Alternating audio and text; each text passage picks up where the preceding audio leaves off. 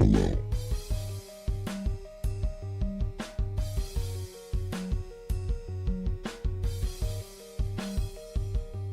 I'm here to destroy you.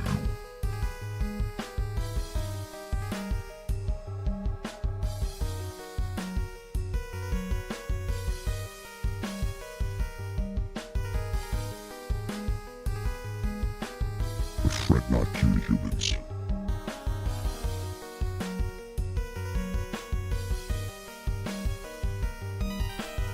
It's just me, okay? Chill out.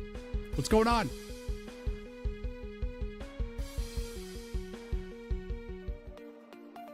Hello.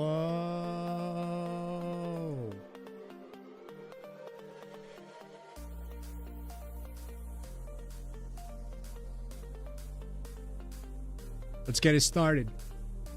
We gotta do a lot of work.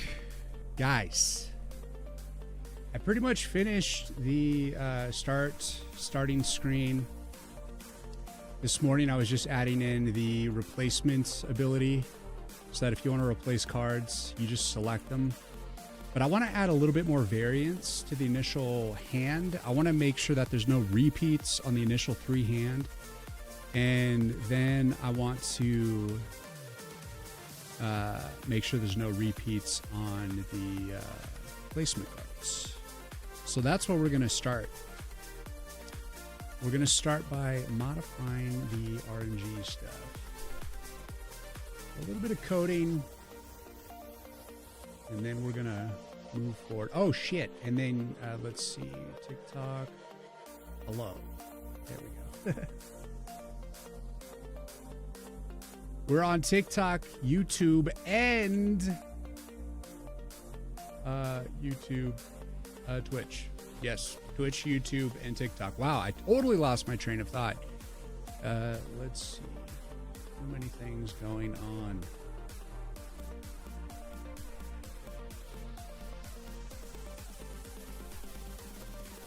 What does this feel different?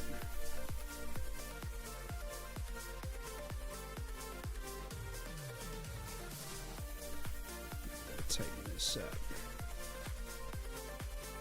I also brought out my my voice changer here, Just in case this is necessary.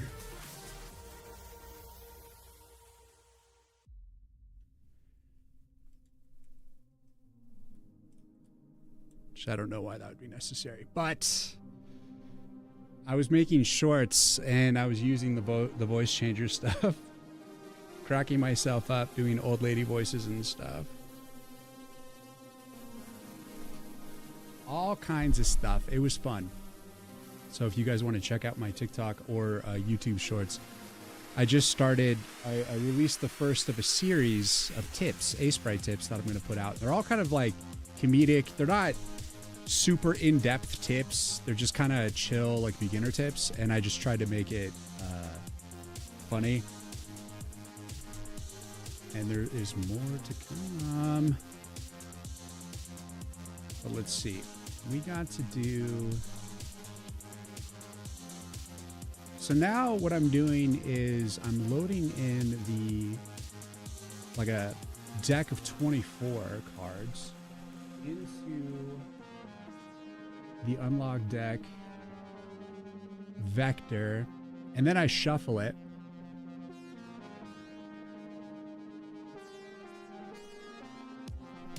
And then when I'm dealing the initial cards, we got deal 3 cards here, and here we specify what's getting replaced and what isn't. So like right here is where I'm doing a few like potential reshuffles, but I'm only detecting that particular card, making sure that its replacement isn't a repeat card. But I want to make sure that the repeats aren't, if something's being sent back, I don't want it to, be like utilized or, you know, repeated.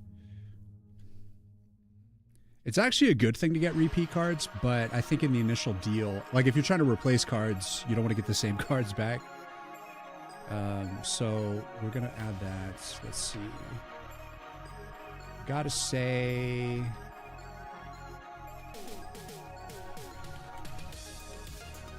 How do we want to do this?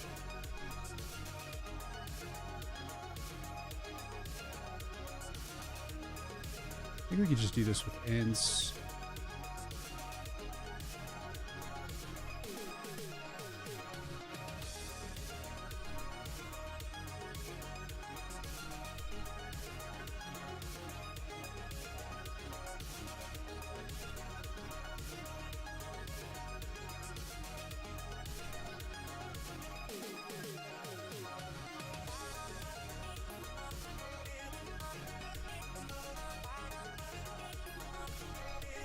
So we're going to push back,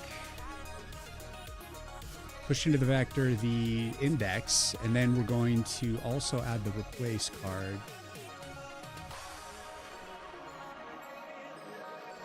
This is only relevant to...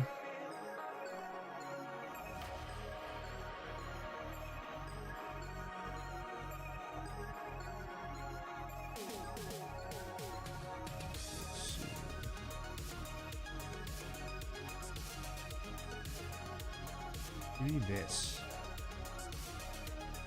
All right, so current card selects pushback. We want to say the replace card select replace.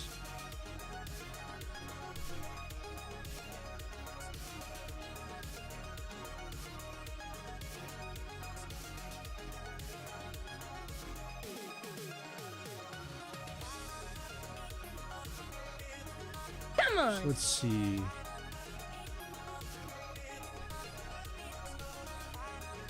Christine, thanks for the follow. Welcome in. So we want to... Gotta figure out how I'm gonna do this because I'm trying to make sure the replace cards don't repeat the initial card select, and then we want to make sure that they don't... they're not the same as the replacement cards as well. So I guess...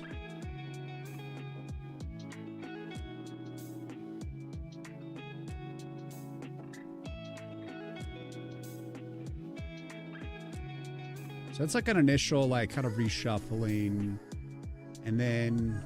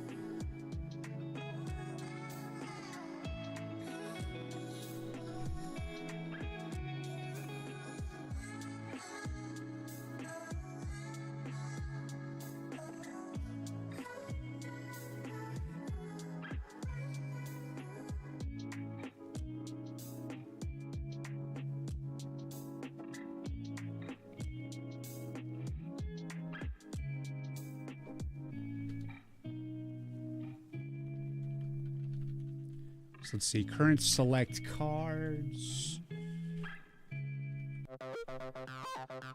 If it equals one of these, and BG.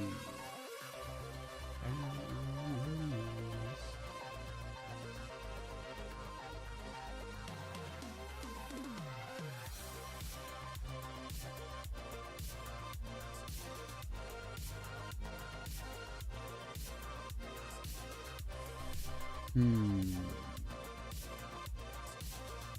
don't know if this is how I want to do it, because I'm kind of thinking replace cards.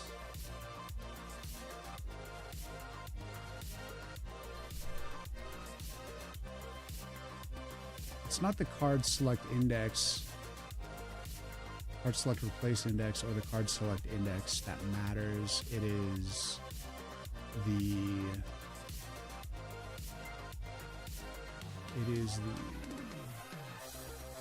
actual card within. Maybe when I shuffle the deck, I can put in a check to make sure that there isn't two that are the same that are next to each other.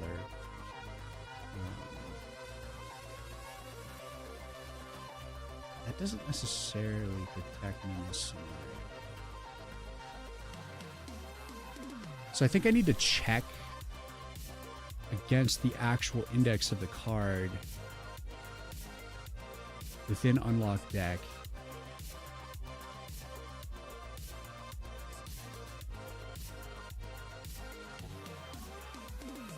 So they won't, like, the indexes will be similar.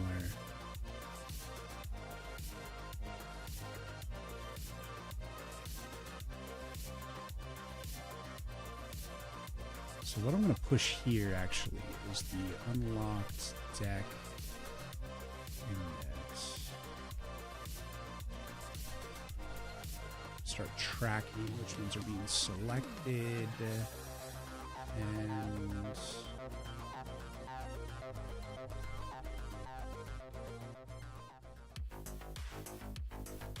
every day is exactly the same. Unlock deck.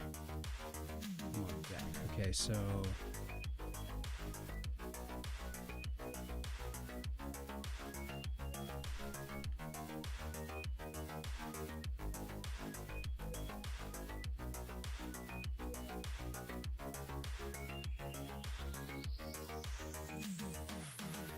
because like I can replay, I can like check against each individual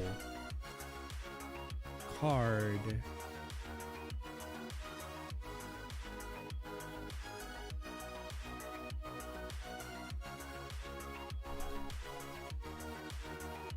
I could just make it a while loop though.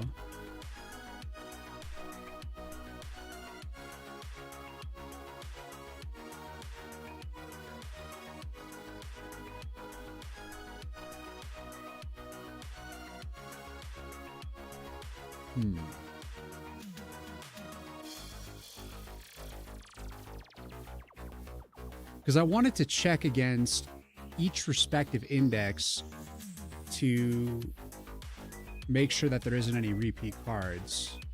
And I'm trying to think of like, is there a creative way that I can do this where I'm not manually checking each index? And in the end, it's only going to be 6 full cards because there's the 6 main cards and then replacement cards.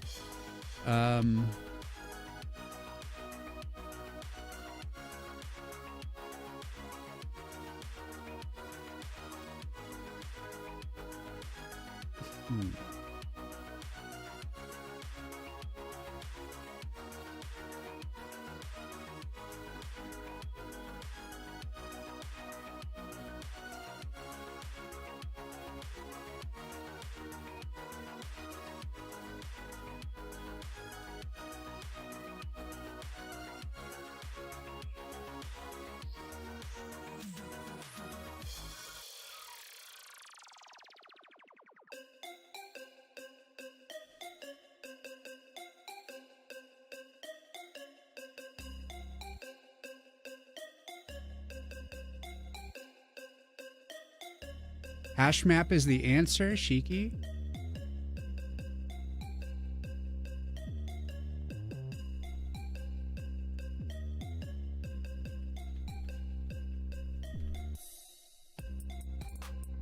Hash map is a data structure that stores and retrieves data using keys and values. It's similar to an array, but instead of using numeric indexes, it uses keys. Hash maps are useful for storing key value pairs, such as cities and their zip codes. So you're just talking like a map.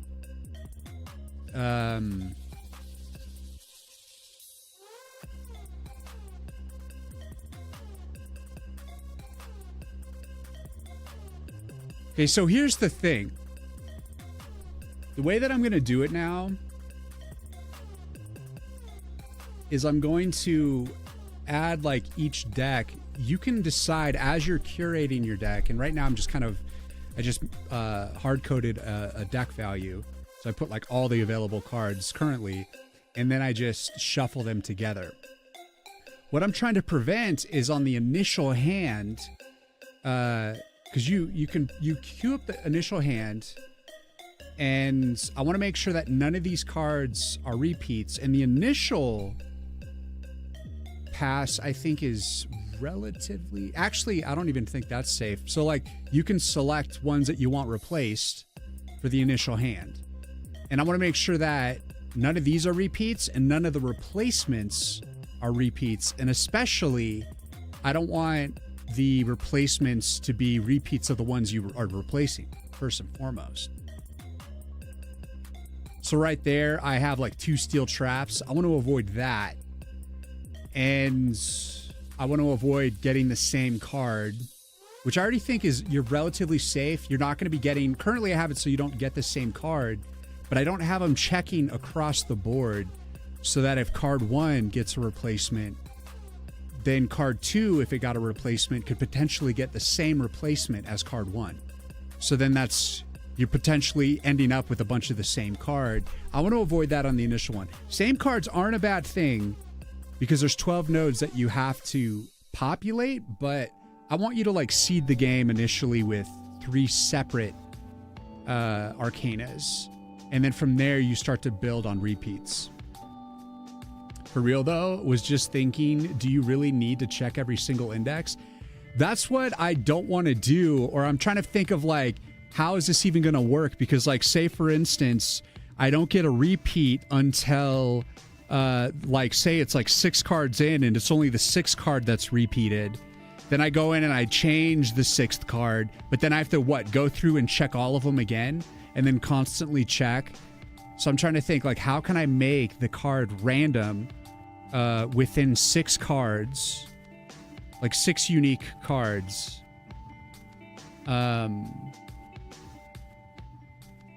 Like I already do this check, and this is not even a full guarantee. So like what I do here is I do a generate for the replace. So I have like the initial card that you get in, and then I get the replacement card. And then with the replacement card, I check it against the current card that is officially going to be shown. And I make sure that if they're the same, it does another random generation number. And then it checks that. And if that is still the same card, then I just have it increment 1. And then if it gets to the end of the array, it returns to the beginning of the array. And then it goes and it checks it again. And if it's still the same, then it just pushes it 1 more. And so I'm just betting that the shuffle doesn't have a bunch of repeats. So it is still possible to get like 2 of the same card here, but it's just kind of like a few reshuffles just to attempt to like make them not repeat. So that means it would have to fail 3 times. We got 1, 2, 3 times. It would have to somehow get the same for 3 in a row. So that's hopefully never going to happen. But it's still possible. And then here, I'm like thinking what I want to do is check against all the prior cards. So accumulate up to that, like, so we have card 1, 2, and 3, so that as I check 2, I want to make sure that 2 doesn't have any like repeats on both card 1 and card 1's replacement. So I want card 2's main card and replacement card to be different and unique from the first 2. And then when I get to the 3rd card, I want to make sure that it's unique from the 2nd and the 3rd, or 2nd and the 1st, primary and secondary choices, replacement choice, whatever. And so I'm trying to think like, how am I going to implement that? Because right now I'm like, I created the current card selects, or the current select cards vector here to track what I have so far. And then I'm thinking up to that point, how do I check against that reliably? Especially once it gets it up to like the 6th card. And I'm like, not sure yet, actually. So I'm like, I wrote this, but I don't know that I want to do this. I'm just trying to think how to do this. So basically, you could put them inside a dictionary, which only holds the ones you don't want to repeat until you do, and then you clear it. So you're kind of brute forcing the chance to get the same card over and over again, is what I'm getting here. I'm trying to make sure that you don't get a repeat on the... It is brute. The brute force on the initial repeat. So I'm making sure the initial card select, that when you go to replace that card, that its replacement isn't the same card. Like, I'm really trying to like force it to not. But the way that I make the initial cards not repeat is originally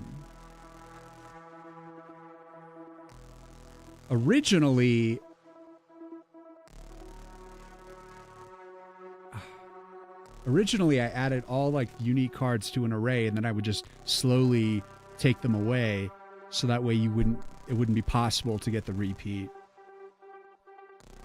Maybe I could just populate an initial array, and as I populate it, I make sure there's already no repeats.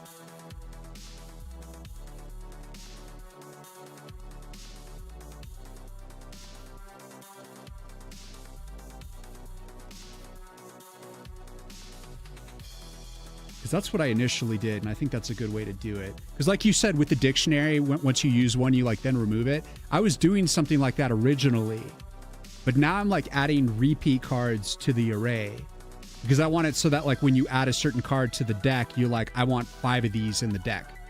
So there's going to be repeats, because potentially could you be using that for upgrades or for power-ups, like certain things. So there's like benefit to having like the repeat of the same card.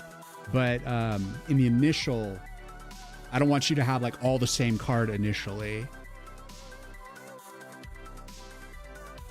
I mean, maybe that's not a big deal, but at the very least, I don't want any of the repeats to be, the replacements to be repeats.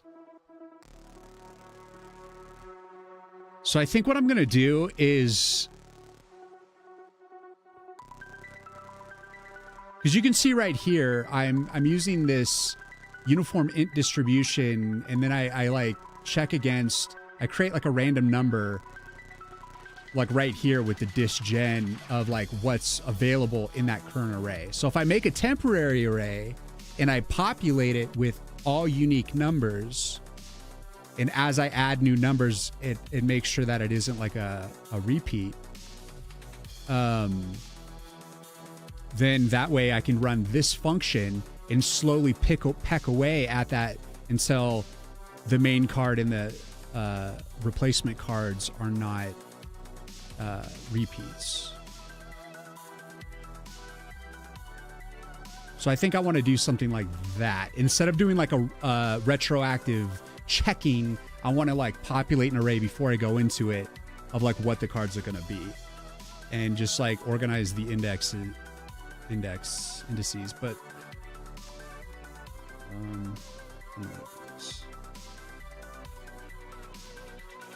you see 2 possible solution ideas right off the bat. Extract the ID for the card you're replacing and exclude them from the next reroll.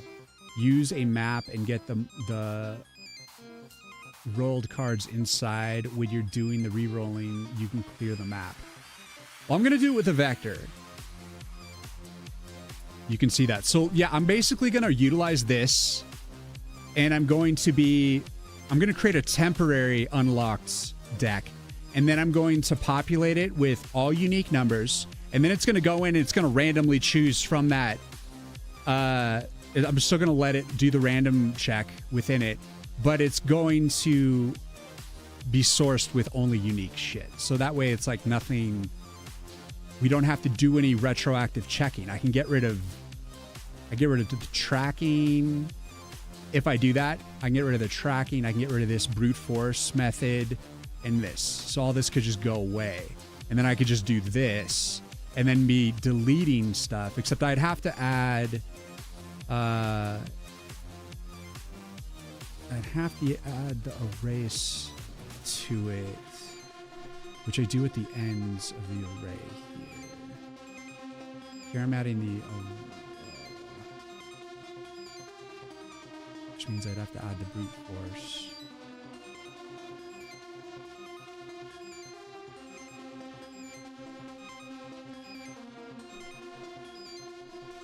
I could simplify the brute force by saying because if it's an array that has entirely unique things, basically I just say if,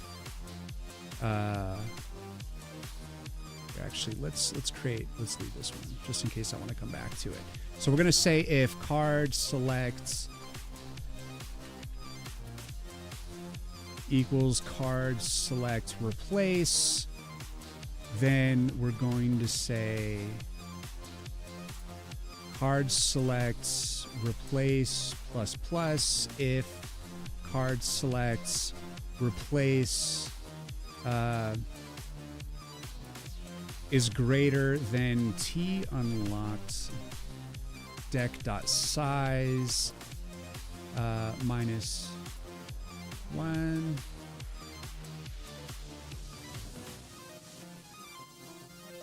I'll just say equals greater to the size. Then we're going to say card select replace equals 0. And so that would guarantee that it's unique. That if they, for whatever reason, generate the same number, that way I don't have to worry about erasing, and then I can let the normal erase stuff take over. So let's create this deck. So we're going to do it like this. So leave the same seed there. And whoops. We're going to create this little...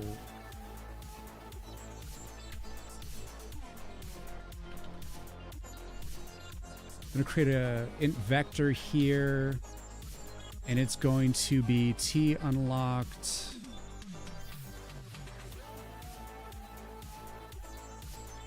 pushback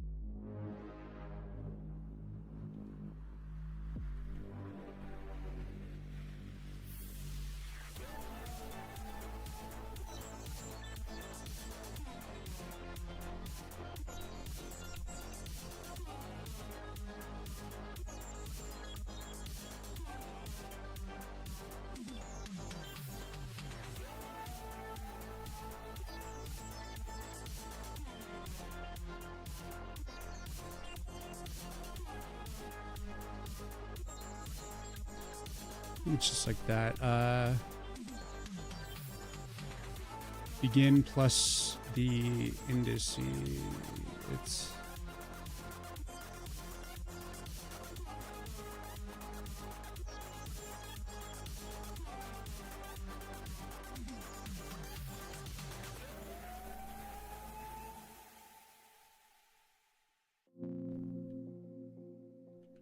wait, where do I populate it?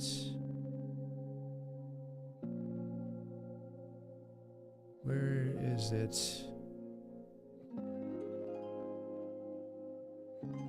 Do I just use it for the begin?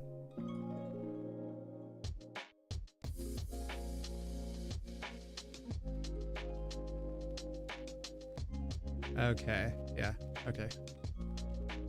So then I'll just say it equals it.begin. And we say this.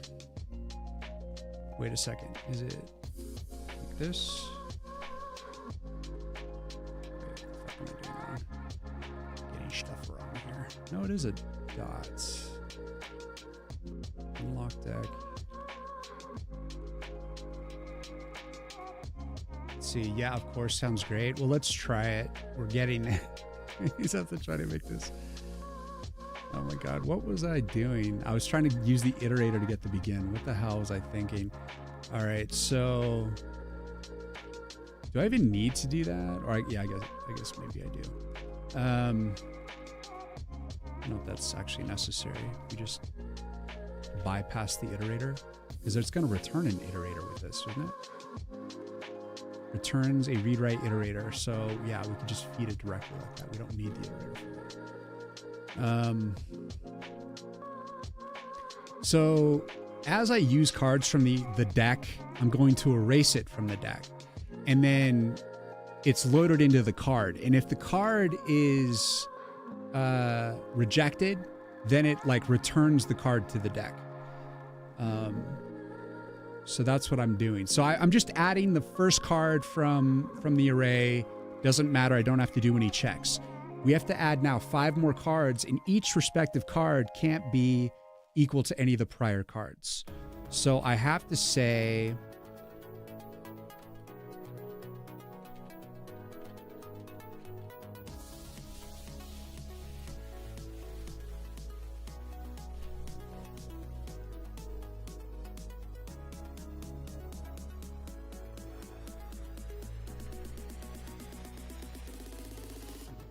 oh shit. Yeah, okay, we'll just use the I there. So that equals unlocked deck dot size. Wait, no. Equals 0. I is less than unlocked deck size. I plus plus.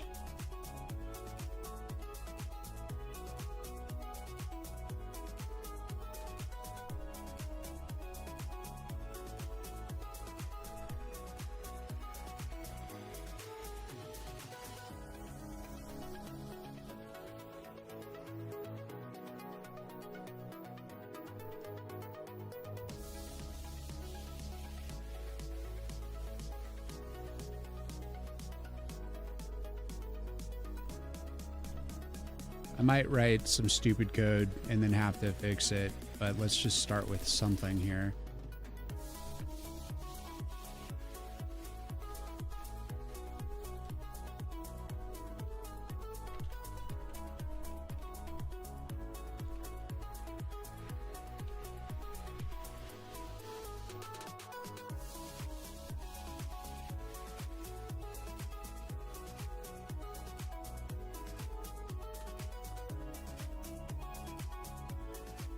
You know what? I would check.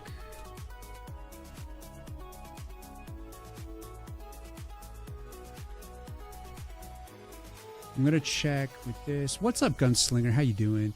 No worries. Simple code that works is better than nothing. Bro, I like to think of myself as like the MacGyver coder, and it's not because I think I'm like super genius. It's that I think I build everything with like bubblegum and shoestring and paper clips, and I just hope that it sticks together. So I make very simple, I have like simple components to my code and hope that it works out. I don't try to get overly sophisticated, but a lot of times when I start with something simple, you know, sometimes people come into chat, or sometimes I'll even just look at it myself later and I'll think of like a more efficient way to put it all together. But I have to see the system all working together and see the inefficiencies. But most of the time I approach it with a simple, like nuts and bolts sort of approach. So for loops, if statements, general stuff. Like, I don't know if I want to do a while loop here. I don't know if I do double for loop here. I'm still piecing this together. And this is like more difficult live too, because like I need to probably get quiet and really think about this, but I also want to try to narrate what I'm doing. So there's at least some sort of like, you know, just something going on. Know what I mean? Don't forget duct tape. Yeah, okay, well, I won't forget the duct tape. I feel ya. Efficient is for future I know exactly. I'm just kind of like sloppily piecing this together, and I'm not even thinking about this clearly. So what do I want to do? I want to make sure that there is 6 cards in the unlocked deck. And as I go in, I want to go through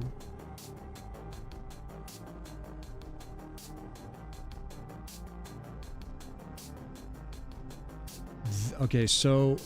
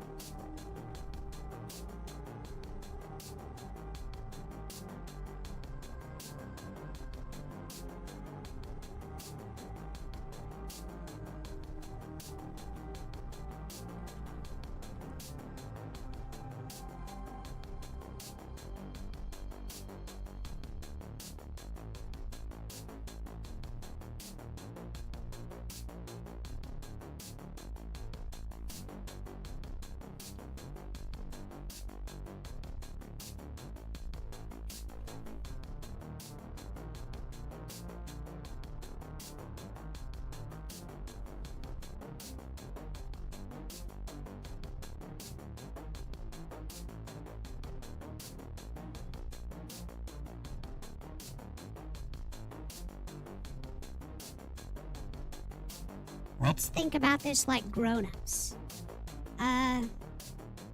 So All right, I'm not going to use effects all night. I swear. Okay, so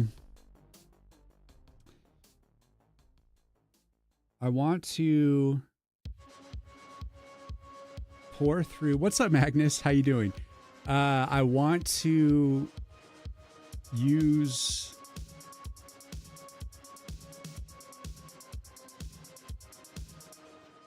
make sure that there's 6. That's fine. We go into the unlock deck, and we want to pour through the unlock deck.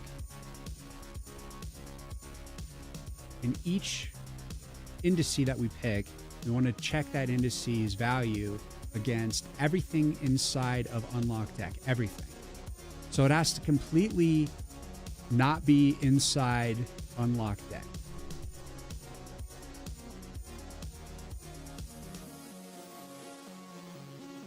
So it has to be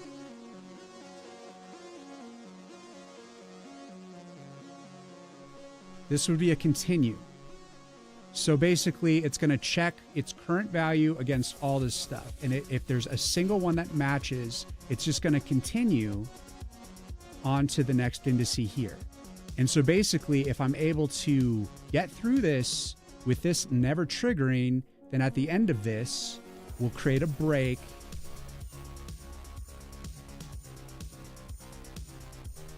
And before the break, we're going to say T unlocked deck dot push back unlock deck I, and then we're going to also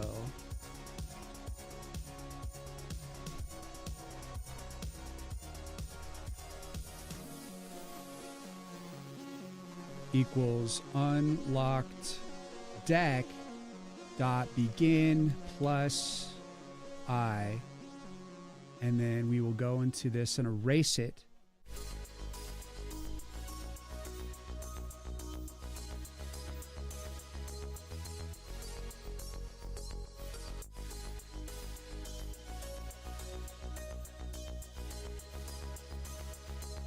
And this is okay.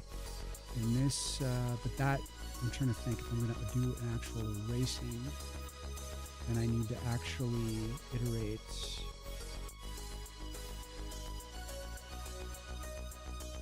So if this is a continue, it's going to be an iteration.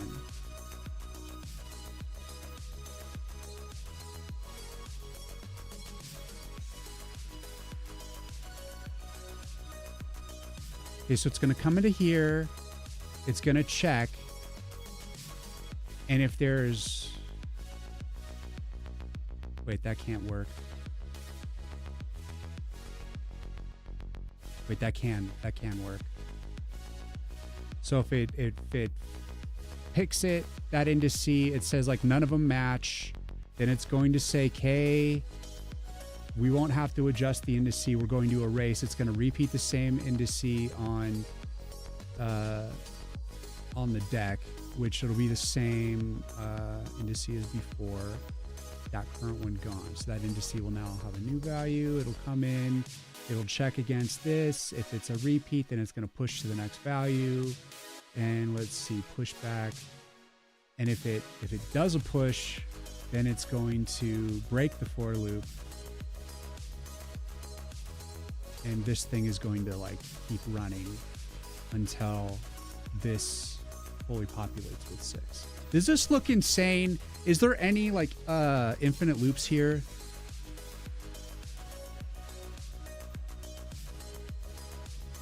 I'm good. Currently addicted to the new Monster Hunter. Nice. Very cool.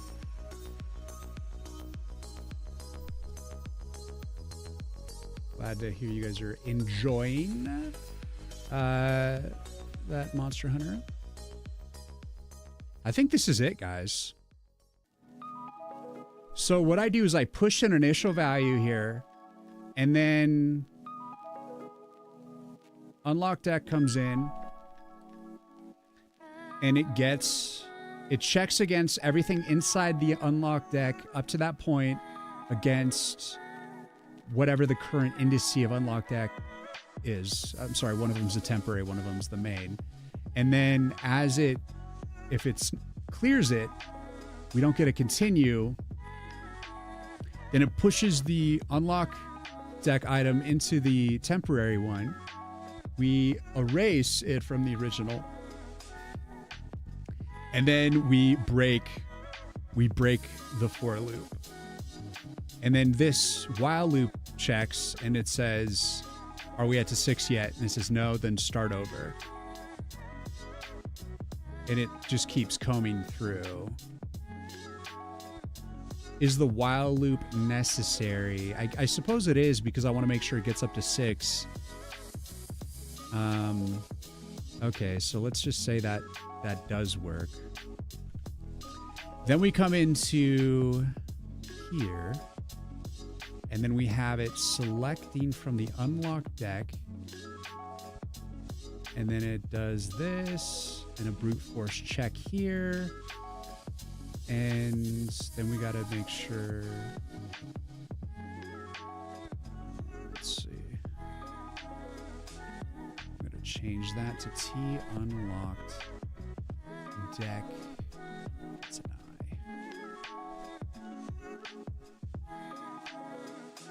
And then we got to replace.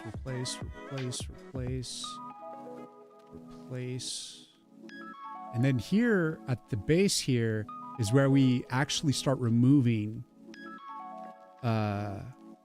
items from the unlocked deck until the unlocked deck is completely empty. So that way we completely populated it with unique numbers, and then here we're just slowly using it. I don't even need to do the random generation here, but I'm just gonna keep it in just to make it extra random. It's not really any point to it, but I don't see any reason to change it. And I'm gonna check from here. We'll run a breakpoint and see if there is if the values look good. Udemy course. Isn't there a chance that unlock.size stays strictly under 6 indefinitely? What's up, Admirin? How you doing? Let's double check that. Well, no, because unlock deck has 24 items.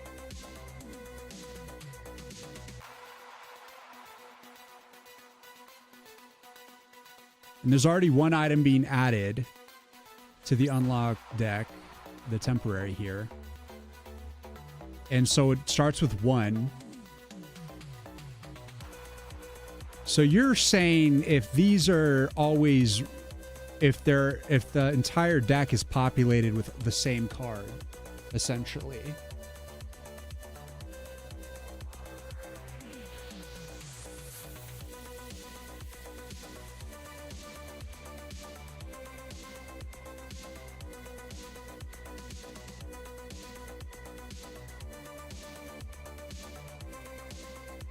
The only scenario I could see it not getting up to 6 is if there is, in fact, not 6 different cards in there. Literally someone decides to play the game with 3 cards. I mean, I could put restrictions in potentially to prevent that, or I could let them do it. That's what uniques, where uniques could come in handy. You bring up a good point, Magnus. Uniques?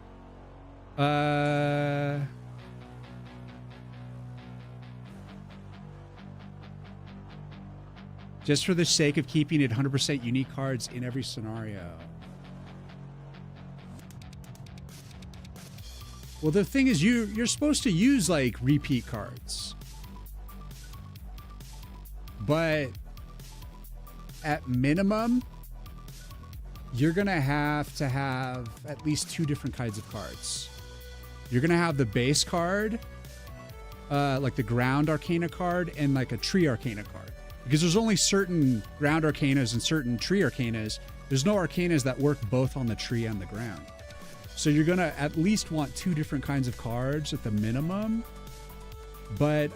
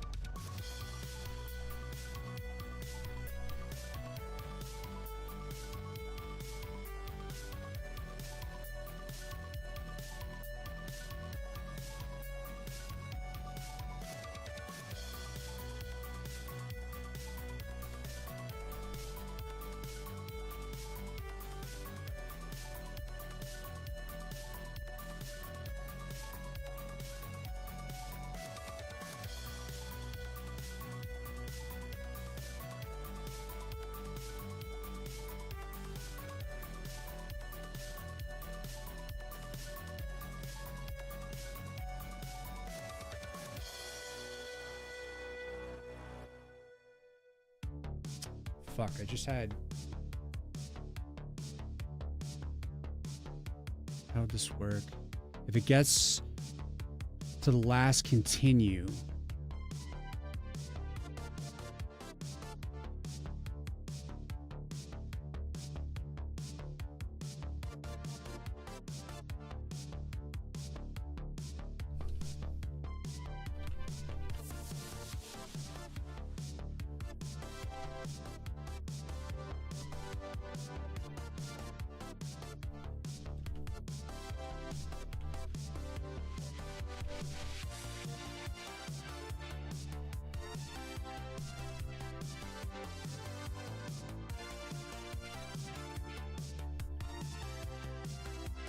If it actually gets, like, we're trying to get 6 items here, and if out of 24 cards that we can't find any unique items in any scenario, like it has to go all the way to the end of 24,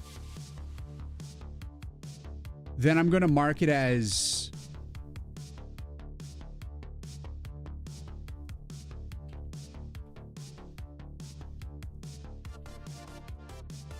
not unique enough.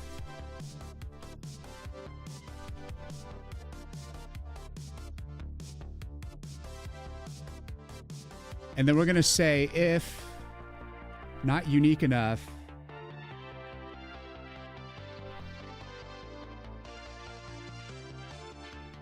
equals true.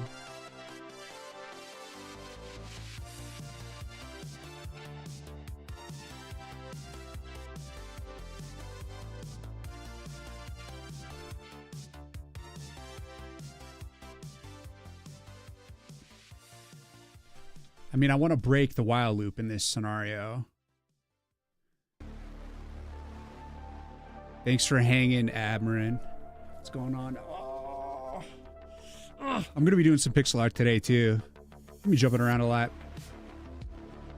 By the way, just for the sake of keeping 100% unique cards, to be fair, one could just get 2 of the same card and it would be fine. Like, that does... like that happens pretty often. When I feel like I have to use a while loop, I like to put some kind of safety nets. Yeah. So that's... I'm going to put this not unique enough. And I'm going to break it. And then if not unique enough equals true here, I'm going to say...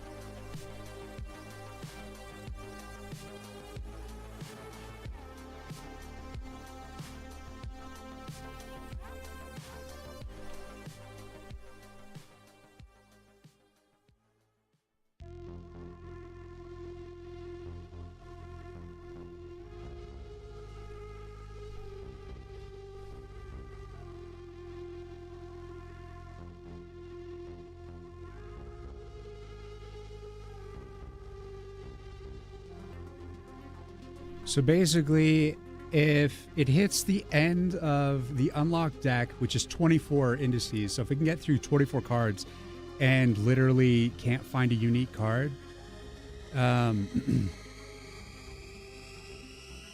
going to assume that there's not enough unique cards. It's going to say not enough. It's going to continue. This entire for loop is just going to go through with nothing coming out of it. And then this is going to hit. It's going to say not unique equals true. It's going to break. It's going to break the while loop. And then it's going to come in here if not unique equals true. And if there's not 6 for whatever reason, like if this partially worked, it should mean at the very least there's like 5 cards and it's missing 1. But at the worst case scenario, there's like only 1 card in there. And it's going to come in and say, so like this will be like 1, so then it'll say length of 5, then it'll come into here and be like, we need to add 5 cards. It's just going to add the first 5 cards of the array unlock deck, and it's going to make sure and remove them. And that way it guarantees that even if the while loop kind of busts up, that it works out. And I don't think there would be another scenario where that would not work. But anyways, I think that should be okay. Let's run the code and let's see what it looks like.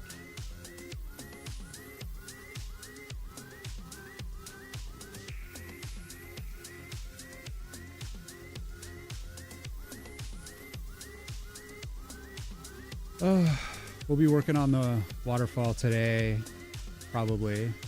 I gotta fix up the right side first, and then I'm gonna try to transpose that other waterfall animation I had as well. And then we'll be adding more waterfall stuff. Just decided to make it like one giant waterfall. So it'll be interesting to see if I can get that working. I don't know if that's gonna make it, if it's gonna be too big.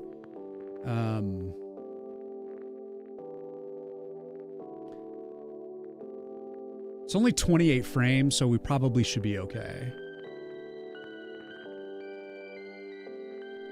So we got to do that. And then if I can miraculously finish that, then I'm going to move into finishing at least this, cleaning up the tail on the meteor strike here. It's right here. When I moved around the animation, so now there's like some lingering space here at the top.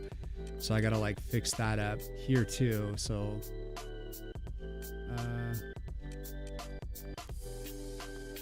just those 2 frames, and then I can work on like the next size of meteor.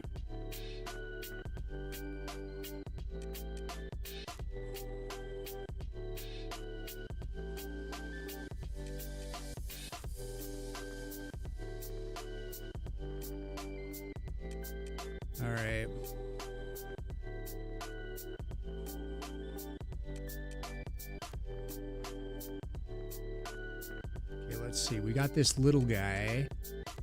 Let's see what it looks like. The unlocked deck. There it goes. Oh.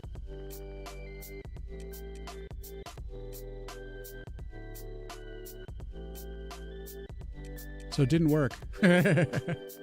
I've seen a bunch of the same card. There's 2 8s, there's 2 7s, and there's 2 6s. Did it like intentionally... Did I get this backwards?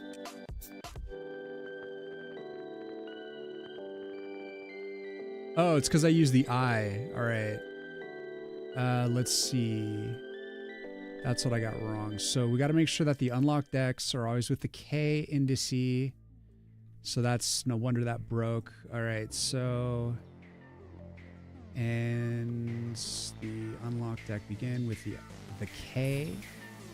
And there we go.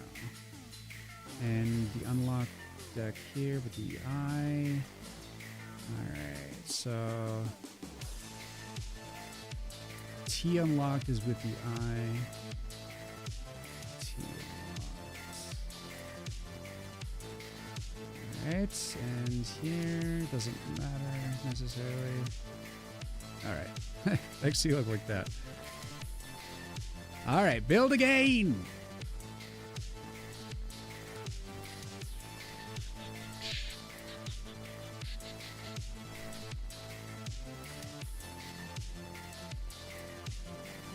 I do still have to add like 4 flourishes on the rocks here as well. I think we're out of the album here. I need to like select a new album here. Bro, what's up with this album? Not playing what I want here. What do we listen to today? What's going to help us hyper focus?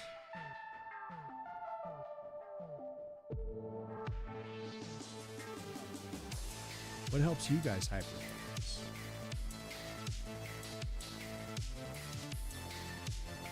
Is it Slipknot?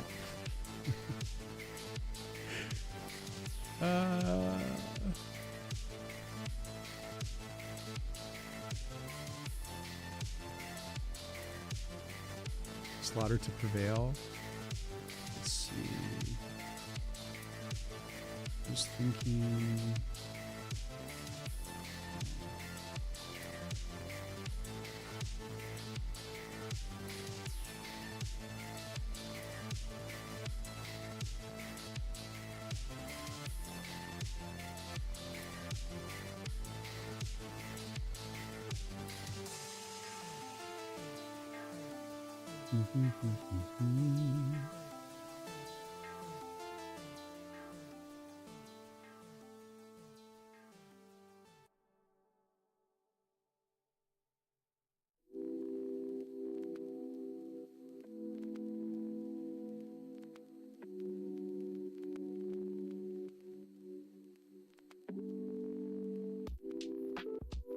Meow, meow, meow. Cheeky, thank you for the follow. I think I'm gonna put on a Slipknot album here.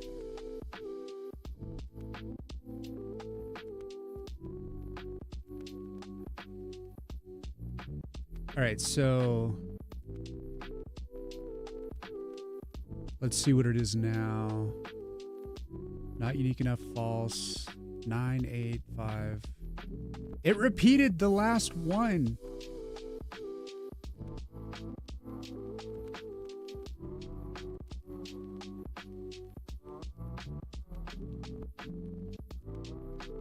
How?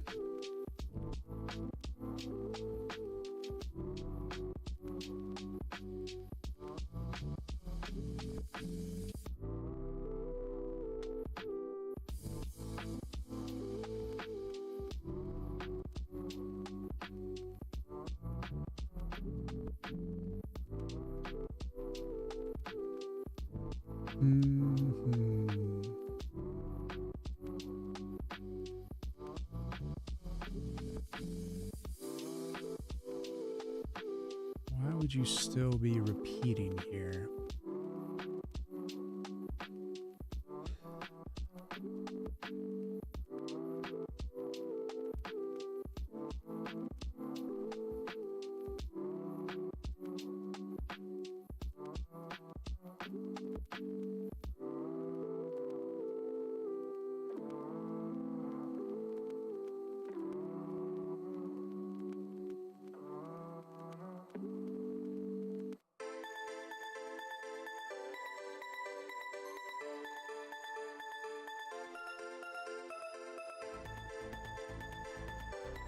Why?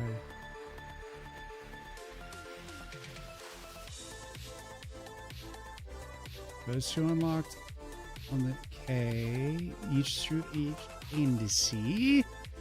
And then it hits the unlocked deck on the I. So when it's on 5,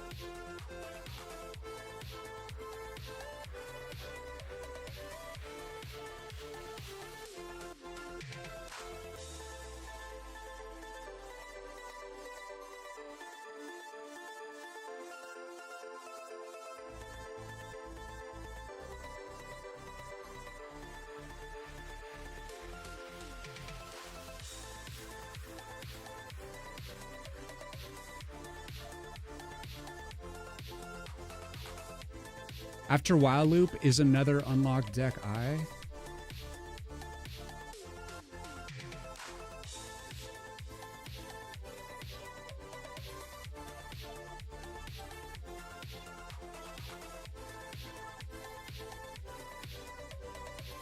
Are you talking about here? So this is okay. This is only if it's not unique enough is true. And you can see here the debug that it's false. That's like a safeguard that if there's like a deck filled with like a bunch of the same card for some reason. But like this deck, this isn't triggered. So this isn't coming into play. But if this does, it's just going to say, all right, how many are we missing under 6? And so it's going to give us like 5 or whatever it is. And then it's going to just like pour through the initial indices on the unlocked deck and just pour whatever's in it. Just go for it. So it doesn't care at that point. Just like repeat it, whatever. Do whatever you need to do. But what do you say? Are you saying is there another I? I don't think.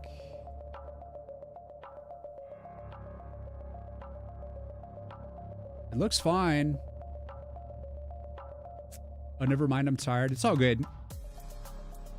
It's fair enough, man. We're debugging this. Like, basically, if you guys look to the left in the debug column and you look on T unlocked deck, you can see how the 0 indice has 9 and the 5 indice has 9. Why is there 2 of the same number in this array when I have this check working? How can it possibly squeeze out the same number? What is wrong with my code? Something's wrong. So if you guys can figure it out, tell me. And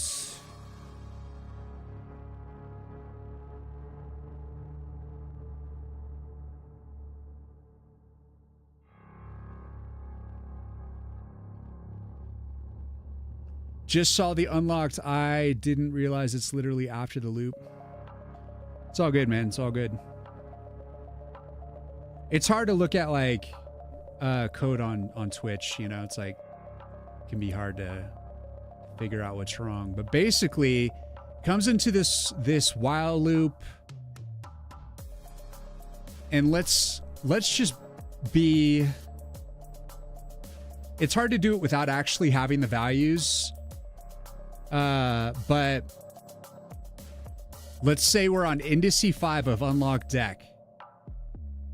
And we're on the last loop of the while loop. So it comes in, it goes to K0. And then on 0, here it's I0. And it's checking, is that equal to T unlocked I? But it's the last. Well, it should be the first thing. It should have been on the 0 index, should have been 9, and it should have run the continue. And so then that continue should have push the unlocked thing, like push all of this forward, so then it would be the next index. Like it literally has to clear all of them, theoretically.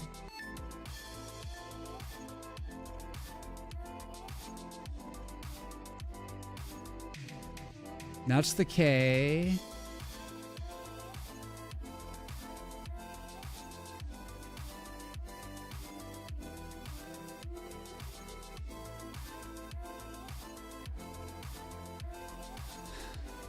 I don't get it.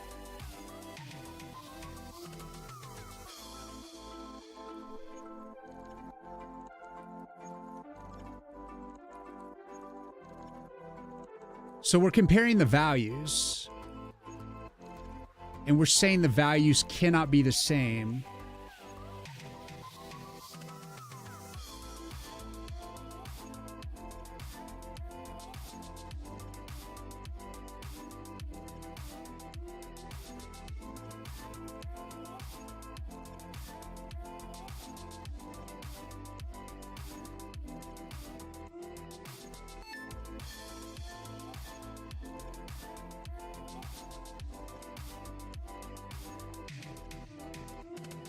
I don't know if I want to just like...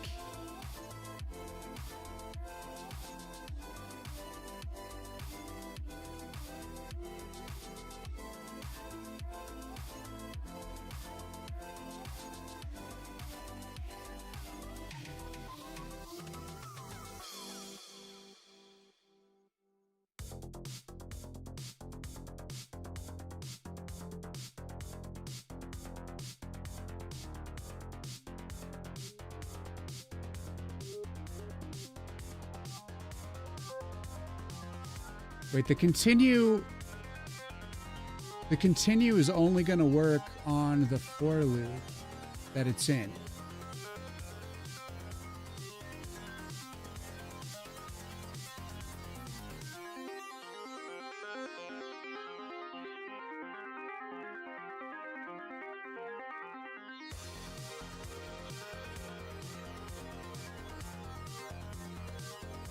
So if it's inside of it,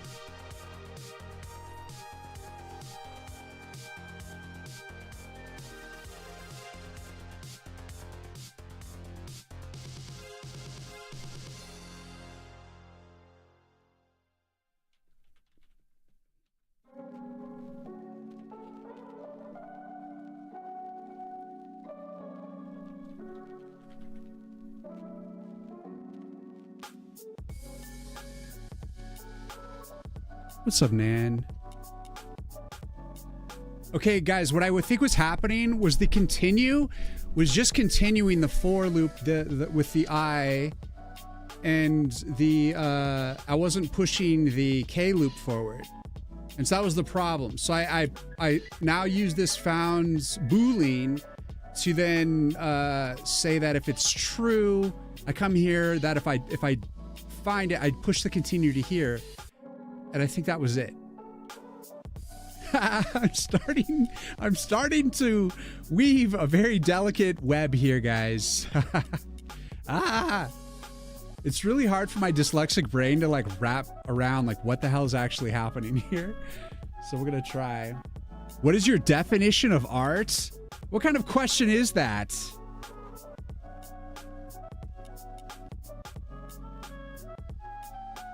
All right, I'll tell you what I actually believe.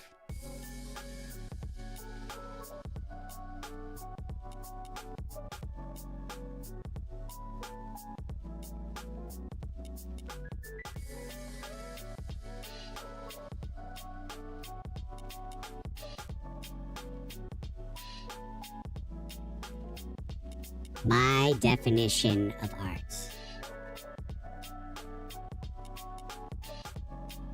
What could that possibly be?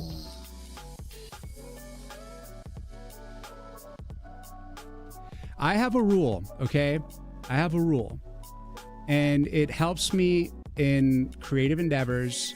It helps me figure out how to like move forward, okay? It's a way to unblock myself. And when it comes to art, when it comes to music, when it comes to anything creative, there's this very imbecilic rule that I have. And that is anything is art. Anything is music, all right? Like for instance, right before the song drops, I'm just going to make an example here. Anything is music, okay? Like this. Music. I just wrote a song.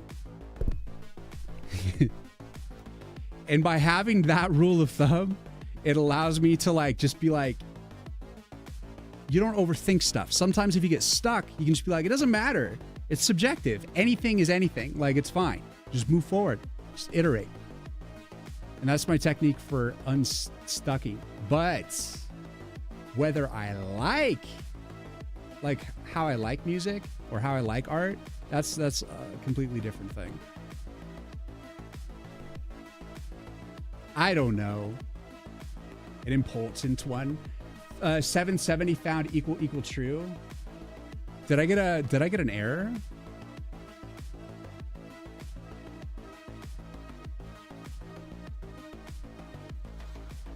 Now it's filled with repeats. Fuck. My code sucks.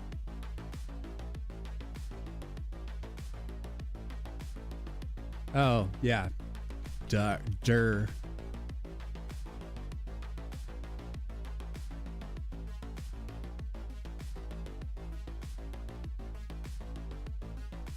I passed the test. Shiki frickin' found the solution.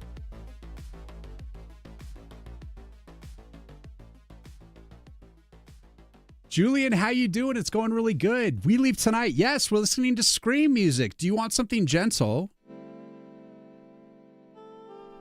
Should I give you something nice and gentle for your soft sensibilities? I'm okay.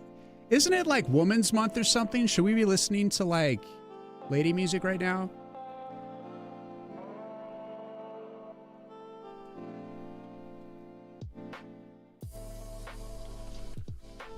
All right, we're going to play something that is a lady because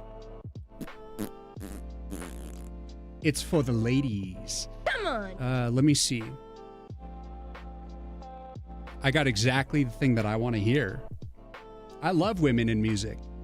I have tons of favorites of lady artistes, but we're in the rock vibe, so we're going to play something a little bit rock right now.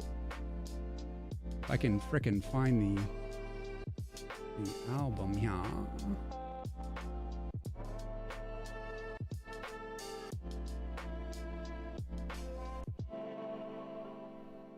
After this song, though. I gotta hear the rest of this one, man. Did we build? Did I even rebuild yet? Guys, I'm so multitasking right now. Already my shitty code. Lady music? Yeah, lady music. Hell yeah. Something gentle, my brain like Lamb of God. Oh. Sunshine, thank you for the follow.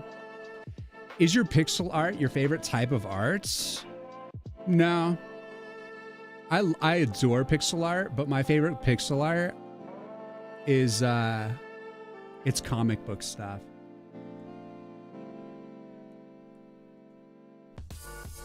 I really like anime as well, but like more than anime, I grew up on like American comic book, and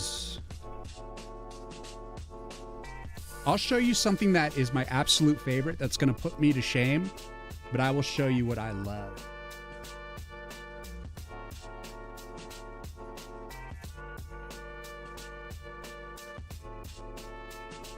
It's super nerdy too.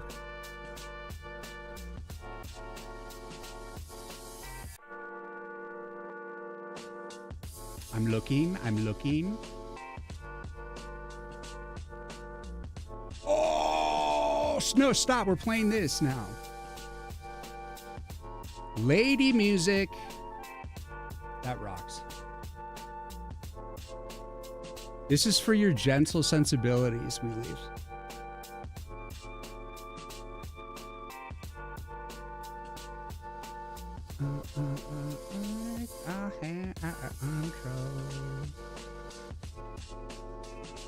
Take your hands out of control. All right, I found something here. I will show you.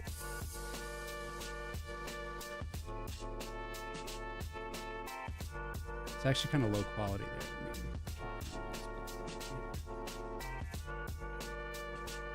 So I grew up on like Marvel. I love Marvel stuff, okay? It's my childhood. It's what got me into arts to begin with.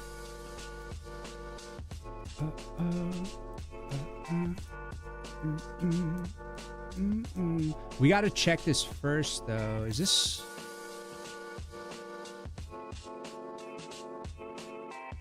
Why is this... Did I put a breakpoint? Why is this not running? Guys.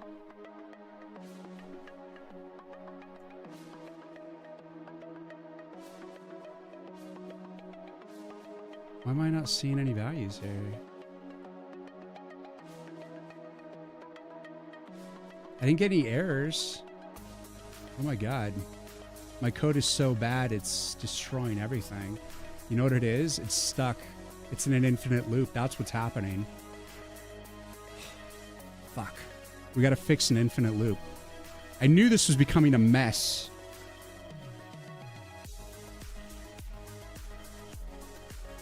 All right, here you go. Here's some art that I absolutely adore. I love me some Joe Mad.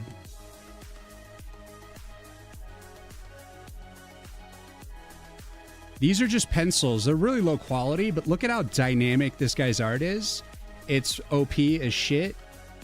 The way he draws everything is sick. Look how sick this Hulk is. Look at him!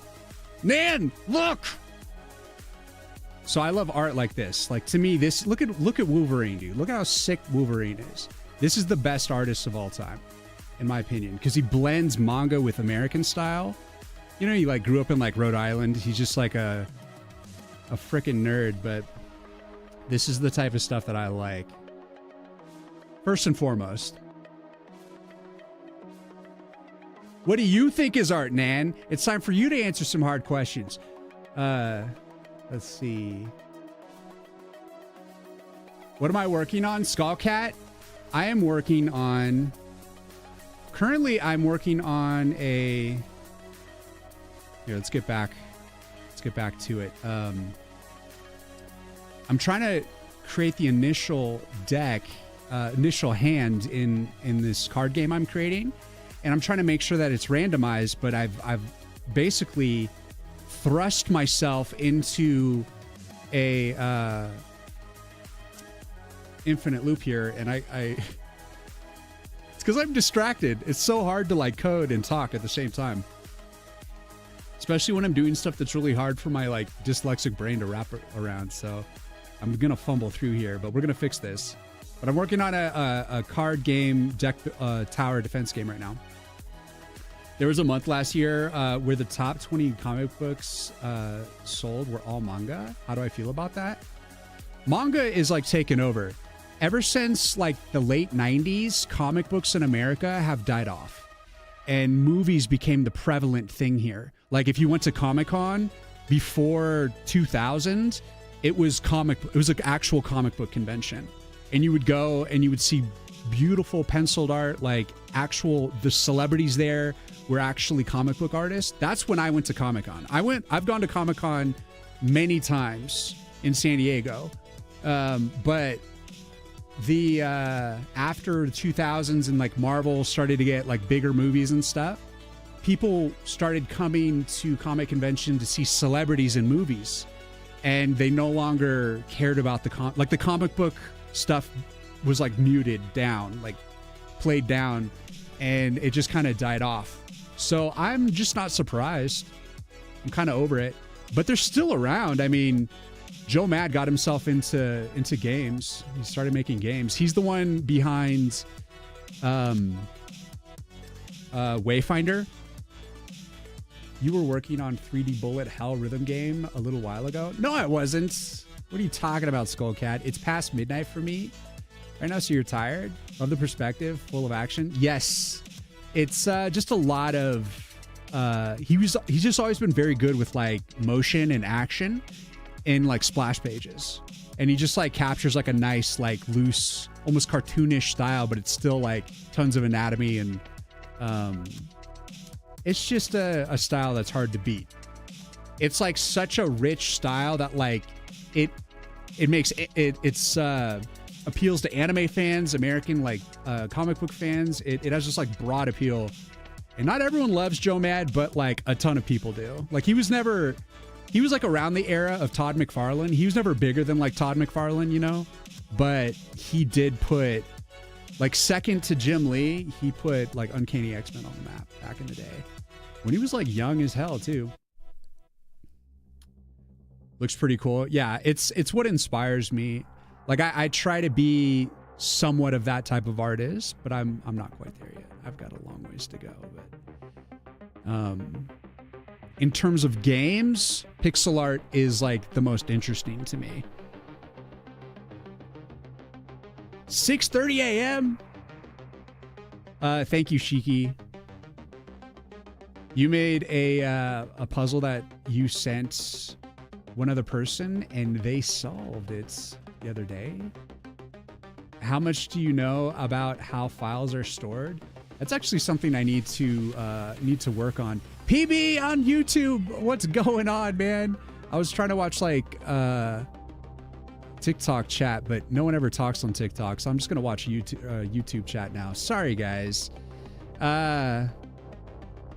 Are you going to do your own music for the game or buy rights to some tunes? I'm working on the theme song for the game right now, and I am writing the music for it, yes. But will I end up using like other licensed music? Maybe for like little things, possibly. His niche, what's going on? Murata? Were you asking about the artist? The artist's name is Joe Mad. Joe Madureira. If that's what you were asking. How much do you know about files? Yeah, I need to learn more about like storing files, because saving like a person's position in a game, I haven't really sorted out how I'm going to do that. Nice. In what program? What are you talking about? Do you want to attempt it? Not right now. Right now, I want to solve why this is an infinite loop.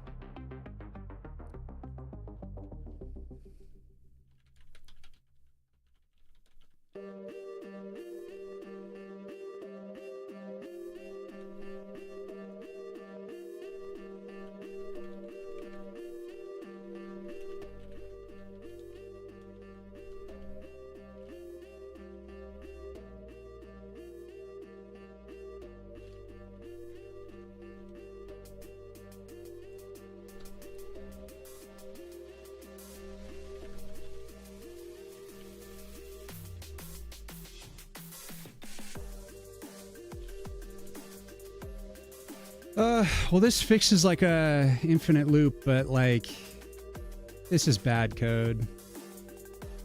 Man, how do I do this?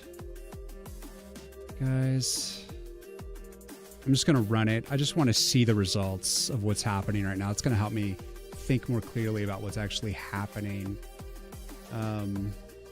Fuck. Infinite loop.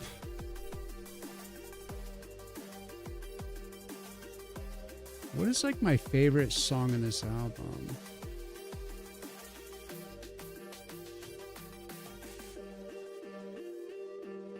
No.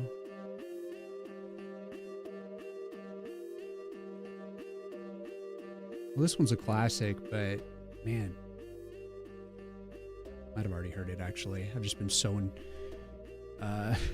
so deep inside of this situation. Once I get through this, we're going to be, I think we're actually probably going to apply a few particle effects to some button backgrounds, and then I got to get to this, like, this waterfall loop. We got to fix this other waterfall over here.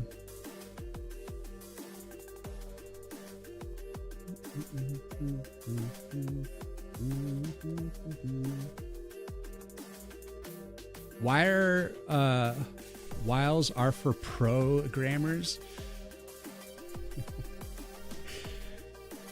I don't know about that. I feel like this code that I'm writing is shitty slop fest, and it looks like I'm still stuck. All right.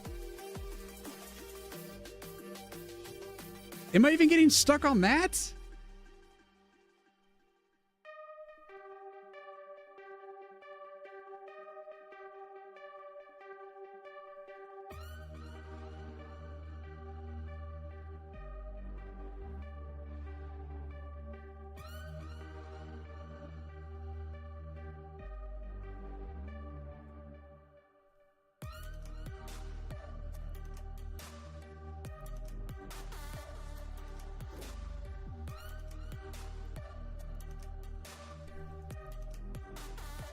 Okay, I don't even know what's breaking down, so we're gonna have to comment some stuff out here.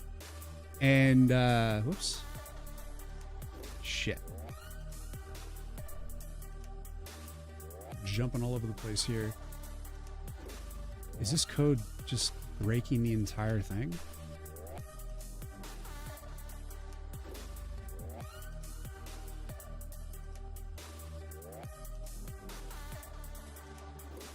We're gonna pop a breakpoint on top of it.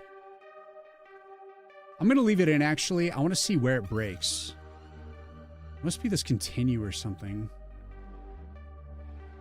Did I take out the iteration? Yeah.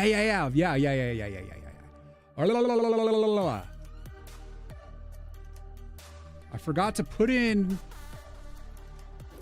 the iteration. Fuck. It was an infinite loop. Okay, guys. Okay, it's fine. It's fine. Just requires a little bit of focus. Nan code's coming in here, trying to distract me.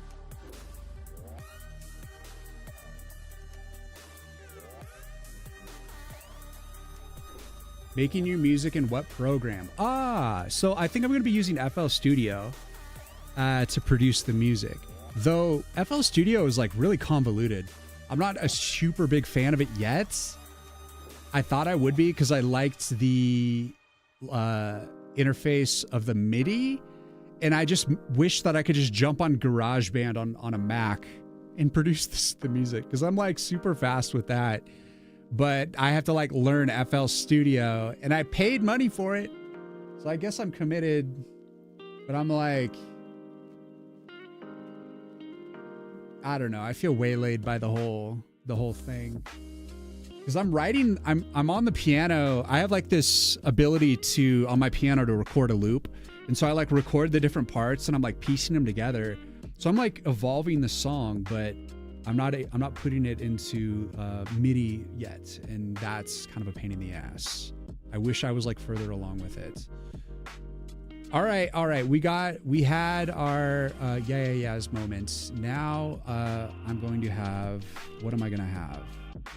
I have like a hankering for something. I don't know what it is. I think last time I tried to find Tarantula. Oh shit. What if we played... What if we played this? Would this be... Would this be wrong? Play something like this.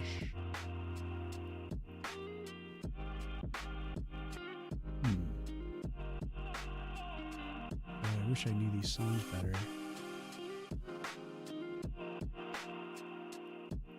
I wish I knew these songs better, but I don't. Don't know if them very good.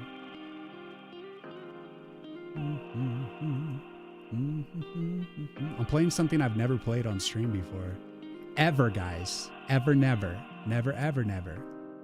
Never, ever, never, never.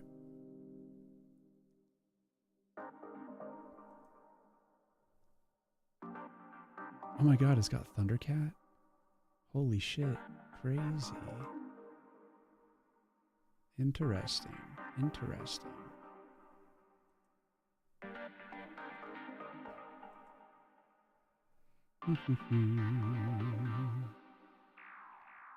La la la.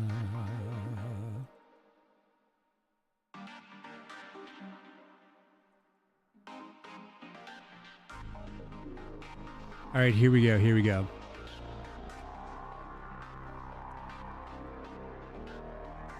I did listen to your song, good sir. That's your problem, low quality hardware. Mac gross. I'm not actually using GarageBand, but I've produced some decent mixes in GarageBand before, so kiss my ass. Go back to looping Chrono Trigger stream. You need to chill.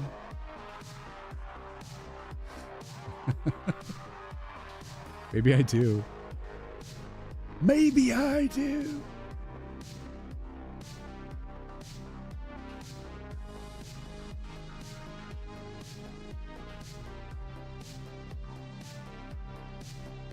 All right, we're good, guys. We're fine.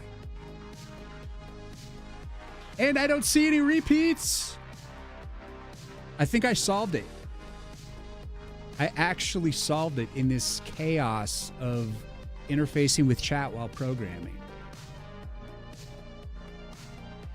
I fucking did it. My code is good. I fixed it.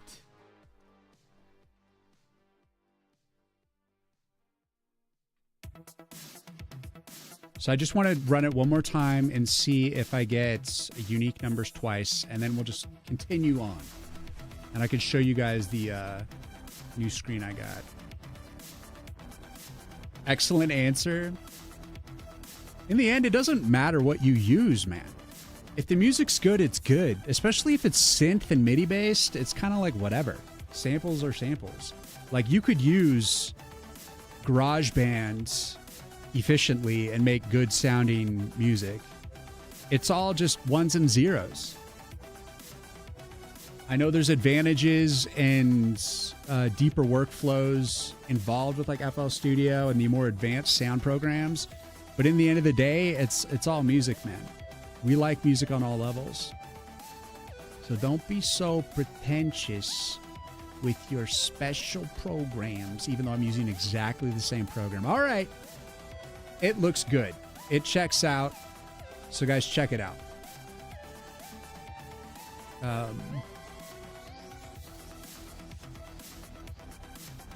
So I have the new selection screen. And so this is the initial starting hand screen at the beginning of the level where you're dealt 3 cards. And if you want, you can replace different cards. So you click confirm. Get some unique cards. Oh, we got 2 repeats of the Thornblade.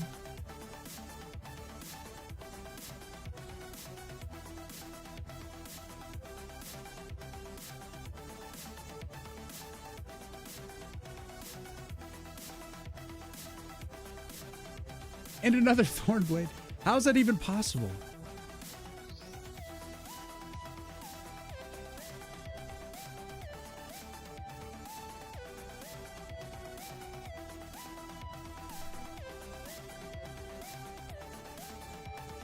Let's see.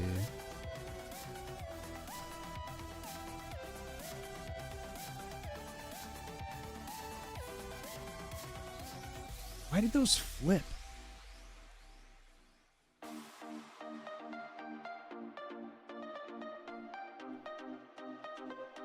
We gotta make sure on. We gotta make sure on the repeat cards that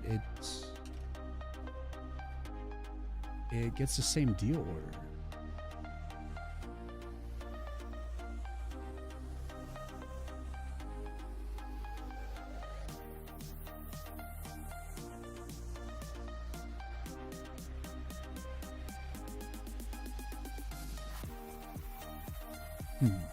This is interesting.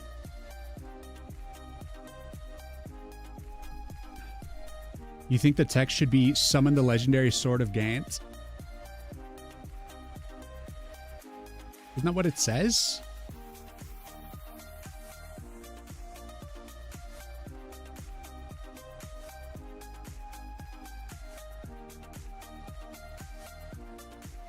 I don't know any of these other sidetracks from Gorillas.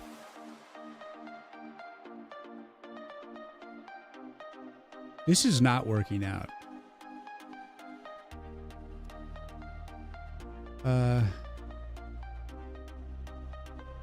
I'm going to play a palette cleanser, and then I'm going to change the music.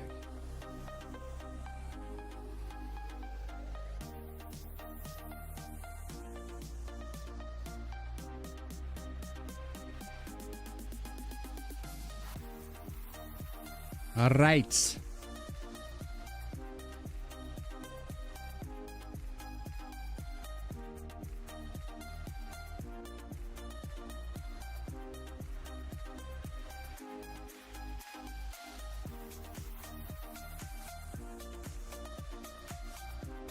How is it possible that I had those repeat cards?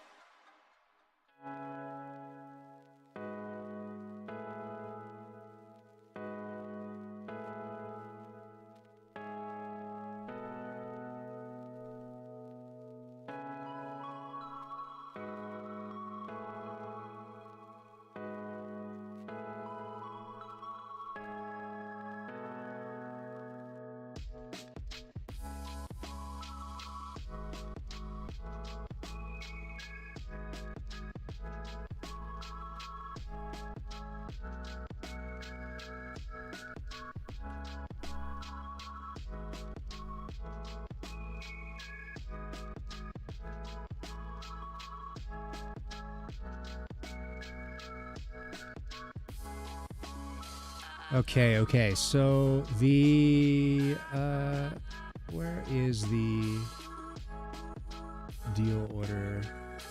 I think this is deal 3 cards.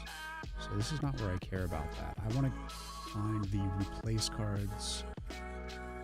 It's the replace cards.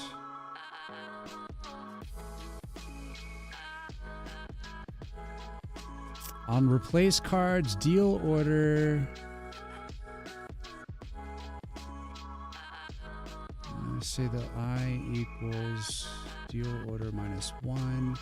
And then I come down here. This is the deal order, right?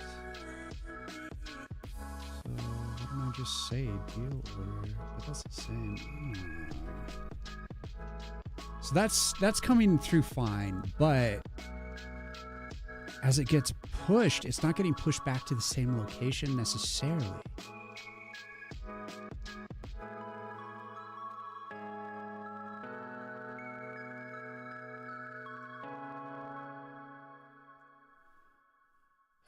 So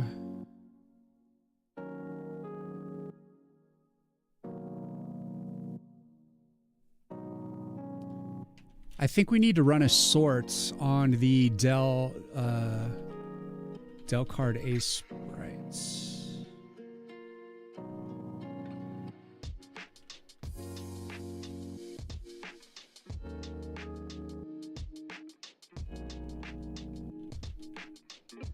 Let me see. I got to sort on the levels, and we're going to sort by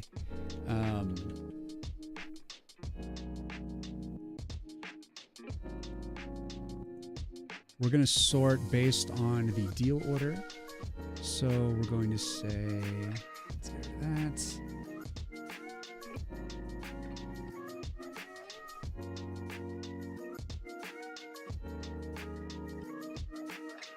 Actually, that is right.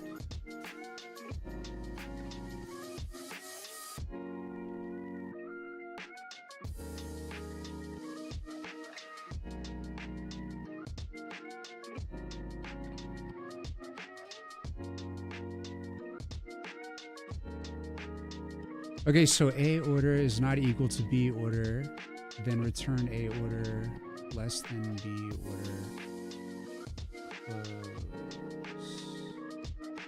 That's that. Open bracket, close bracket, additional close bracket. And this is card. This is card. And they should both have order public.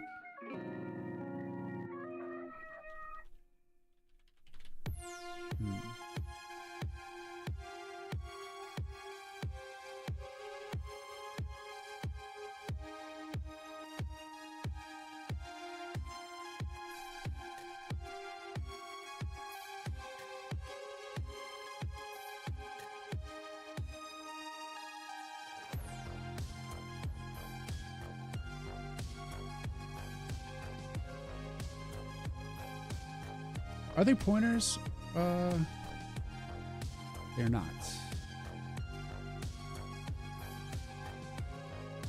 Or are they? Yes, you do.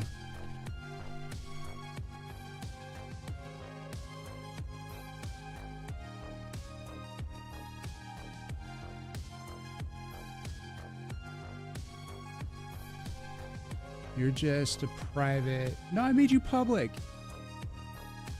I made you public.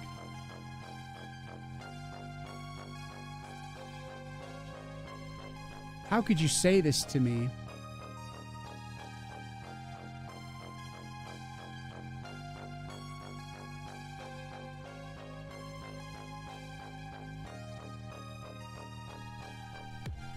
How is that not considered public? It's on the card.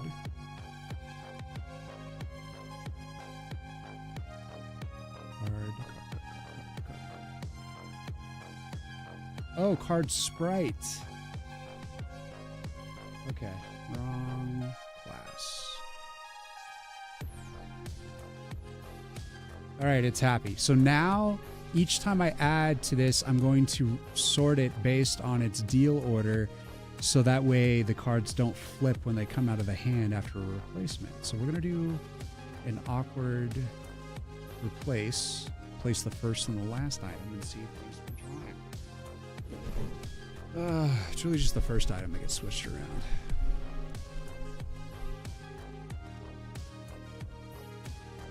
We're getting there. I know I played kind of crazy music at the start of stream today, but now we're starting to chill out.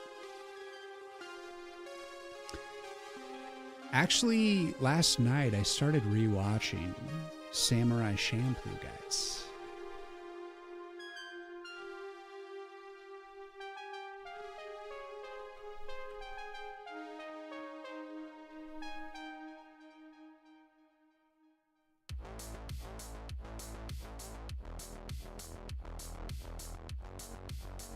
I was actually chatting with Mestry the other day, streamer, occasionally works on some game dev, and we're talking about how Samurai Champloo couldn't be remade because of the fact that, oh, I think I built in the wrong thing here. Oops.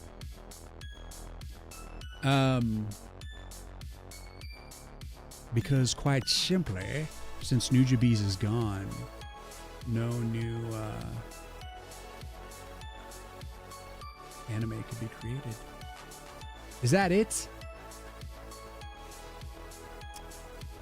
I don't know that they have the soundtrack up here. No, that ain't it. Here we go. What? There's like some sort of remake? There we go. There's the real shit.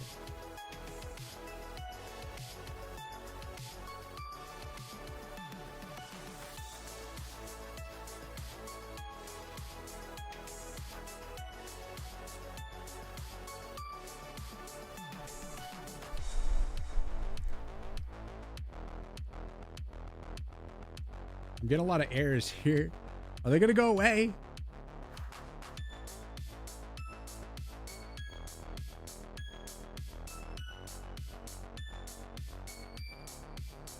I'm getting some bad errors here.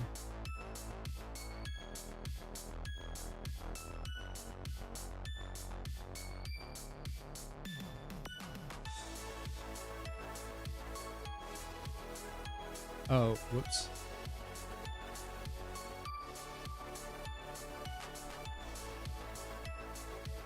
Some nights. There we go.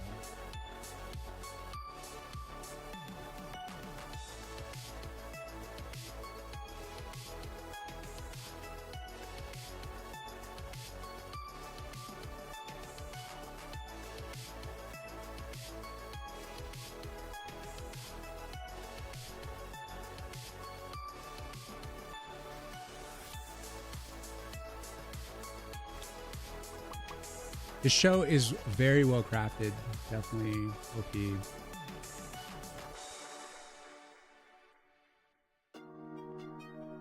What do I want to listen to though? This was our palate cleanser. Should we be listening to Monster Hunter?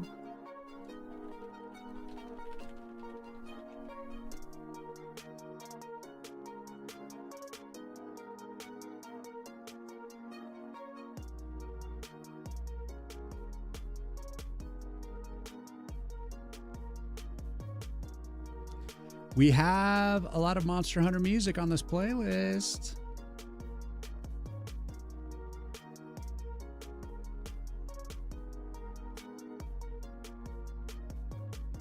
I know what you guys are all yearning for. Still got errors here. What else is wrong?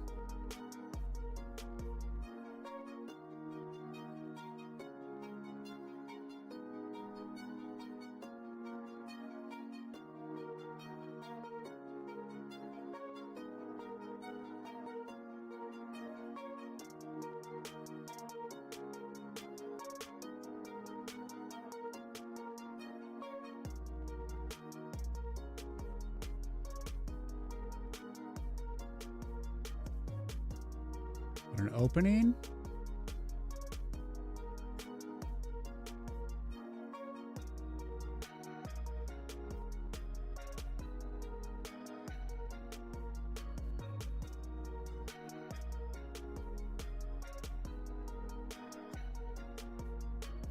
Shit. Double clicking on the wrong thing.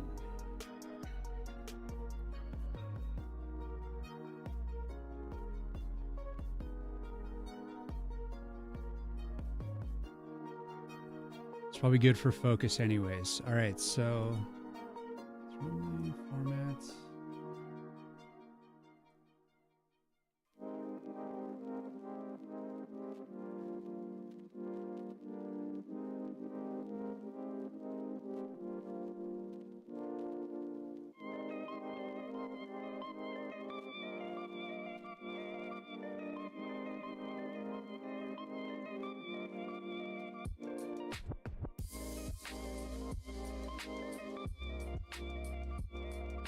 It seems like it should be fine.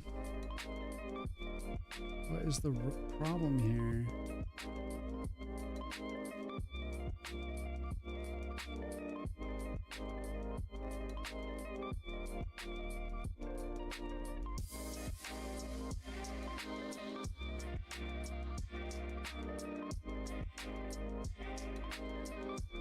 Just something wrong with my lambda here.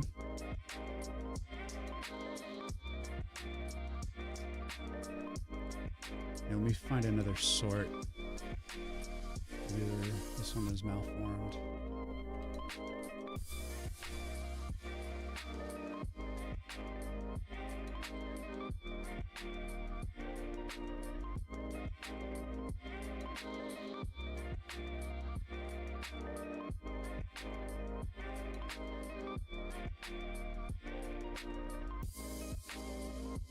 Oh, you know what though?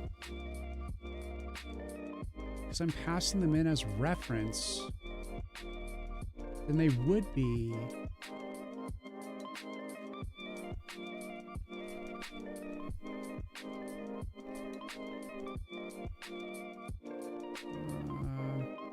I guess not. Okay. What is wrong with this then? Maybe I need that else.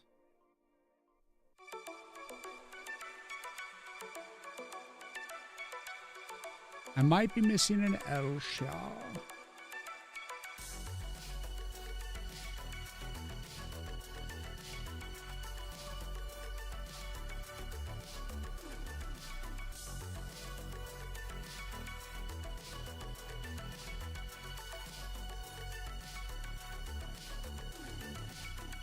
Maybe this logic is just messed up.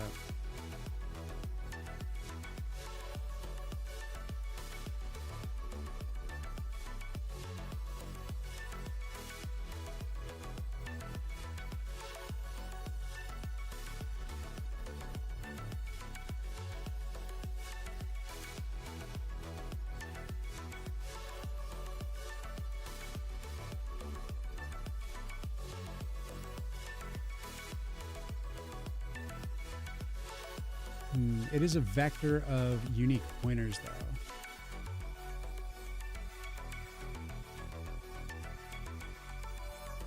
It does seem to be okay.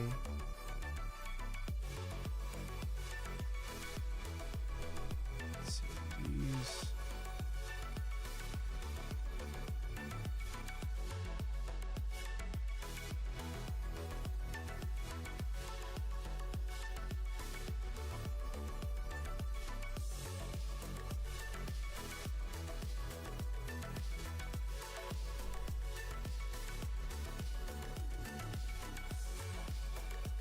Oh my goodness.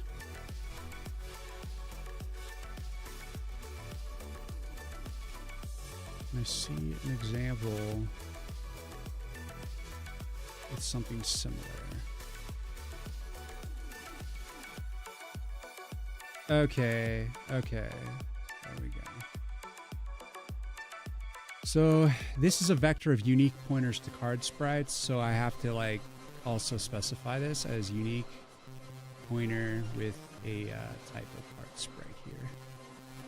That's what's going on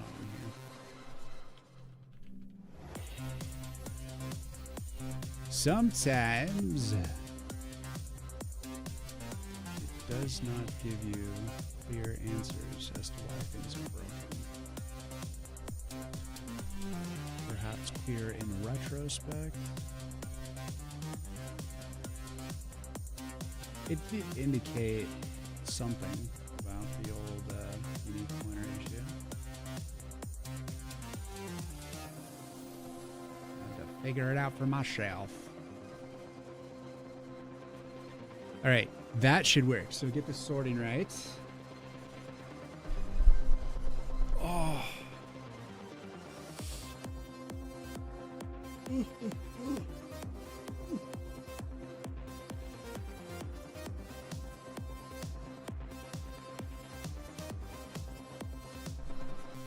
Maybe there should be more initial cards that are repeats, but I don't know.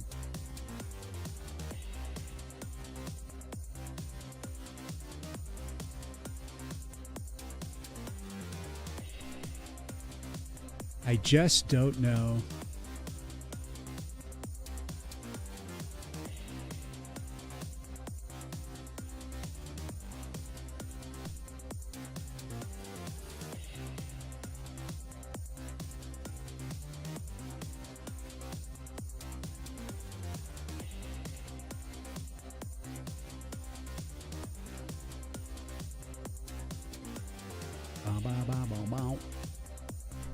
Oh, still got an issue. It looks like there's less issue.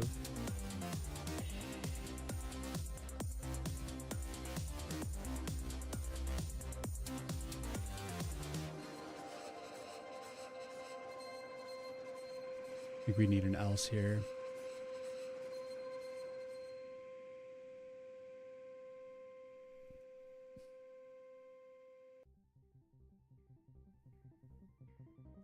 Well, it seemed to work okay, but why is it giving me the warning?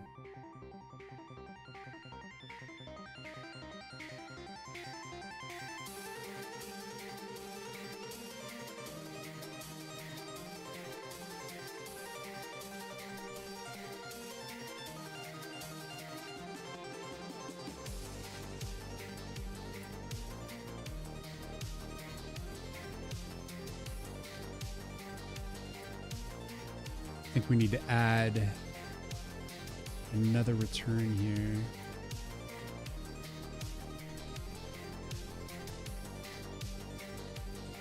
Wait, it's saying control reaches end of non-void function. Else.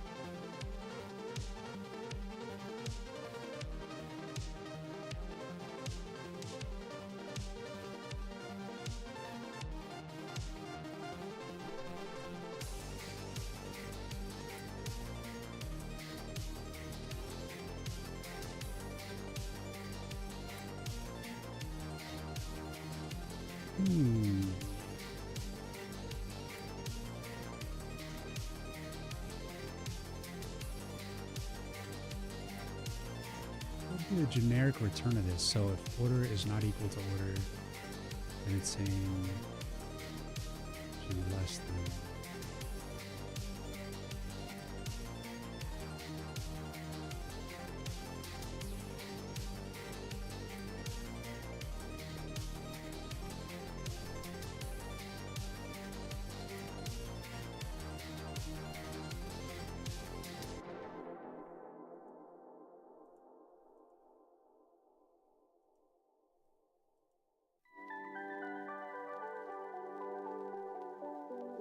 Reduced return type int conflicts with previous reduced type bool.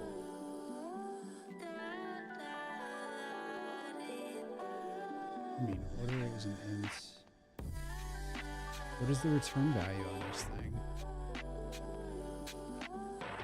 Is there an implied return value? Because there's no like specific.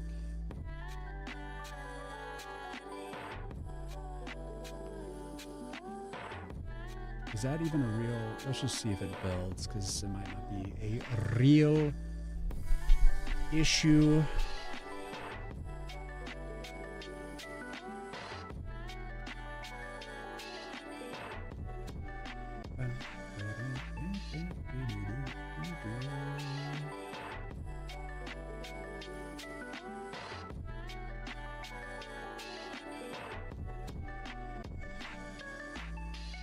All right, give me the error. That is the issue.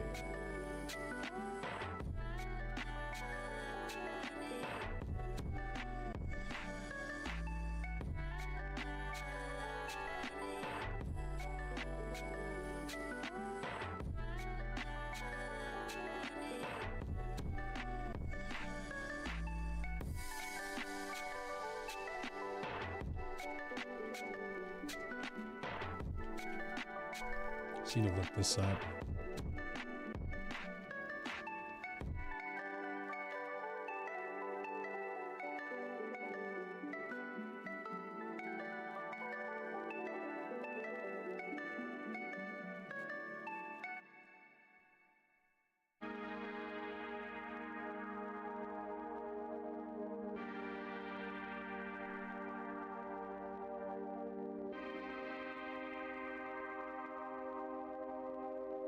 Yeah, why would I need any of this?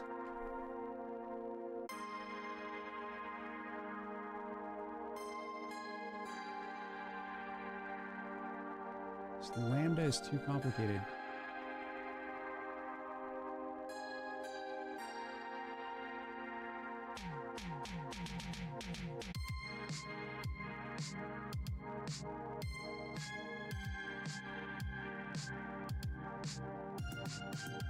But I guess we need to base it off of those orders.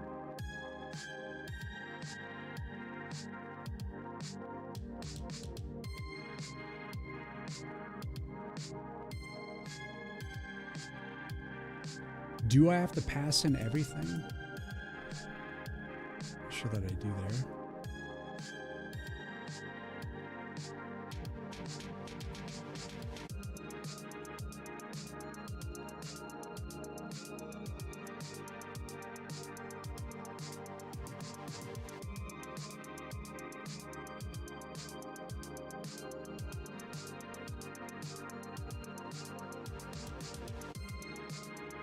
Do I even need this?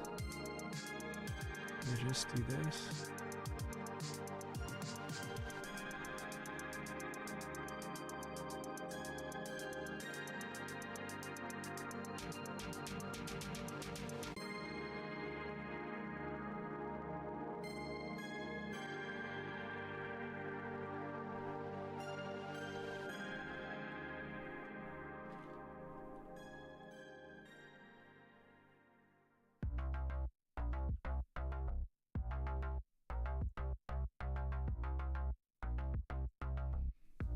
It's still angry with me. Consistent types bool.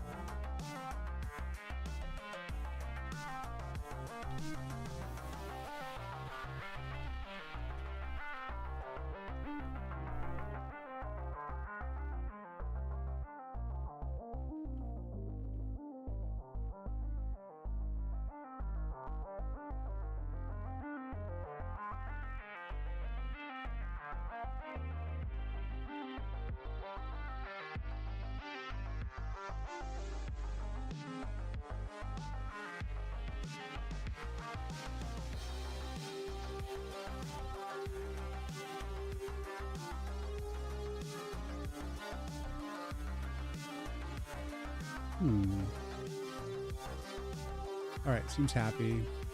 Just simplified it a little bit. Okay, so if we replace the first guy, we'll add it to the end of the array. All right, no flipping. Cool. All right, cool. Basically, what I was trying to prevent was when you replace the first card, when it goes down into the hand, it was flipping positions, and so I'm sorting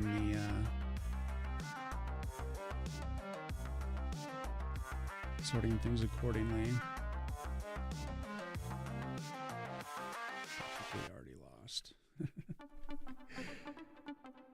made the game so hard.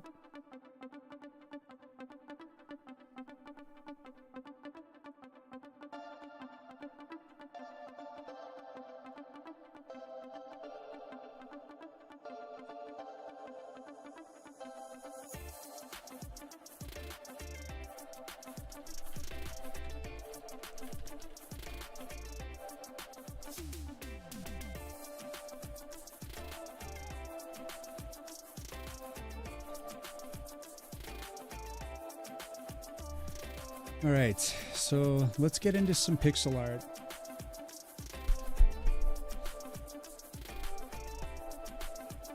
Need to get through this this waterfall one way or another.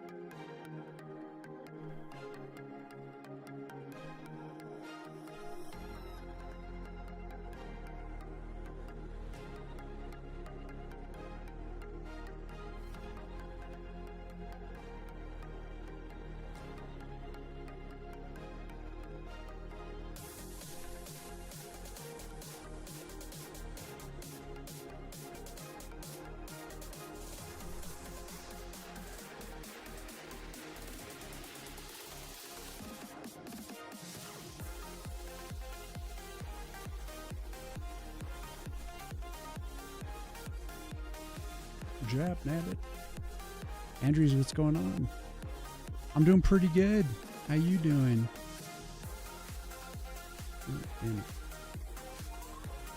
Erase this one here. And this one here. Just working on waterfalls.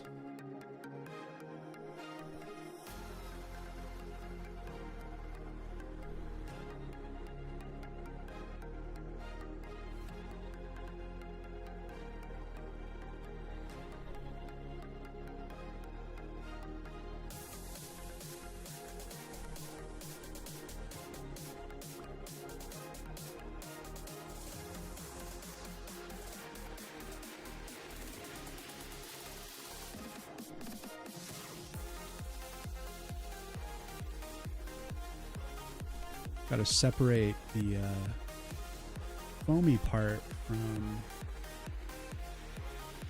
the wavy part so that I can move the waves around. I like to call them globs. While I think the foam works in the position that it's in. So I'm going to maintain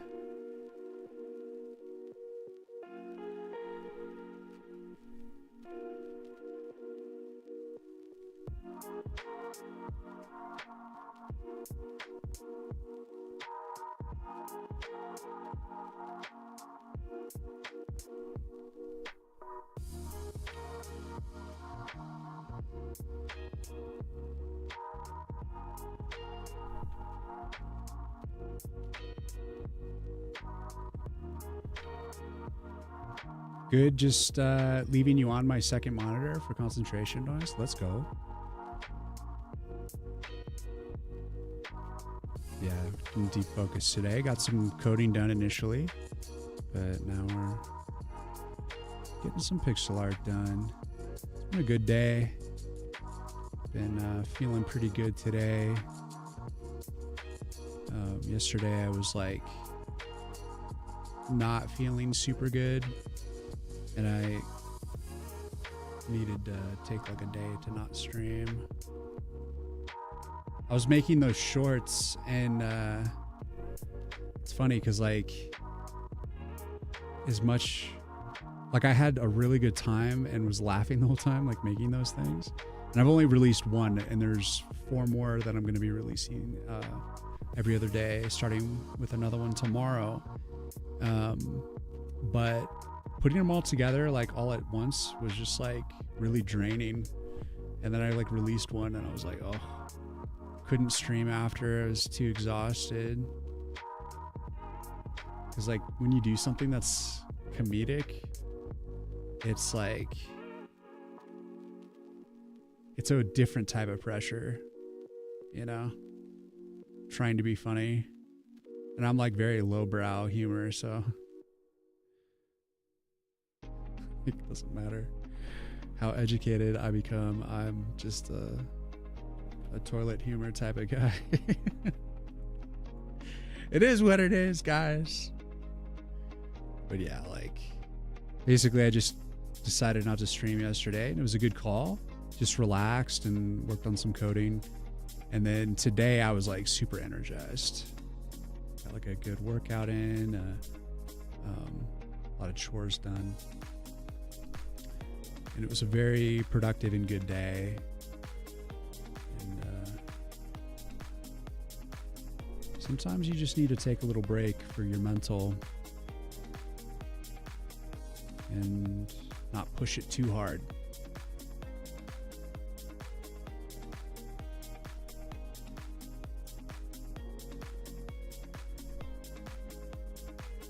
And by like taking a day off, you give yourself the energy the next day to like come in hard.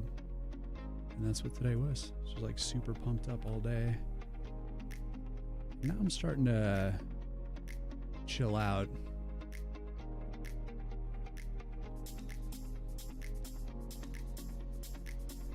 But hopefully we can make a serious dent on this pixel art here. We want to get the waterfall done and the meteor strike done.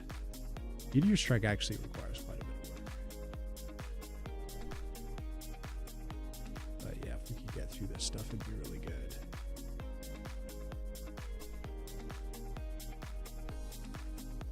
Because I need to get this done and basically get new screenshots up. Because now that I'm like doing these new shorts, I'm like promoting the game more for wish listing, and I feel like game is already looking pretty different from the current screenshots that are live. So it's like this game is evolving all the time. It's hard to keep up. So it takes a while to get those up.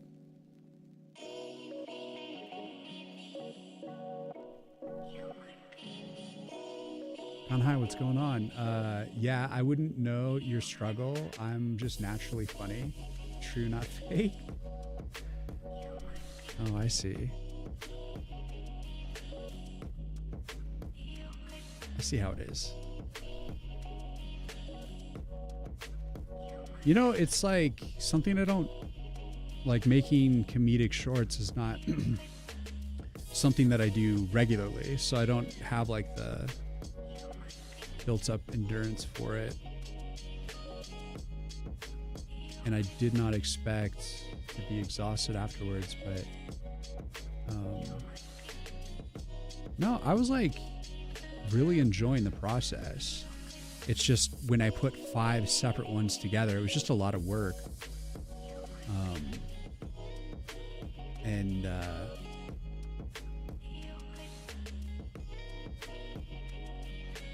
dab nabbit. So I think that's what it was, like just getting it done. And I'm not like worried about it being received poorly or something like that. Like if people don't think it's funny, it's fine. Like I don't really mind bombing, but I don't know. There just takes, I think, a special energy to piece together something that's meant to be funny. But I did hear this really useful like quote from a creator that like if something is funny the first time that you come up with the idea, like it makes you laugh initially, that's good enough. Because like if it's like after you work on it for hours it stops being funny, that's, you shouldn't pay attention to that, because basically you're just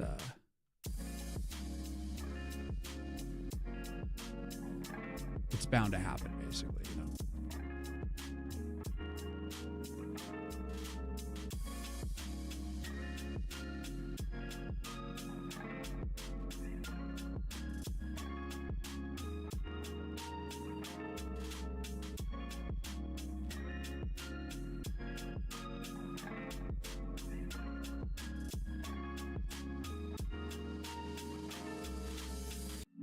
And honestly, like the shorts like crack me up, so that's good enough. I honestly don't really care.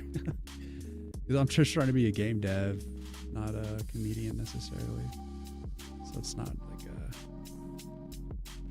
a big loss if I don't do well with those, but I think they were a lot of fun. So I can't wait to like put out the rest of them. Dude, my neighbors are getting some work done. You've been hearing clanking against my wall all morning. Finally, some quiet. Doesn't sound very funny.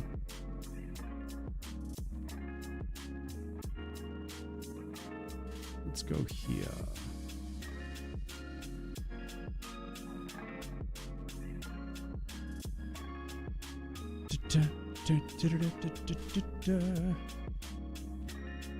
Now that you've claimed that you're naturally hilarious, I'm going to assume that everything that comes out of your chat is going to be hilarious. So you've set my expectations to the moon. Such is your fate.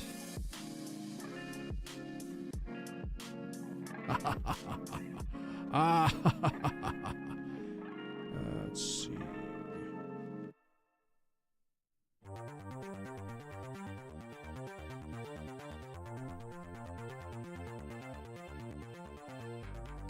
Oops. Not that one.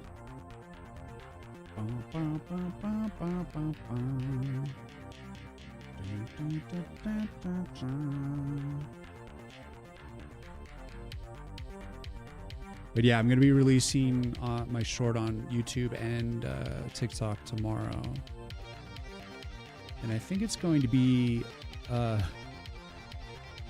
like my first one had like a lot of grandma themes in it, and I think this next I might do one more grandma one. And then I'm like, after that, I'm getting into some Rachel Zegler stuff. Because we all need to be celebrating Rachel Zegler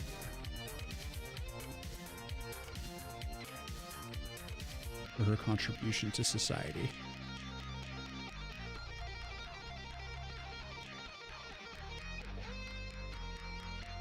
I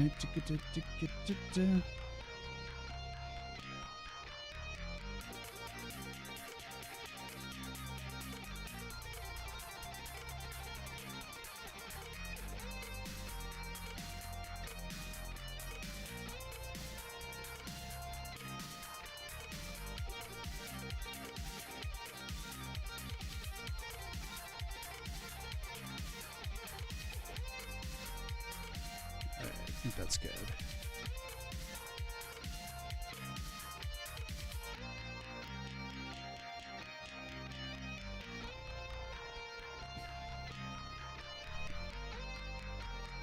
I don't know if I should just add that stone back in.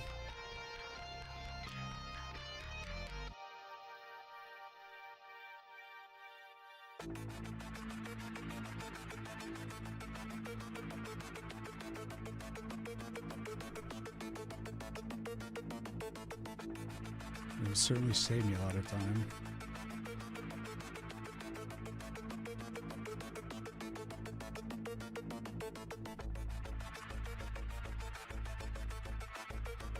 Dun, dun, dun, dun, dun.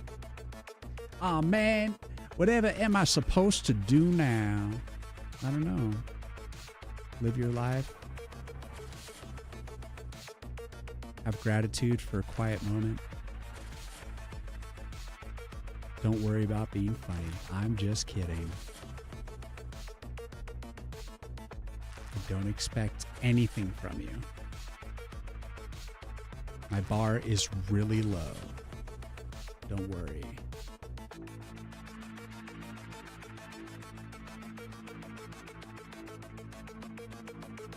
How's that look weird?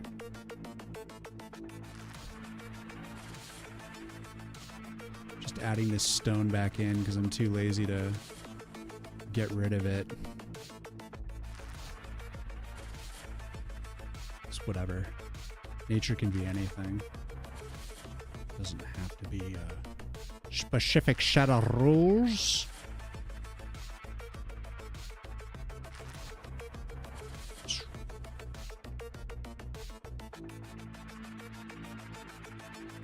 There we go. Now it makes sense.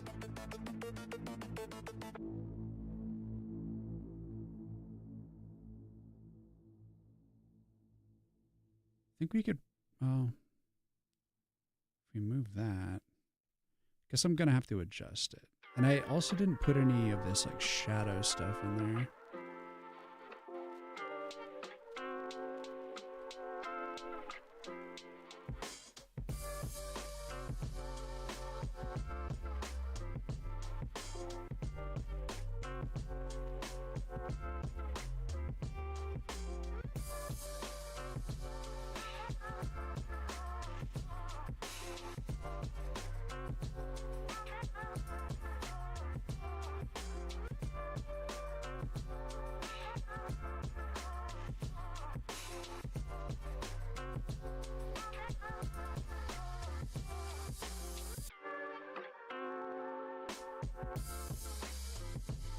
Wait, what? Is this up over top of? Oh. Right.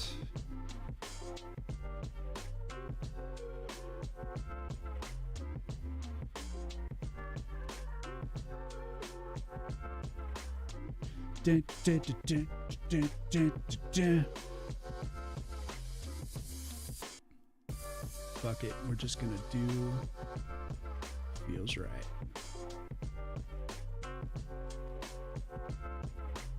Just like so. Yeah! Yeah! What's up, Cadeau?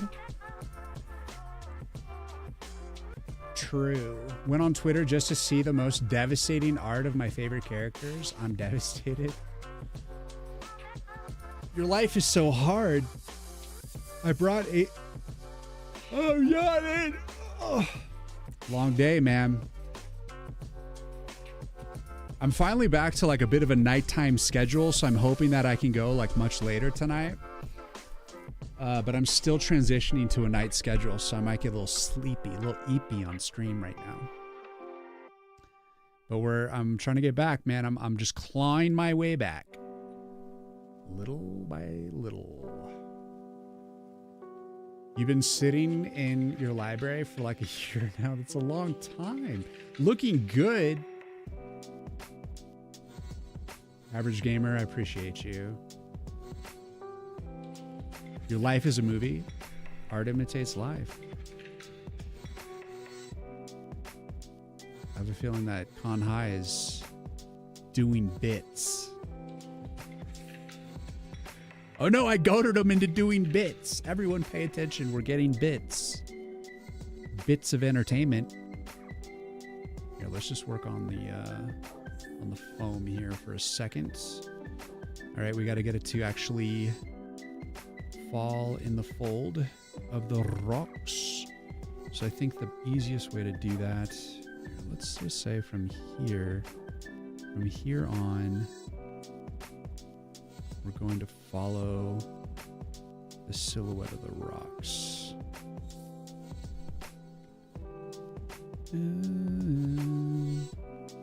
Include this.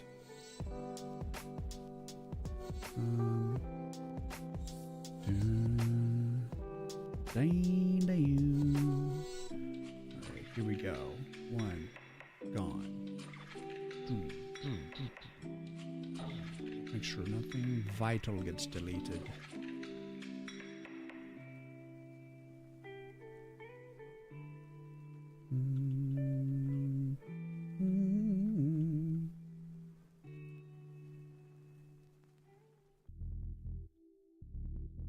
Alright, good enough.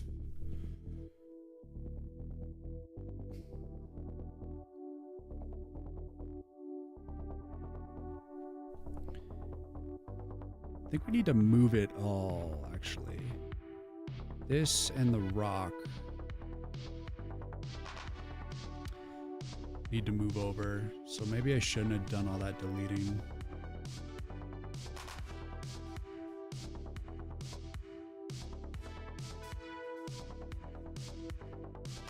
That's okay.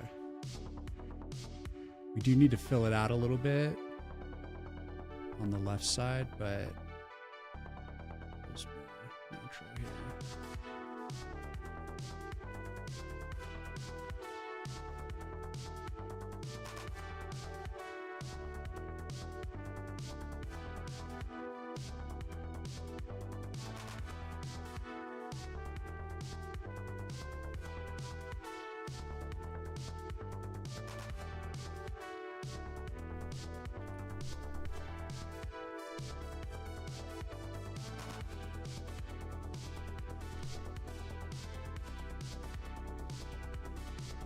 Bum, bum, bum, bum.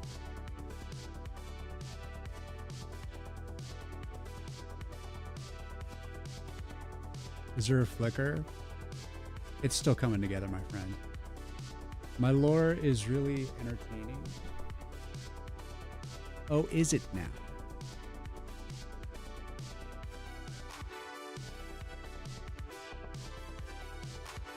Very hard being hyper-fixated on characters considered doomed. Yao, seeing fan art of them is like a gamble. But you love gambling. Stop motion and pixel animations are your favorite types of animations. They're so nice to look at. Yeah, I really enjoy the pixel art animation. I really do. It's just it's a vibe, you know?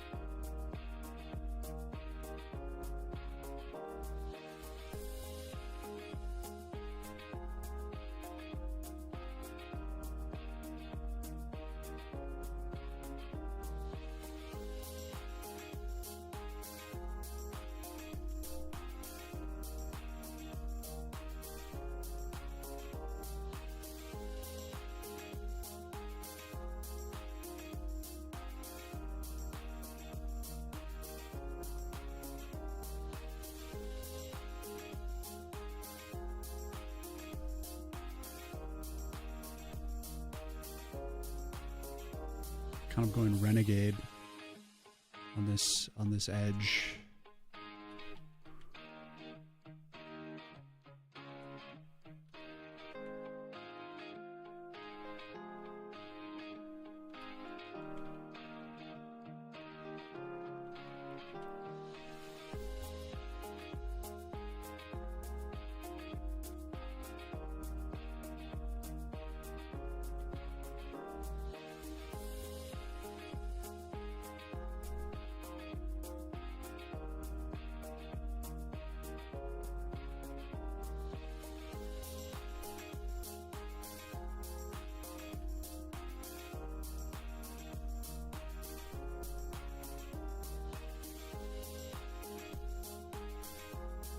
I think it's actually going to be pretty chaotic.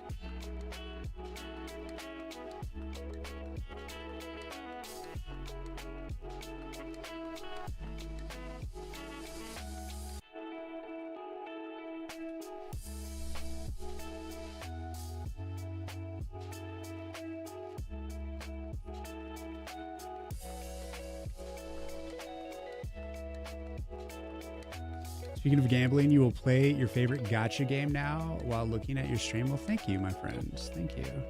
Appreciate your input today. Your lore and whatnot.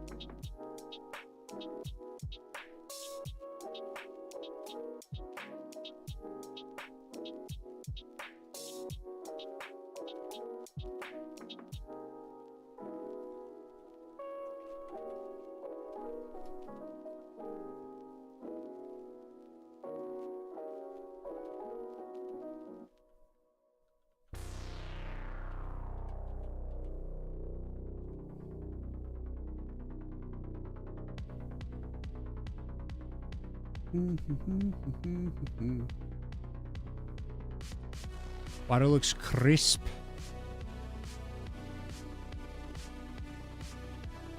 Working on it.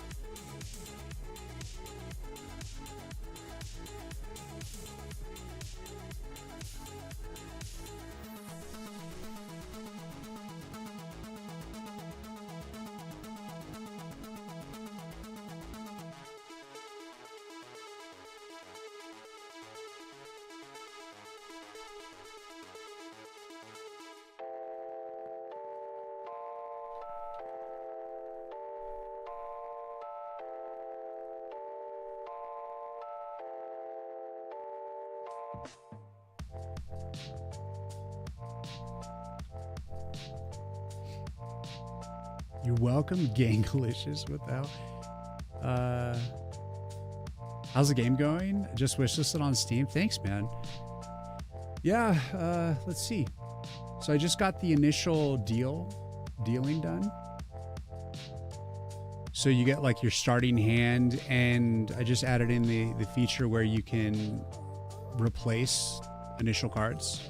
Like say you don't want a barricade, so then you say confirm and it'll replace it. And then boom, there's your starting hand. I'm still need to do a little more for like the intro. Looks like the intro got a little messed up here actually. Some nodes were like hidden, but anyways. And then you're just like served up cards as you go, and you just try to build up.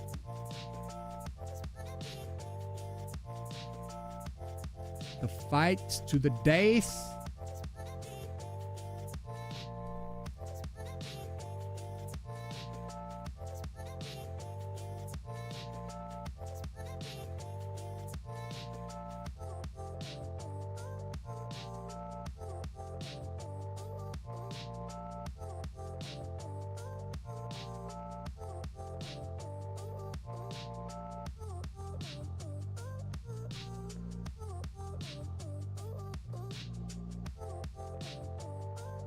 Oh, interesting.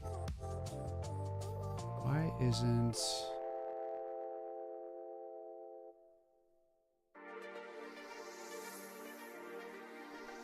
Seems like Piranhas was not able to auto target the Dragon Rider. That was weird.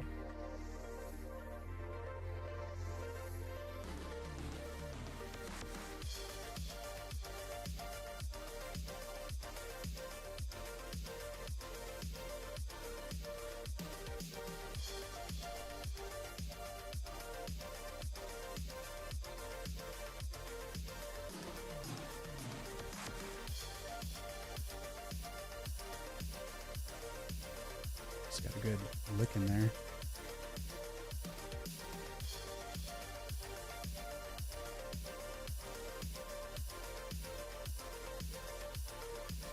So yeah, the game's coming along. I'm trying to get it to a point where I can do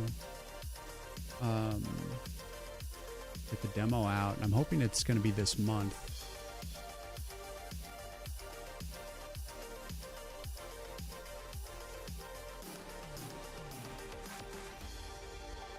So yeah, it was a lot. I got my work cut out for me, but it's coming along.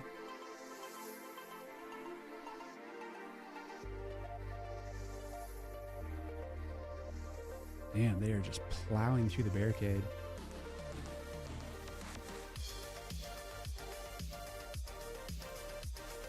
I wanted to add the particle effect behind the skull, so when you hover on it, you get the nice particle effect glow. So we might want to add that later. And then I wanted to work on the meteor storm animation, get that implemented. Currently, this is just the FPO.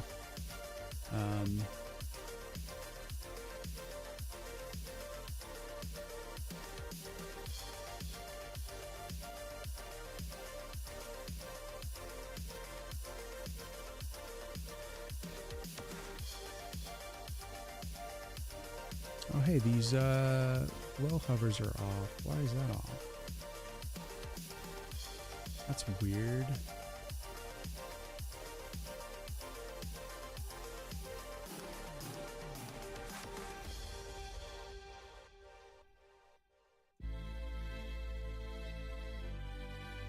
Oh, the dragonfly animation. The wings are so cool. Thanks, man. Oh my god, there's so many dragons. I'm dead. I'm dead! These glows are off. What the hell? Oh, everything's off. The top of it, the top of the vignette is off. Oh. Never mind. It's because I hit the up button. I like made it so that you can like actually like go up and down in the level because I'm like looking around at the art. So I must have tapped it.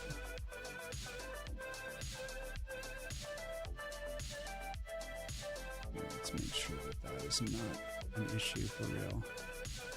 I need to like turn that off.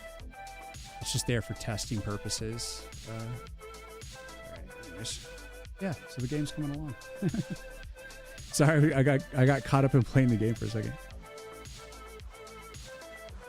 adjustable vignette. No, it was just like so that I could, see if I wanted to like shift the screen up a little or whatever. But it's not actually like necessary in the gameplay to have that. So I just tapped it by accident. So now like shit. All right, we got.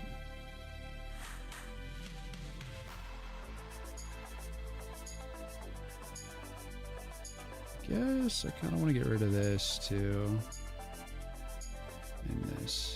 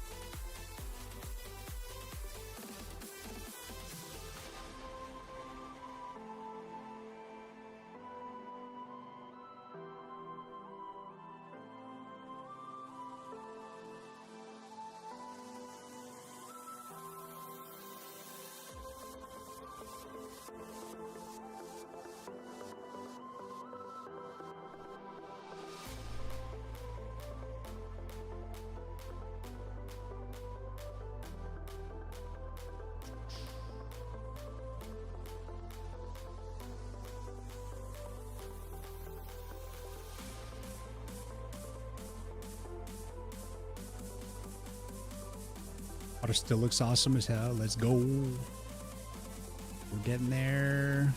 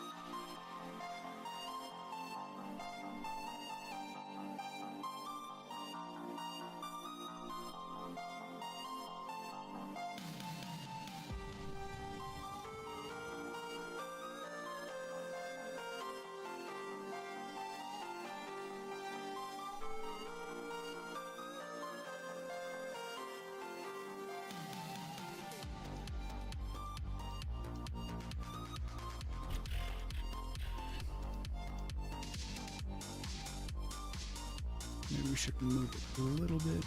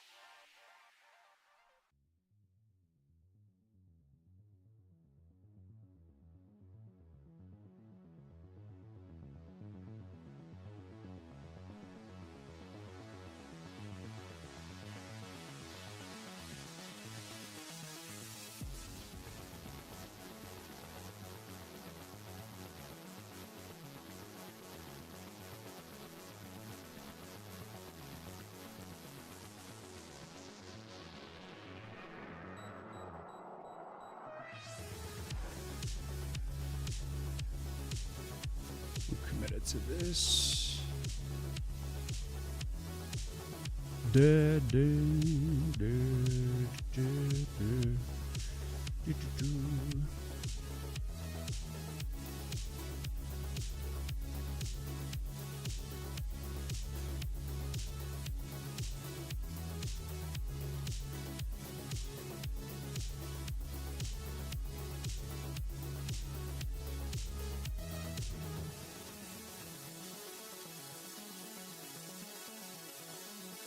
All right, we gotta add to it now.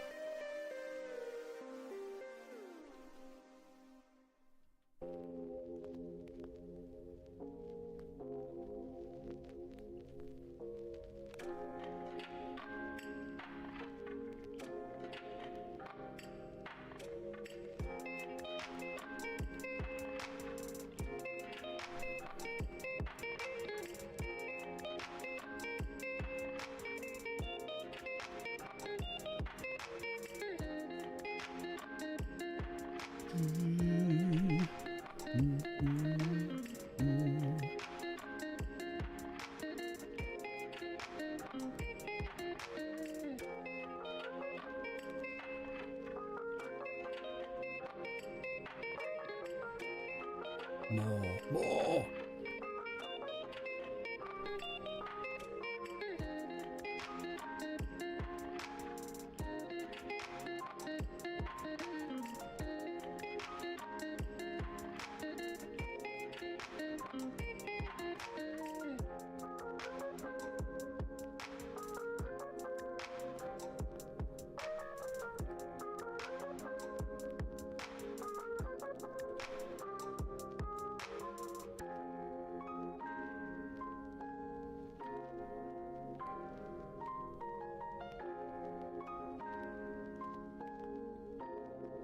You need to lock the fuck in.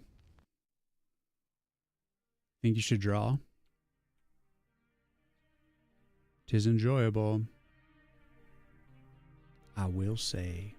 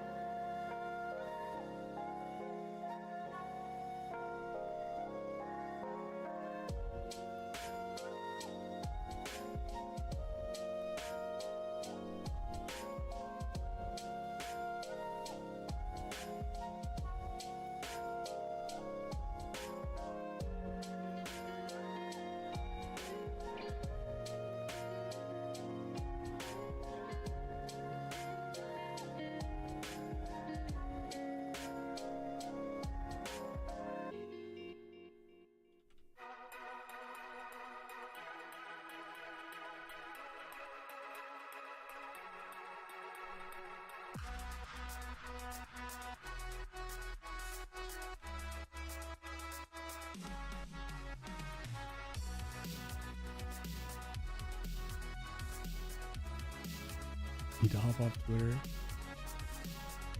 What's up, little boy? How you doing? Greetings, greetings. Good morning. Indeed.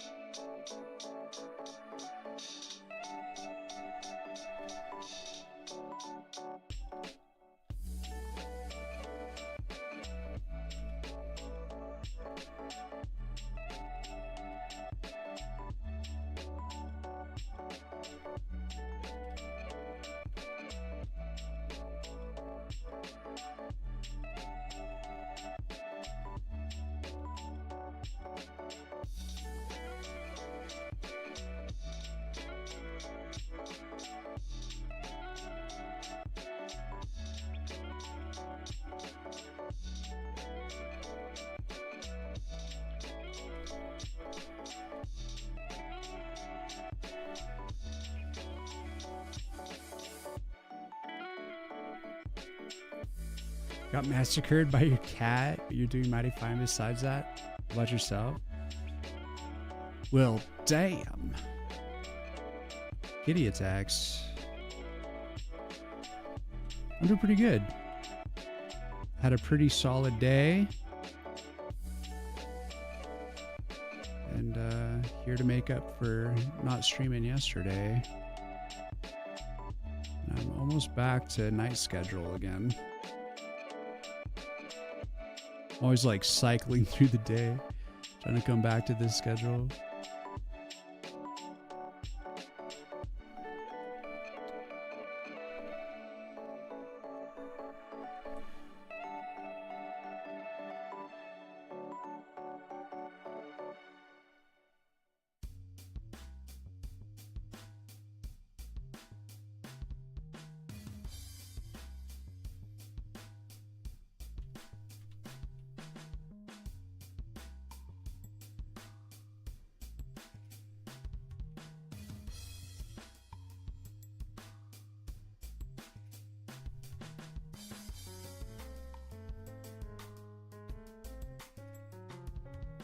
Yeah, things are going pretty good.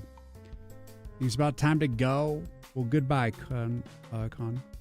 Have yourself a good day. Rest well. You're going to bed. Sleep well. Sleep deep. Keep that room dark. Nice and cool.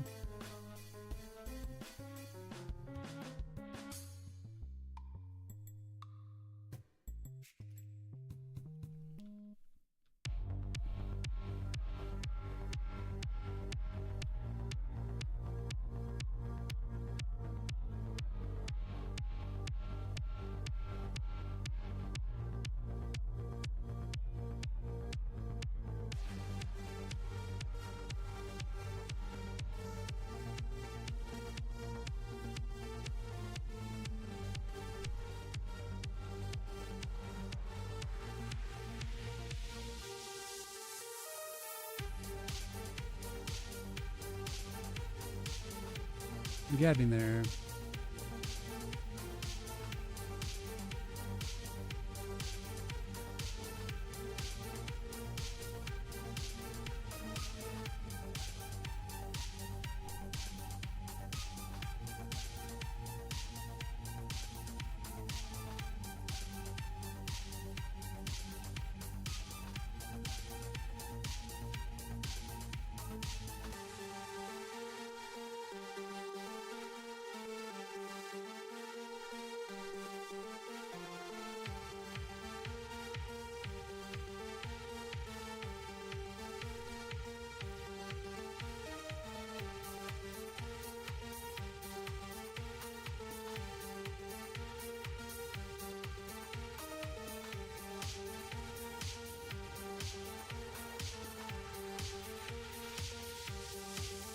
Damn it.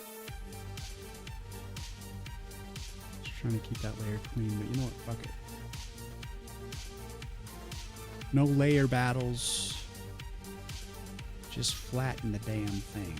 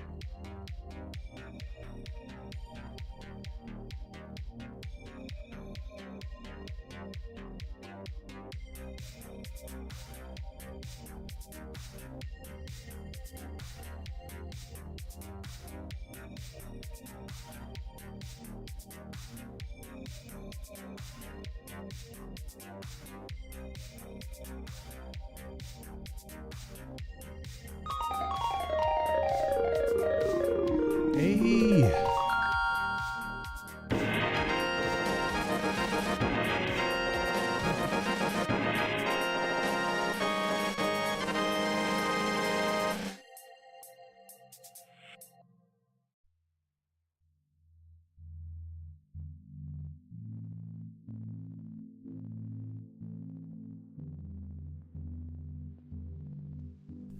What's going on, peeps?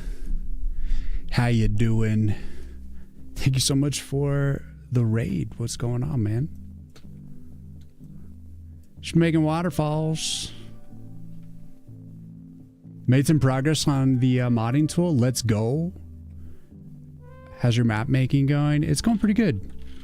Just working on the waterfalls. And today I got the initial 3-card selection screen going,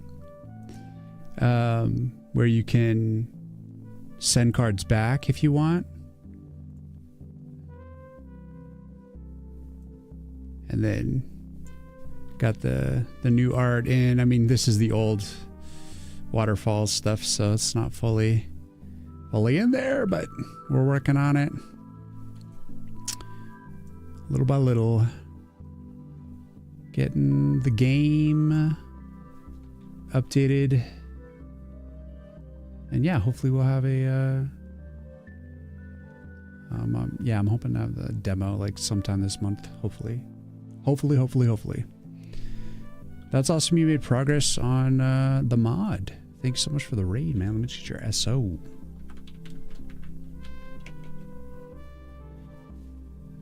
I'm trying to come back to this late night stream schedule. So I'm still like adjusting. So I'm kind of tired right now, but I'm getting there.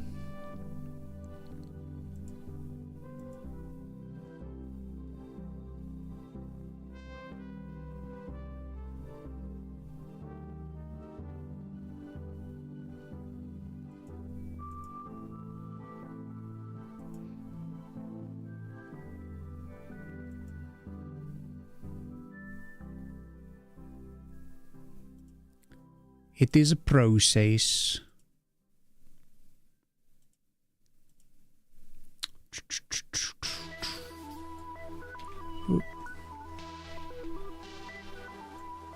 I'm dead.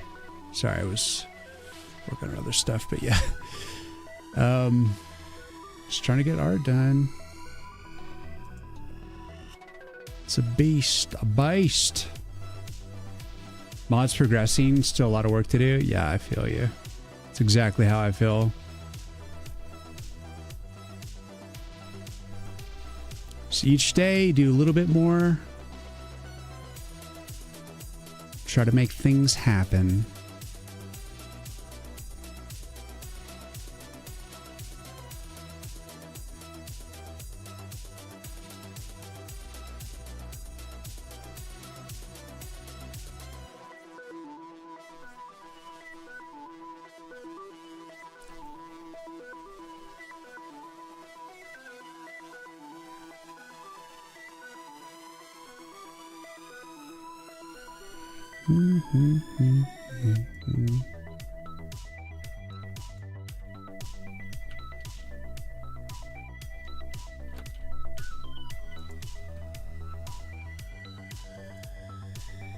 Gotta get these extra little rocks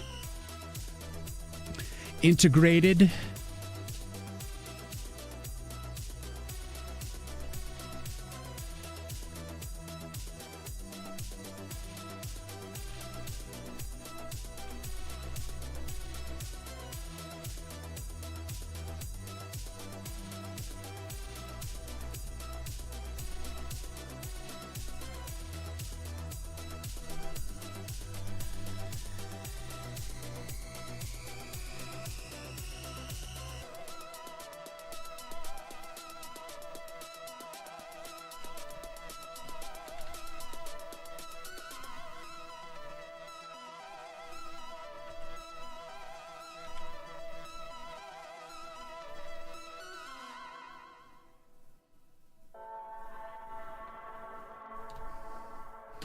Yeah, just chilling tonight, doing a little Monster Hunter music and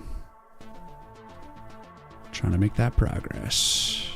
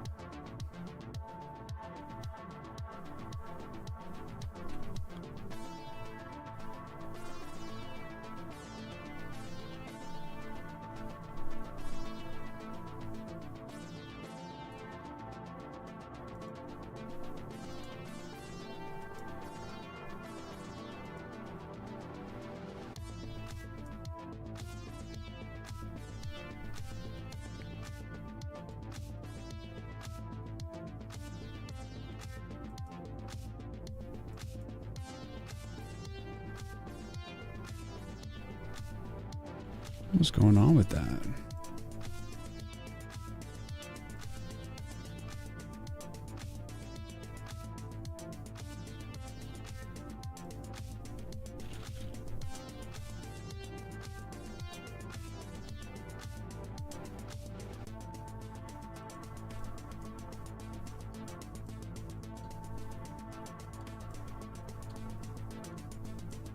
There we go. Stripping. Making me crazy. Progress is the name of the game. Hell yeah. Just keep making small steps, man. Free code, what's going on? Welcome in.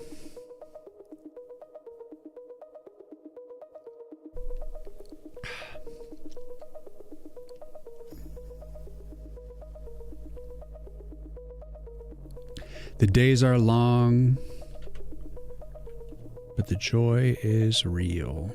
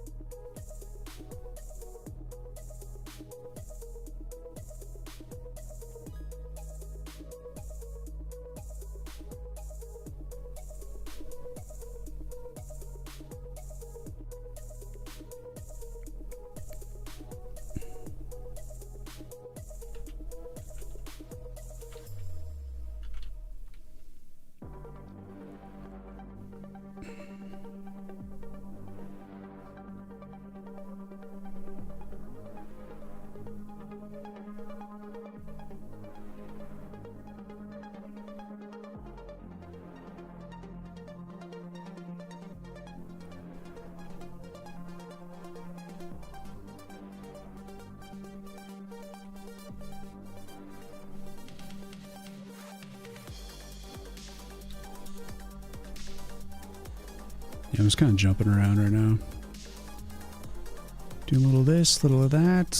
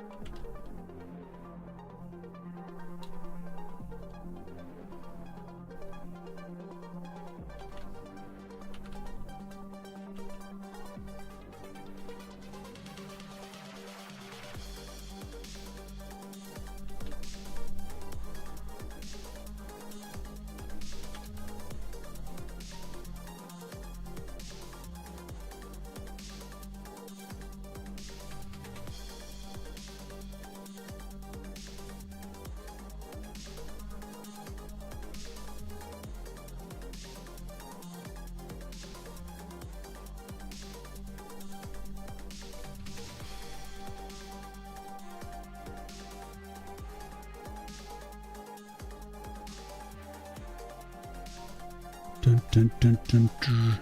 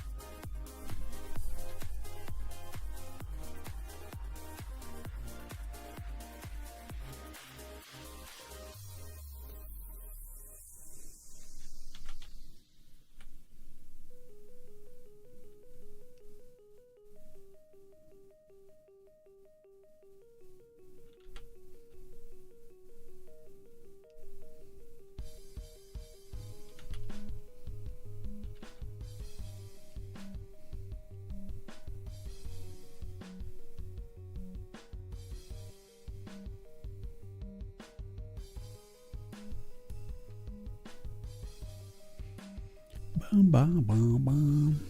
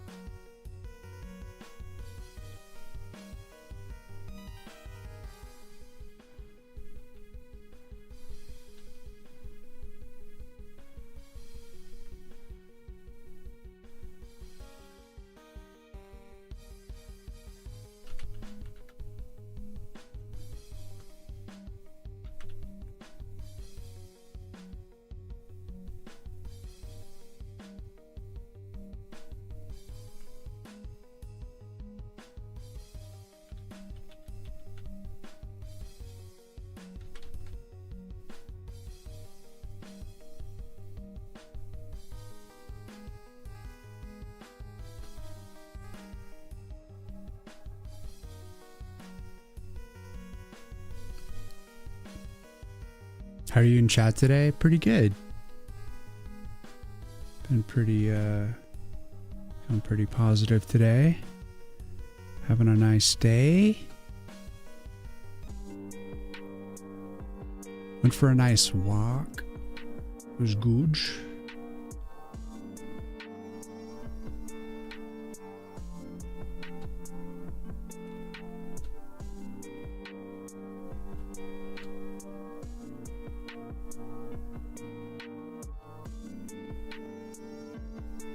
How about you? How you feeling? It's very nice time. Getting making progress on things, just edging closer to the old trailer. Hopefully I'll have that sooner than later. Gotta get enough assets into the game. And it's moving along. It's getting there.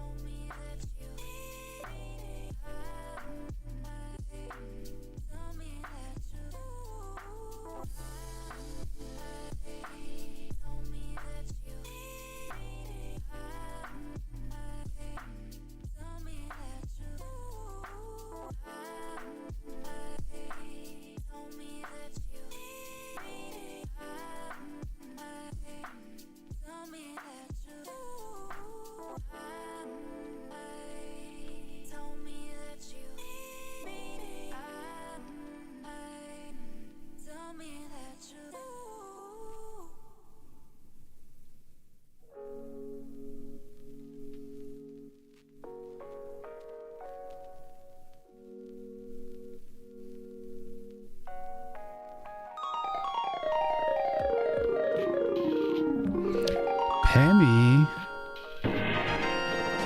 Pammy, what's going on?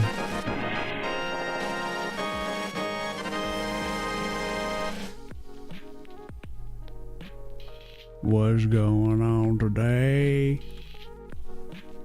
It's going pretty good, man. Just getting some work done here on the waterfall. Working on some rock detail, and also been working on the animation.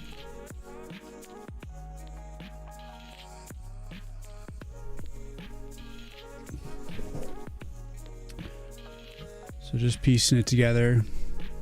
So this is just for the animation here. And then just kind of getting lost in a little extra detail for the base of the image.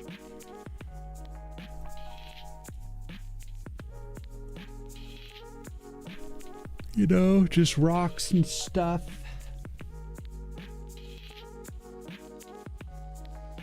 Abuka, hello. Foha. Looks good, thank you. Goddamn, waterfall looks smooth. It's getting there. Sorry for the raid and run, but gotta get some nappers. Been sick the whole stream. Have a good rest of your stream. Thank you, Pemmy. Appreciate the raid. And yeah, go get some rest. I'll do my best to take care of your crew. We're just chilling, listening to some Monster Hunter music and getting our art done.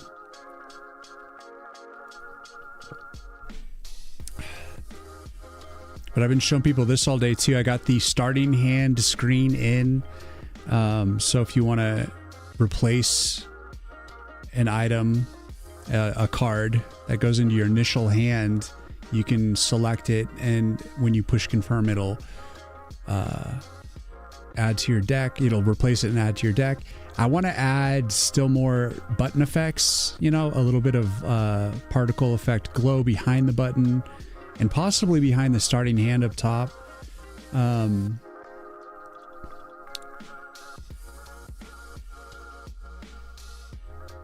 But yeah, it's coming along. Things are coming along.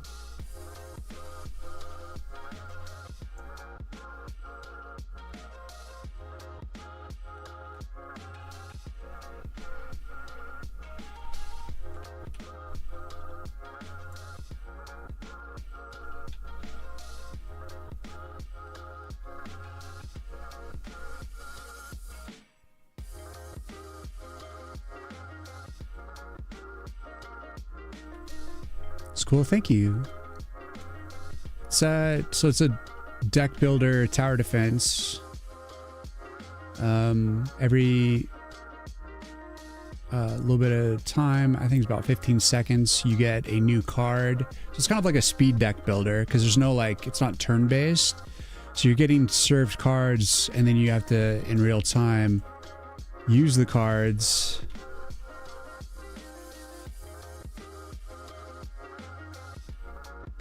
You can also manually, you can use cards to upgrade existing Arcana. And then once they're built, you can upgrade them manually if you want. Oh, it looks like the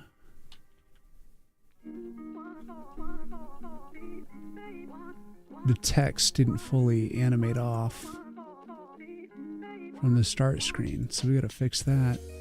Has that been reoccurring? Yeah, let's see if that's still...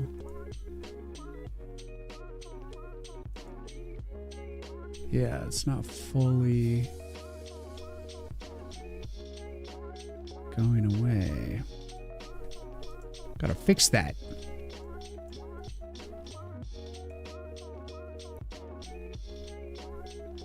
But yeah, it's up on Steam to wish list. I'm trying to get a demo up end of this month. I'm reaching for the stars, trying to get it all together. So I hopefully I'll have enough to put a demo out by the end of this month. Just keep pushing. Right now, before I even get to the demo, I'm just trying to get enough game together that I can put a trailer together. And yeah, it's a lot of stuff. So let's see. Oops. Search this for starting hand. So it's the outline. It's getting the alpha mod here.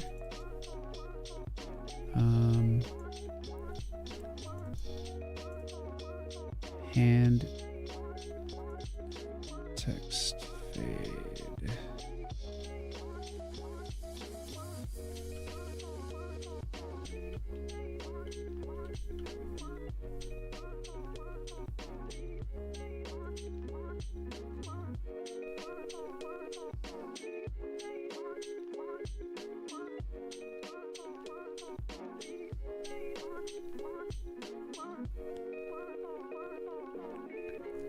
Hmm.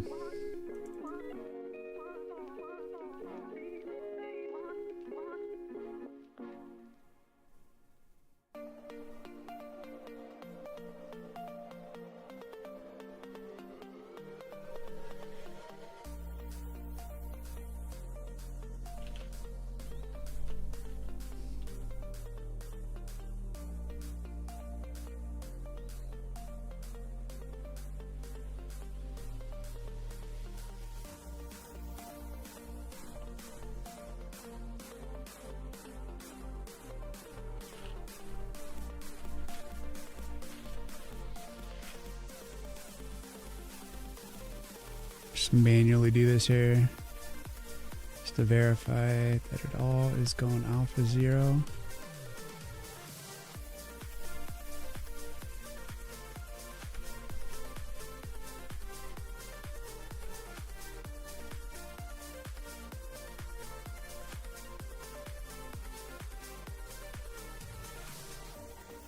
That one doesn't matter.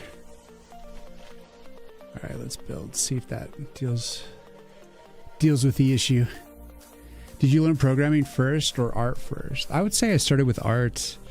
And then I spent a good long time focusing on programming. It's my primary source of income for a long time, and then came back to art.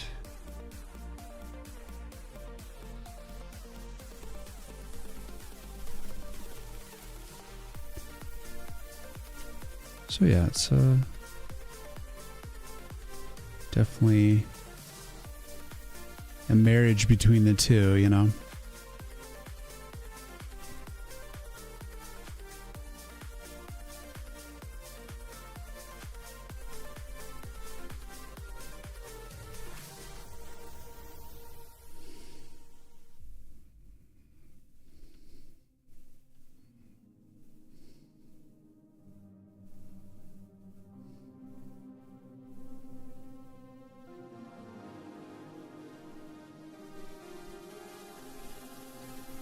Okay, let's see. So deal with this fade.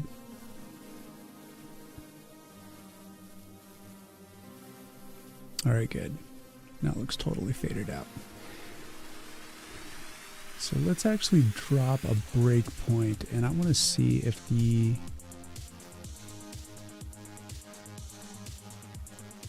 vignette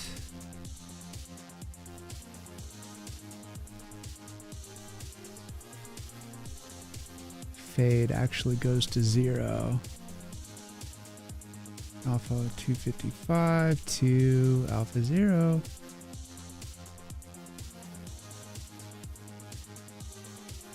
It's only right at 0 though. What's the alpha index? 0.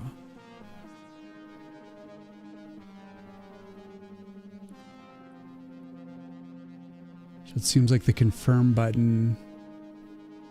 Oh, I see. Yeah, it goes 1 early for the confirm button.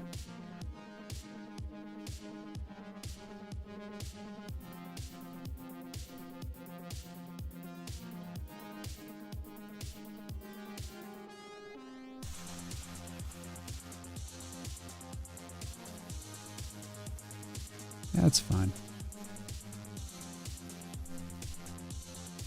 A little crazy, but okay. Game dev certainly covers a broad scope of skill sets. Yeah, I'm also working on the theme song, doing a little piano writing for that.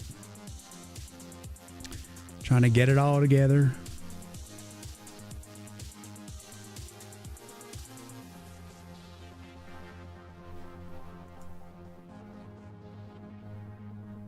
Yeah, it's a work in progress, but every day just doing a little bit towards as much as I can,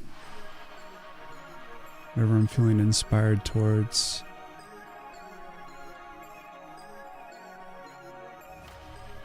I'm about to do the Marion portrait, and I'm going to try to make it one of the better portraits. That's the goal.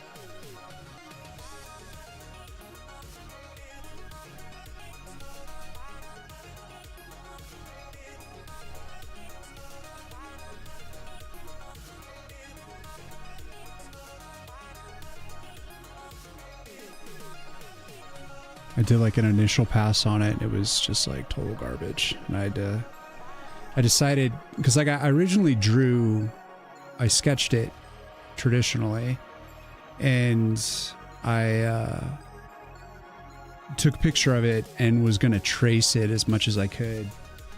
But the thing about pixel art, it's so tiny that even when you draw it manually and you squish it down to the right resolution, you lose a lot of detail, even just from a real photograph.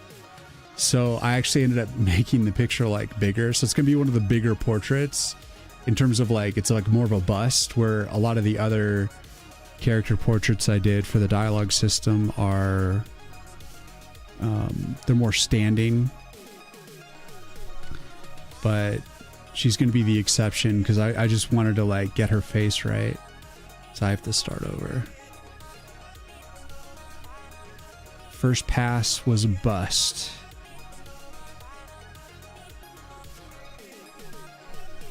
It was mainly her eyes that I just got like totally wrong.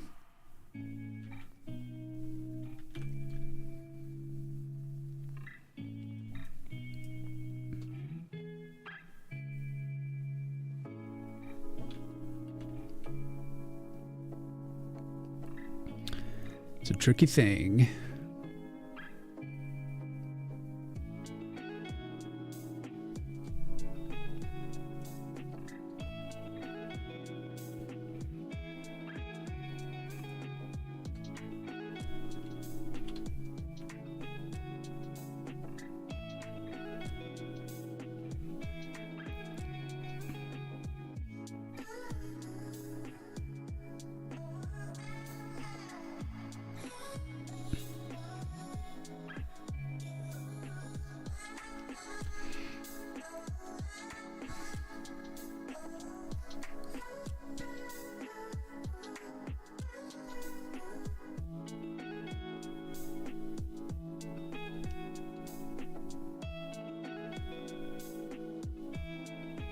Oh, shit.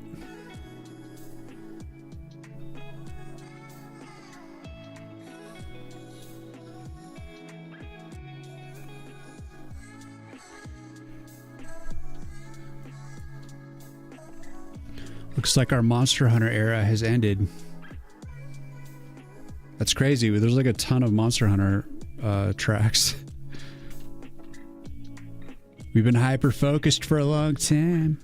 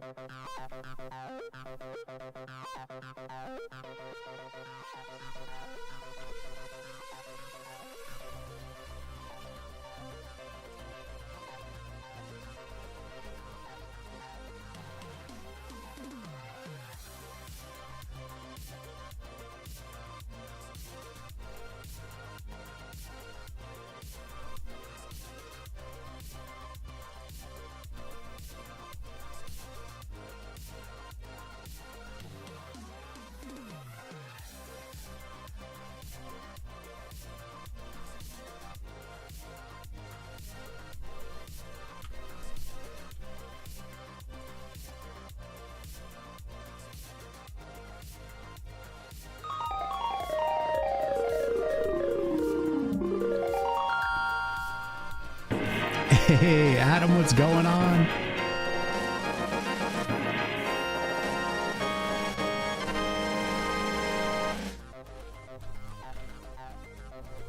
Have a great stream. Thank you, Adam. Have a good night, man. Get raided. What's up, Void? How you doing, man? Guys, check out Adam working on Insignia. Australian streamer, pretty cool guy.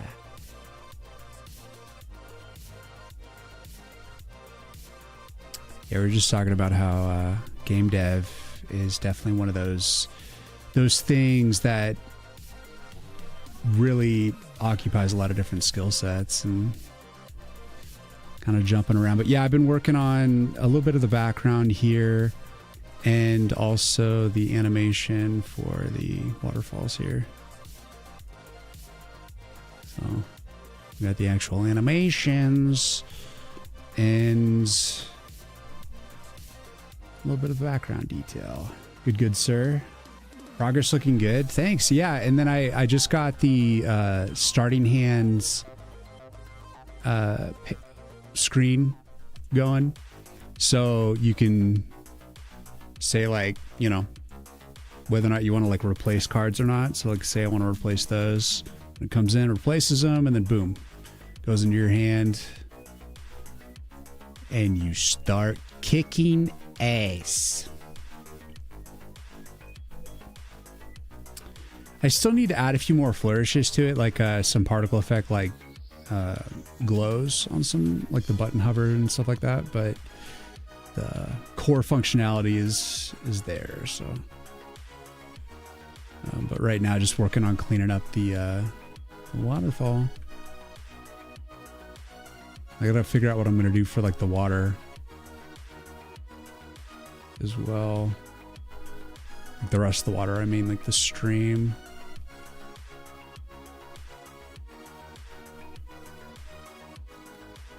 But yeah. Jumping around. But yeah, welcome in, guys. The game is up on Steam if you want a wish list. Still up and coming here. The artwork top notch as always. Thank you, man. Appreciate that, Void.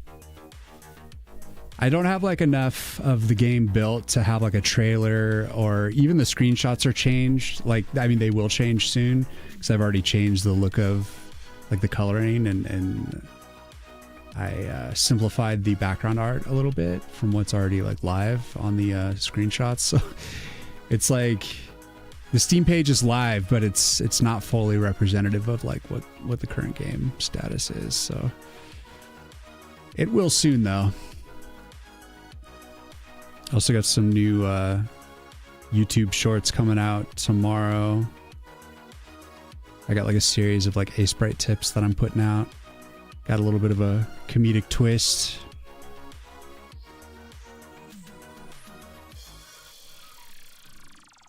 I'm trying to think, do I want to add... Let's just put that art in here. Wow.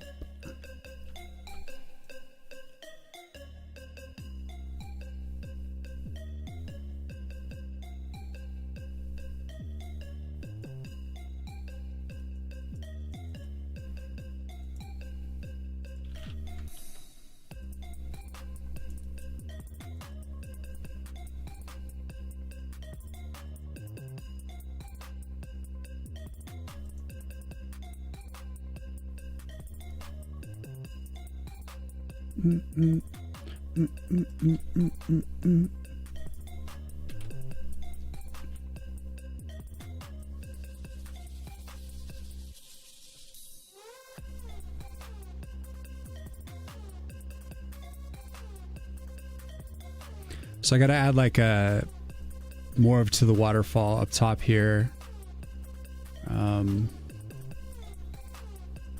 I have that other animation that I might try to repurpose a little bit. I don't know if I can. So let's take a look at it.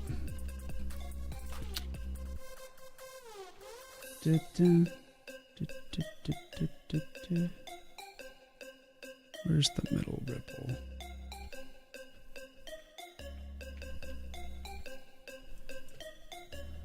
It's a pretty different structure now.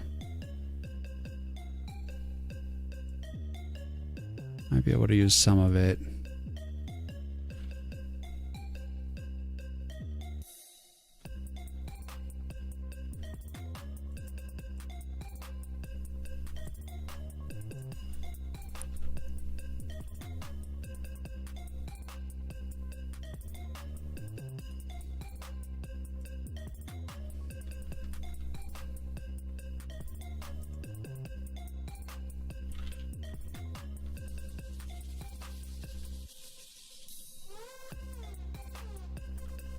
Maybe it could just be like the seed of the animation.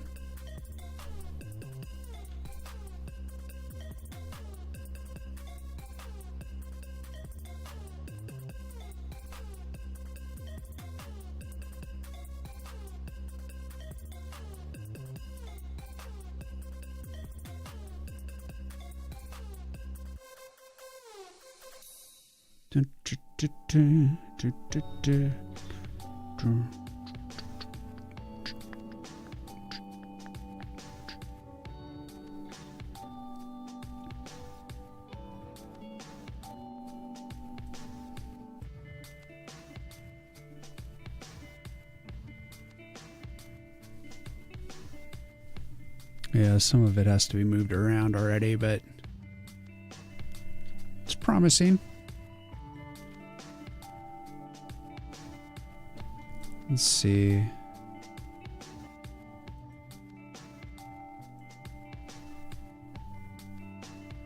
See this. It's not really the right angle though.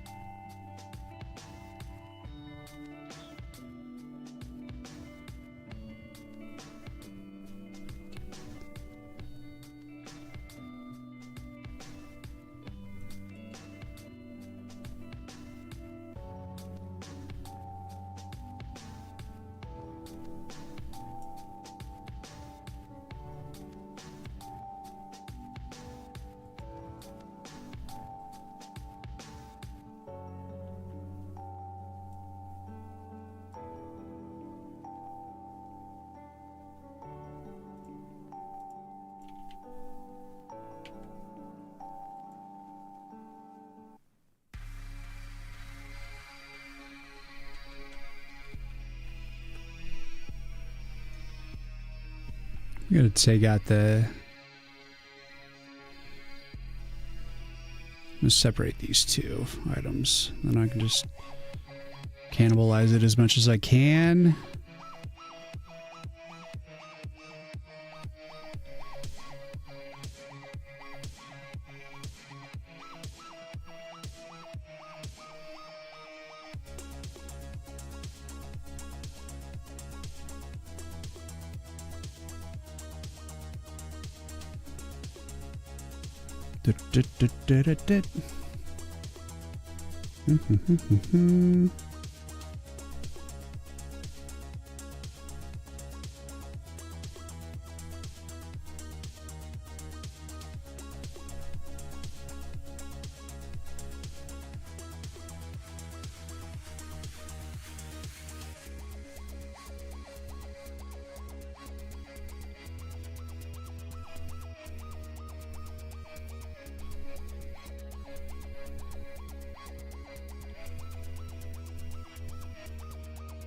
Perhaps this is the music we need.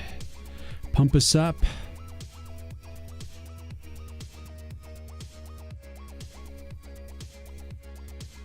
This waterfall's like very labor intensive, but it's always nice. It's all put together.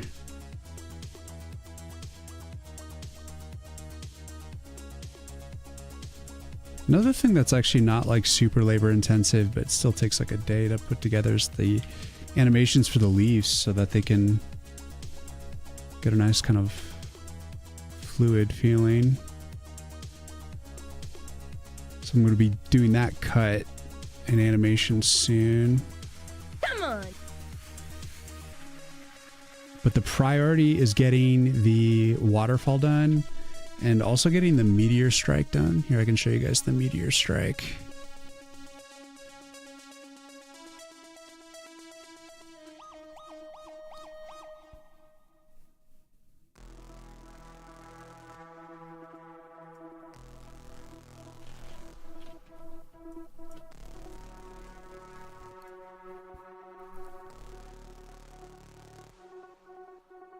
Mac, thank you for the follow. Welcome in. So this is for one of the AoE cards.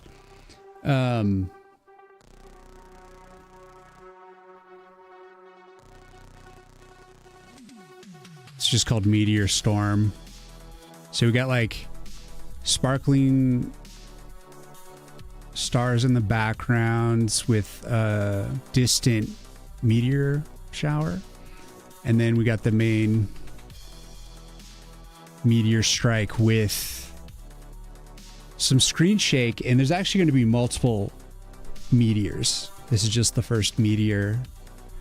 And I have to clean up the tail a little bit.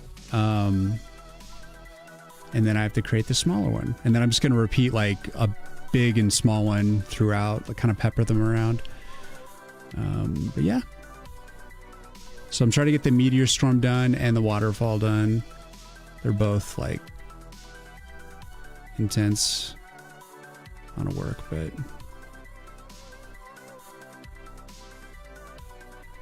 then next I'm gonna have to start working on the freeze card. It's called Flash Freeze, and all enemies on stage get frozen. And I'm not totally sure yet how I'm gonna handle that. I'm thinking maybe each individual sprite gets their own like frozen effect. So like I'd have to go into each individual sprite and add it, or having them just pause on their current frame and then having like a generic block of ice around them. I'm not sure which way to do it yet. There's definitely certain enemies that are going to require more than that, like the dragon and stuff. So most likely it's one of those cards that I'm just going to have to add like a frozen effect on all of them. But there's going to be more than one card that freezes. So it's not like a super unique one-off thing. But yeah, that's another thing I gotta sort out. So much to do. Subculturalist, thank you for the follow. Welcome in.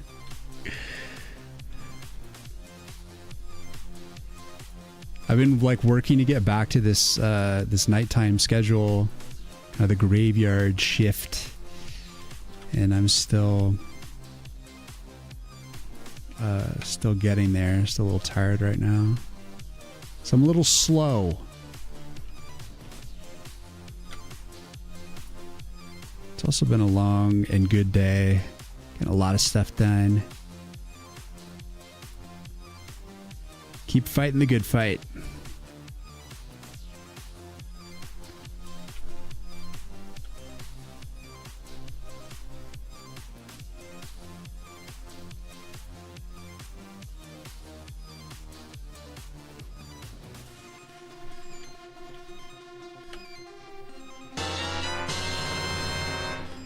Coden with the 6 months. Let's go. Yo, yo, yo, yo. Wait.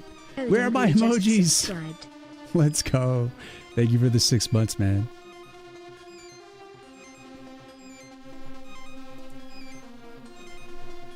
Hope you're having a good day, my friends. You legend, you.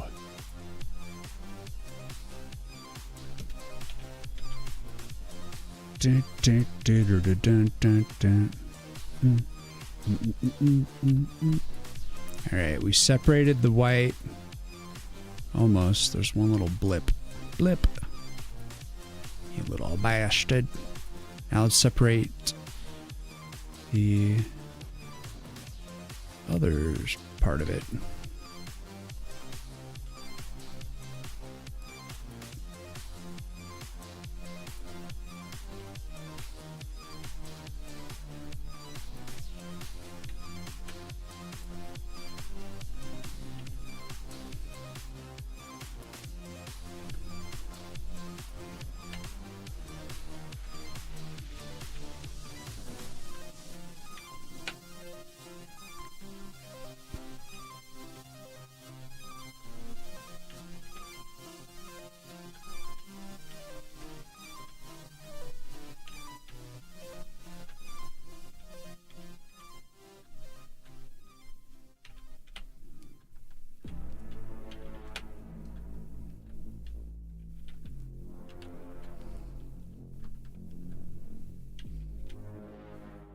How's it going? Day just started, but sunny Friday. It is promising. Awesome. Happy Friday. Let's go. No, it's awesome. I got a new YouTube short coming out on Friday here. To me, it still feels like Thursday, even though it is technically Friday where I am, but it's very late. So I'm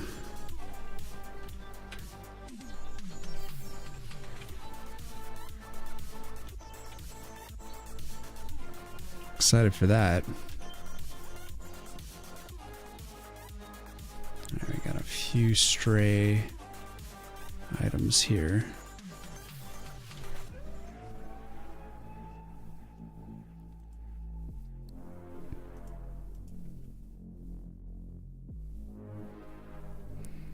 Okay, so for this,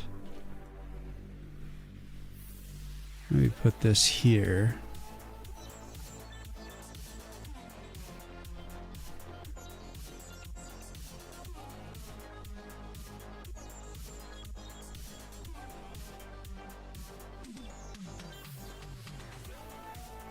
I think I could just get rid of these actually.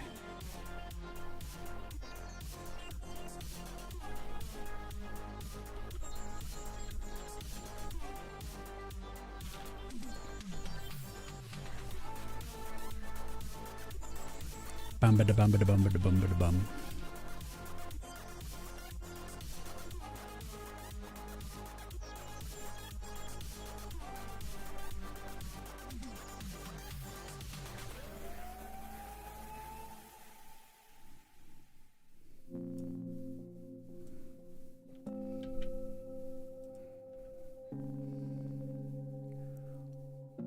I just gotta clean that up.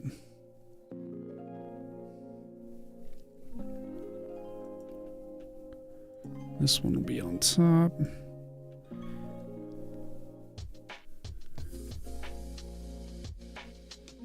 Maybe I'll put that against that other rock.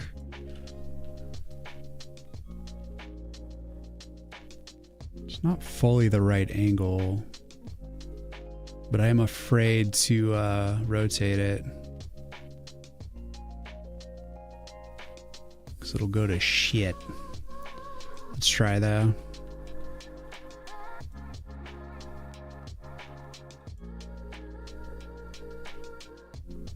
Is what it is.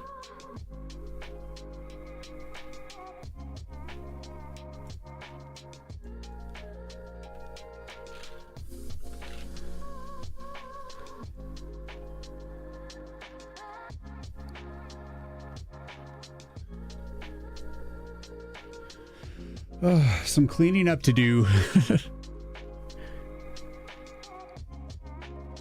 Didn't subscribe to my YouTube channel. Let's do it. It's a weird paradigm these days on sites like YouTube, because with like TikTok and people getting, you know, algorithms that curate content for them, where it's like no longer, people aren't like specifically seeking things out unless they're looking for specific information. Usually people want stuff that just kind of like show up. And so like being subscribed to channels, it's like they're trying to put it towards getting content out to strangers, you know, and just like randomly showing up in somebody's algorithm, as opposed to like curating to just your subscribers. It's kind of an interesting new paradigm that's happening. You've been theorizing on the use of LLMs.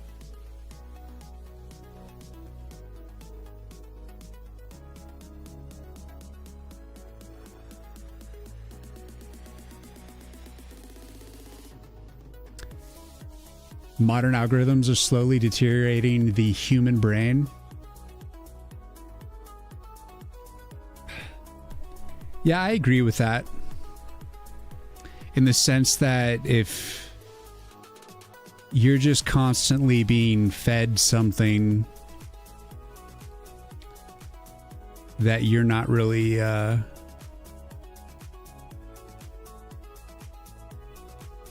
not getting creative.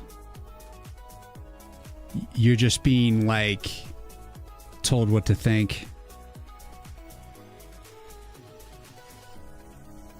You know, you're not learning to like solve your own boredom. You're outsourcing it to an AI or something, or algorithm or whatever. Problematic for sure.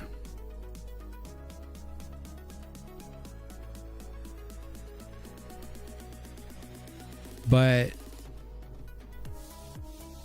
when you're just vegging, you know, and you just want to chill, sometimes you want something curated for you. So that you don't have to expend the effort of finding something for yourself.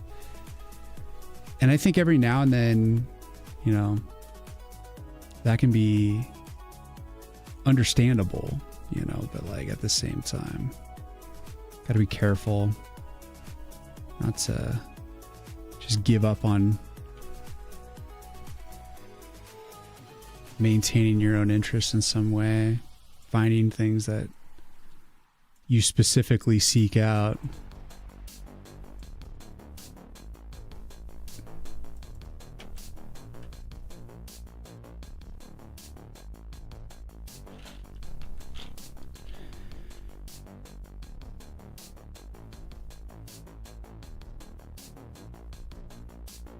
It's especially problematic for, like, you know, people that are like in college now and they're just using AI for everything.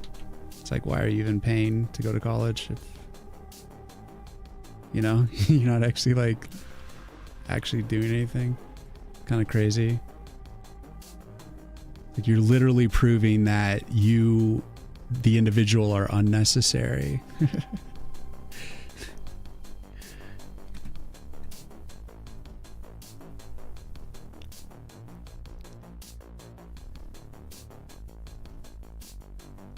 Point of the video there is pointing the skill of search, discovery, etc. Divergence instead of convergence. Charles, the hell conversation I just step into. I don't know. Whenever I get tired, I usually start rambling about random shit. But blame A-clocks. What's up, Danilo? How you doing?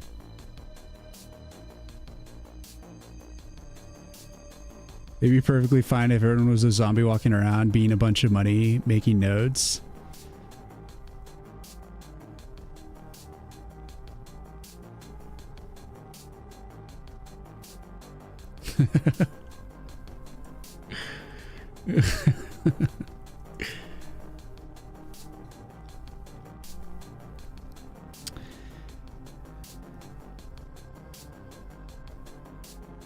Might even be able to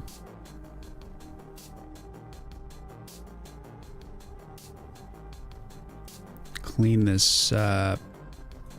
It's just a repeating animation, so let's just clean it up until we hit a repeat frame, and then we should be able to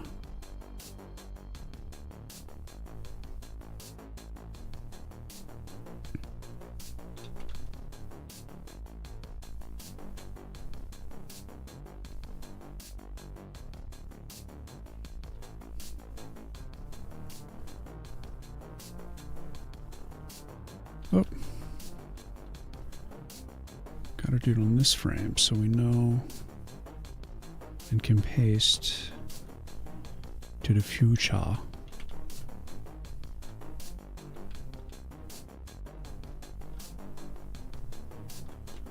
I gotta do it this way because I got a lot of transparent frames here.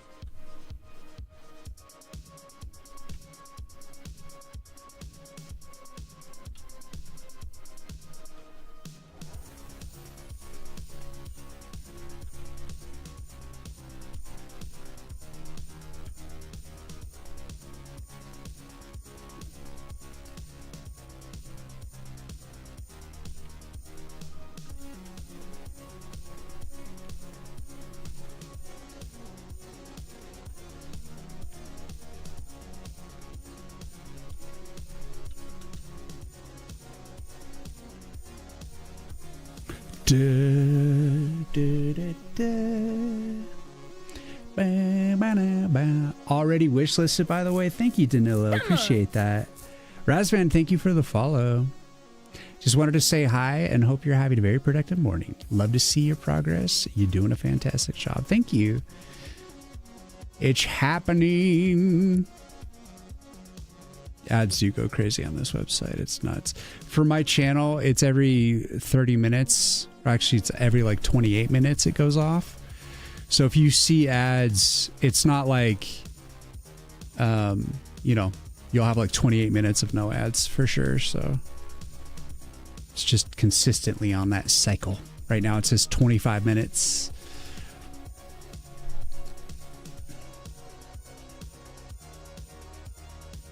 We just make students cram regardless of contextual relevance, and even teachers are not super interested in the student's progression. Eventually people will find ways to save their time and mental energy.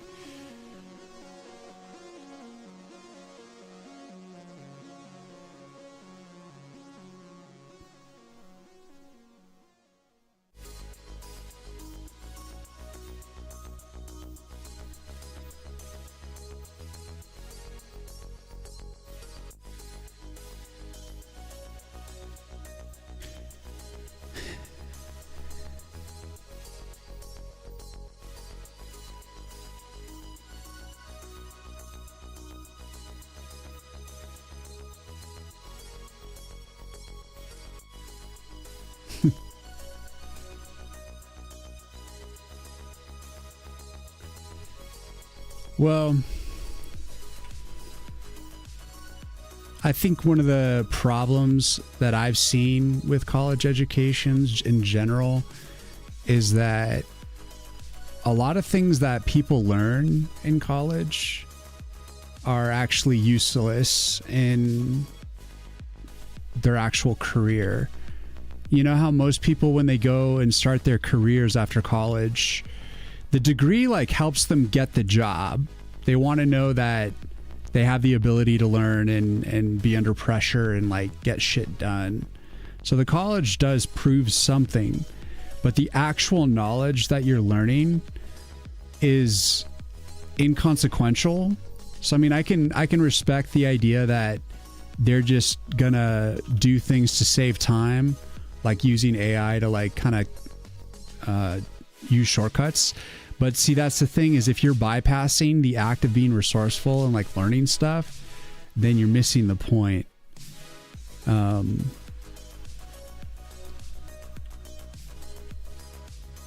I think like on top of like the algorithms kind of like curating content for you so you don't have to actually solve your own boredom, when you have AI like studying for you as well, you're just, like I said before, proving that you as the human are unnecessary in the process. Because you're just regurgitating whatever the algae spits out for you. So it's like, why should they hire you? Basically, is my point. And yeah, colleges should be more relevant in terms of like towards your actual career.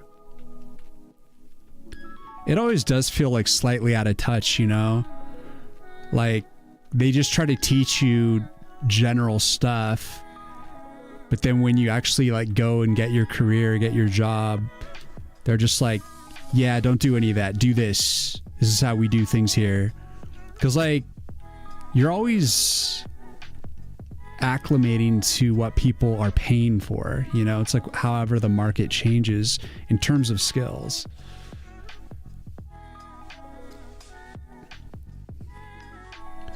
And it's constantly changing. So it's like, you just got to get in that stream of what's happening today.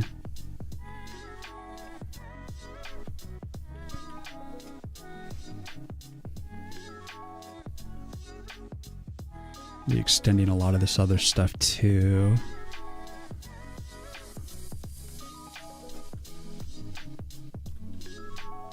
I think we may have already hit a cycle. I think it's around potentially 9 frames. Let's see. Oh, this frame actually could do this. Neglected to do these little sections.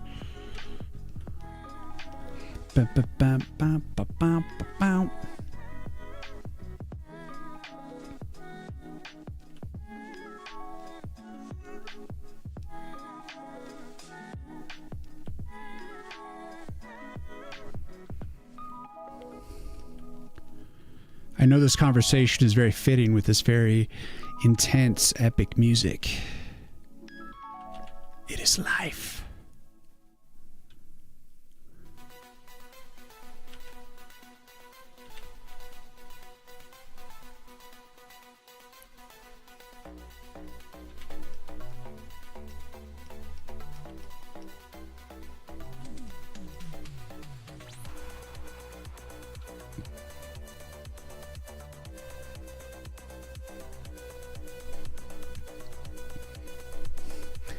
It's the music. I blame the music. You feeling very intense right now? Now this song means we dig into the super secret plans and hidden meetings behind everything and how everything is a simulation.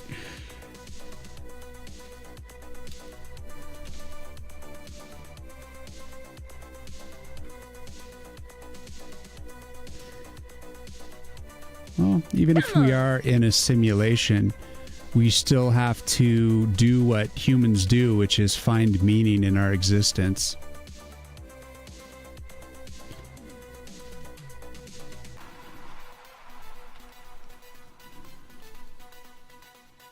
Even Dyer, thank you for the follow. Welcome in.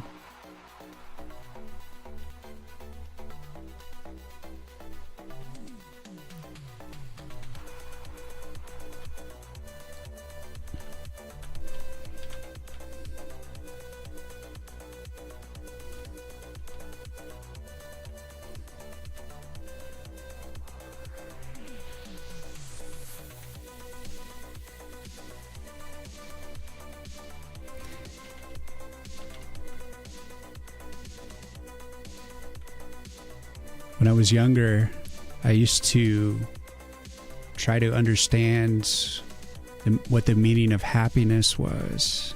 Like, what was happiness? Was it quantifiable? And as an adult, as an elder, I've learned it's not about happiness. It's about peace. Peace of mind, a sense of calm through the ups and the downs. You will have days when you feel happy, days when you feel sad, and it'll never change. It'll always be both. And all the other degrees of emotional status, you know. Happiness is just a state. It's a temporary state. Just like excitement or anger.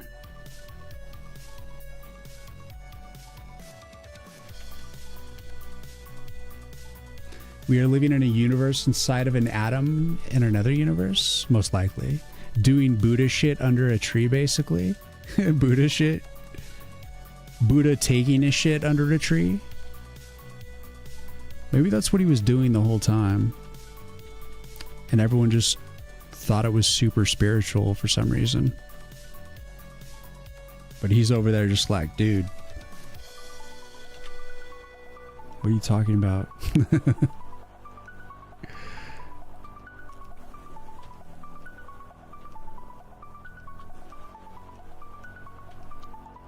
Now I know I'm tired. I'm making correct theories about everything.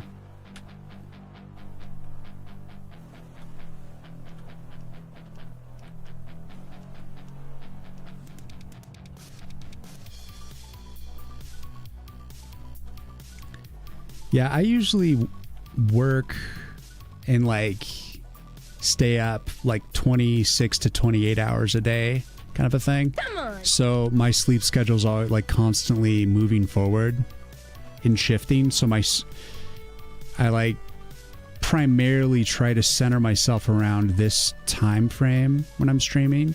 And I stream Mondays, Wednesdays, and Fridays, but I inevitably cycle through the day and start streaming during the day sometimes. Like right now it's like early morning for me. I prefer streaming at night like this. It's nice. Deep focus and good night crew. Carleel, thank you for the follow. Akmara, thank you for the follow. Welcome in. Welcome to you both. Just realized something. The goal isn't to debate if you should use search engines or LLMs. The goal is to be good enough where you rely as little as possible. Technically, that just means you have different phenotype. I think it is wise to understand things and on a fundamental level, and you shouldn't rely on LLMs for making decisions or finding what really works, because you got to consider what are LLMs. They're just more advanced search engines that have scraped all of the internet of like human knowledge. So it all comes from a human. It's just regurgitated through a machine that like has curated the information for you. So it's saying, I'm going to say there was 5,000 articles about this and people upvoted it. So that must be the most correct thing. So I'm going to send you this. I don't know what it's totally based on, but you're like, you think the AI is like AI intelligence. It's just human knowledge regurgitated via AI. That's all it is plagiarizing human knowledge.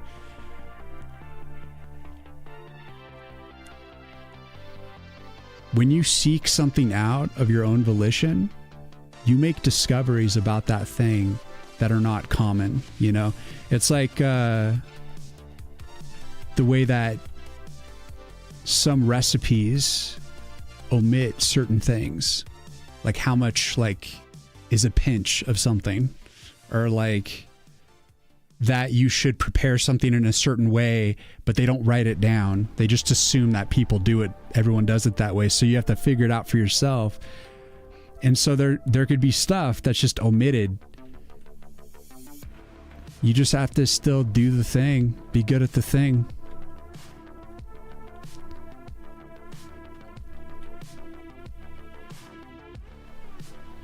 But it's undoubtedly coming for everything. Lately, I've heard it's like gonna come after like lawyers and accountants. You know, it started with art and programming, and now it's like gonna take over lawyer and accountants. Next, it'll be doctors and therapists. And then after that, it's like the very last thing that we wanted it to do to begin with is take over like the hard labor jobs. I feel like everyone's gonna be like forced out of white collar and into like labor jobs. And there's no longer going to be like intelligent workforce.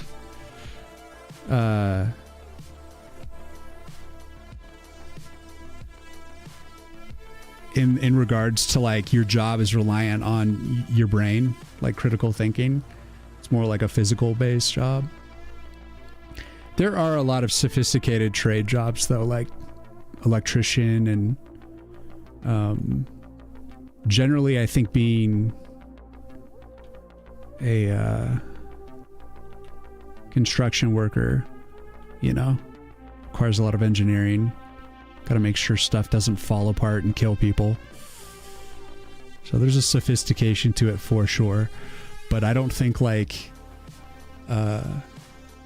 lawyers turned carpenters are going to be like the best situation. We're all going to be plumbers in a couple of years. It's like, fuck, why didn't we just replace all of the difficult jobs that destroy bodies and just are stressful, and then make it so that everyone can be creative and, you know, like, nope.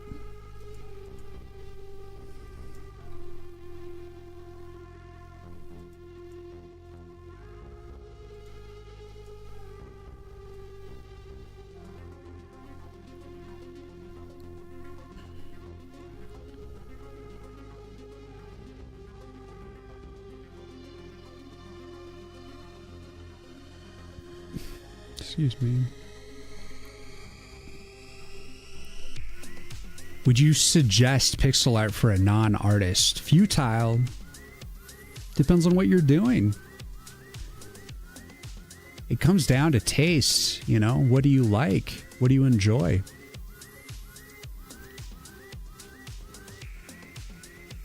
You know, if you look at pixel art and it makes you feel something, then yeah, you should use it.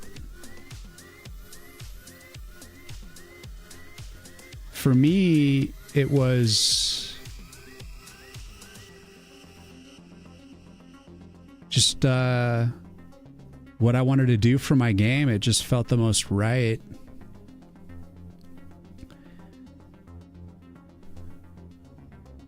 I feel like I could probably repurpose that. Let's just try to do a little duplicate here.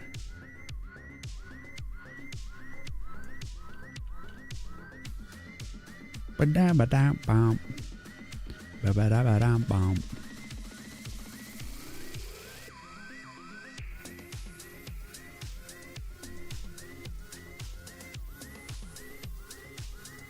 Not bad.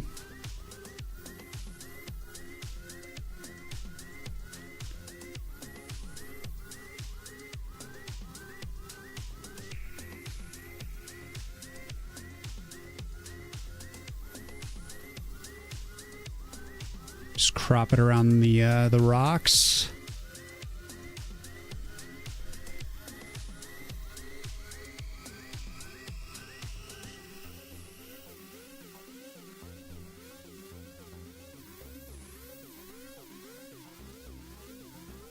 I still need to clean up the right. Some of the particle looking effects are not quite right. Just kind of making a general pass right now. So there's some refinement, but so far so good. Like the vibes and tone of the pixel art, it is just very unforgiving for messing with A-Sprite. A-Sprite can be tricky, but it's actually, it feels like it's getting better. But pixel art in general, I think, can be time consuming because it is so like snap to a grade most of the time, and you can't be as fluid. Like if you want something to look fluid, you can throw a line, but more likely than not, it's gonna be, especially if you're doing like very small pixel art, it's gonna have like a little bit of jank to it that you're gonna have to go back and repair. In usual drawing, like digital art, you know, with Clip Studio Paint, Photoshop, whatever, you're able to like see that line, that flow. So it's kind of harder in that sense. Triple Jump, thank you for the raid. What's going on, man? Nice color palette. Thank you, XMac. Appreciate you. The color palette, like right now, I think on the screenshots for the game, it's still kind of like the redwood looking color palette. And I went back to more of the kind of brighter and simplified look for the background in general, because I wanted the lighter colors, something that could look good, but like also had a lot of visual rest. So it's like I wanted the colors to be a little bit more traditional, forest looking, and more general, not just like kind of the red was a little too dark. And then taking a lot of detail out, so it seemed very simple. A lot of, like I said, visual rest. There's actually blocks of color where you can just kind of chill. And you're not just inundated with constant detail. Dino, what's going on? Come on. Geems, thank you for the follow. Welcome in. You know, you're being over pragmatic and draconian, but you promise you're not a tech bro.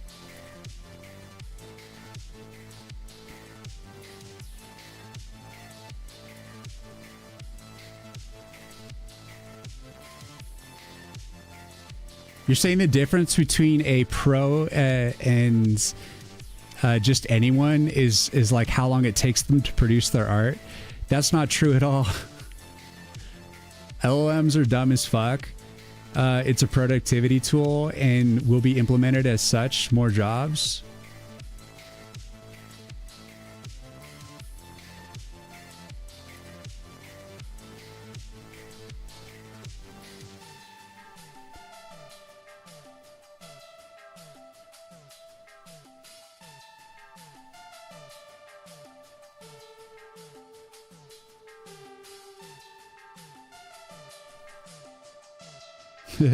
Give me a night crew, I'll take over the galaxy. Triple Jump, how is your stream, my friends? What's up? Thank you so much for the raid. Sorry, I was just catching up on chat for a second.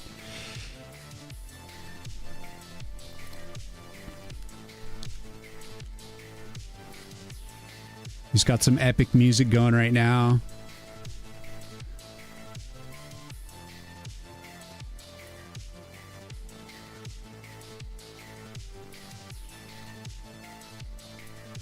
I want to make a selection on these rocks and then we can delete from the foam. Get the rocks cropped nicely here. The right side I think needs to be something like this.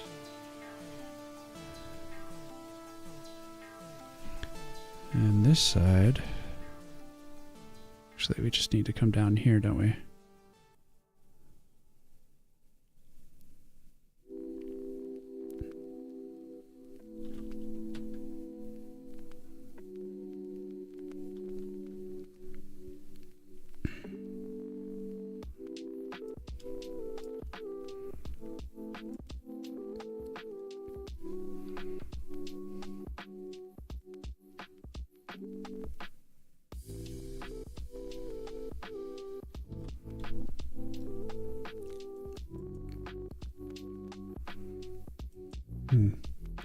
And the center.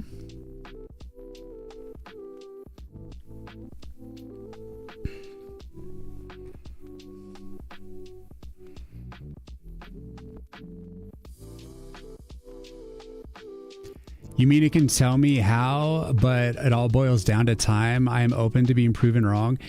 No, Charles, like I think like yes, in one sense, things being done more efficiently is going to potentially get you more work in that particular field. So yes, you can't be totally slow at something and expect to be like staying on deadline and stuff like that. But in the end, I think it's a matter of understanding of what needs to get done, the ability to problem solve and just handle the issues. Like what makes you professional? The only thing that makes you professional is getting paid for something. That's it. What makes you great is I think means something different in every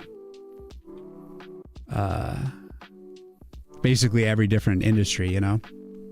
Shergo, hello, how you doing on YouTube? What's going on, man? How you doing? Let's erase from this one. And I'm gonna erase on this guy. One of these. Not you. On you. No.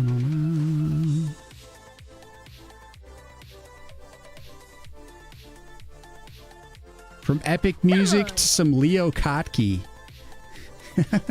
Mixed Source, thank you for the follow. Welcome in. Is it normal to have so many colors for pixel art? I've seen people to say that you should stick to the palettes, but on the same other hand, or on the same time, others say that you need a shadow highlight. You just move the hue saturation, modifying the color. Dino, I think it matters what you're trying to achieve. For me, this is actually me simplifying the color palette, but is more like just stripping away detail. And I'm not super strict about having a specific color palette in regards to like, oh, I can only have like 3 colors or 16 colors or whatever it is. I just do whatever looks good, but in the style of pixel art. And I'm just kind of like, it's kind of like whatever for me. And it just boils down to like your design, your approach. Come on. I say do whatever makes you happy. Whatever looks good.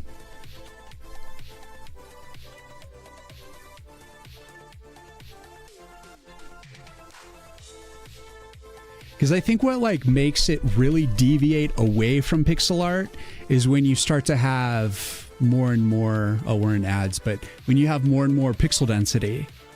Moderator, thank you for the follow. When you have just like, say like you're doing a pixel art drawing at 1920 by 1080, that's not really pixel art, that's just digital art. But if you're doing it at 480 by 270, now we're talking. Sure, go. Good. Nice to see the water animations. Thanks, man. Yeah, they're coming along. I'm trying to like piece together the animations based on prior waterfall animations I did for the game, and I'm abandoning for this different shape of a waterfall. So I'm trying to like reuse a lot of it, because it's actually like an intense amount of work to animate this stuff.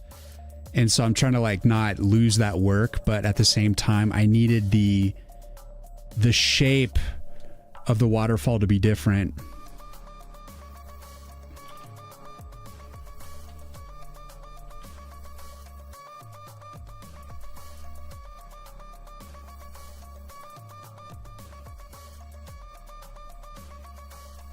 Bow.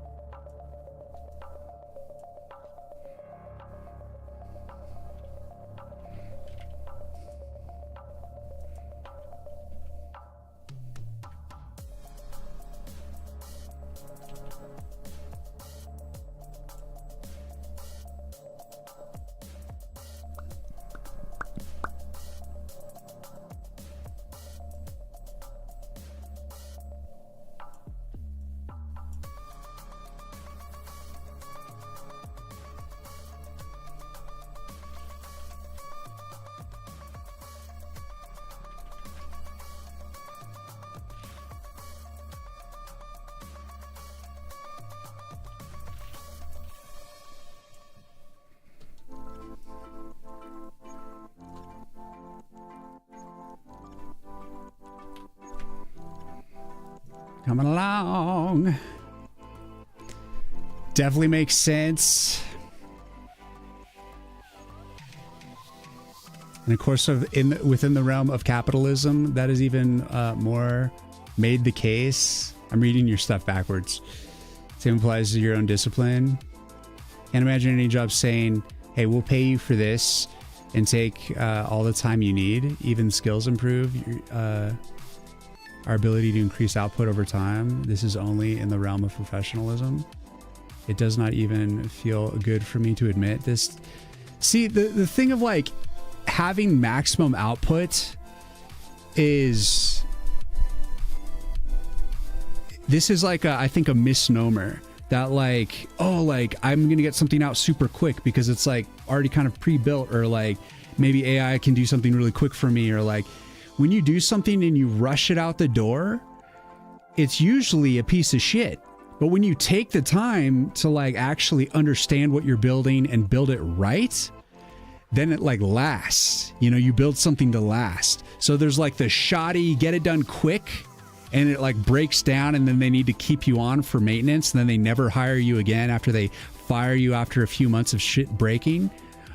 Or you like take a little extra time up front, you build it excellent, and then you never need to see them again. And the next time they need something, they come to you because you get it done right. There's like a way to do things that isn't necessarily about getting it done the absolute fastest. It's about getting it done the most lasting way. And to do stuff correctly, sometimes it takes time to do it. It's not going to be the fastest thing. So it really boils down to like, what's the budget? What's the actual thing that needs to get done? You know, if we're talking like a website for like a promotional thing, some sort of marketing, then yeah, you can bang that out super quick. But if it's like say you're making a website that has like memberships that come with like secure data, and security is a big issue, you should probably take your time with that. It's not about rushing that out the door. You want to get that done. You want that built correctly so that you don't get sued. You know, it's like, it highly depends on what you're talking about. This is not just a general, like, the more professional you are, the faster things get done, you know. Of course, there's always managers and owners of businesses, whatever, that like want things done instantly. You know, your client is always like, hey, I want this done yesterday, but I only told you about it today. And then like they don't even get you the assets for it until like a week later. So it's like they're acting like they have like this big old priority for it, but then when they need to actually give you something, they don't actually sit down and do it. It's just like, I don't know. I've been working as a programmer for 20 years, and I've seen all levels of project. Charles writing books in chat. Another question, want to join my quite unique coding focused game jam? Dino, I'm not doing any game jams. I'm not doing any outside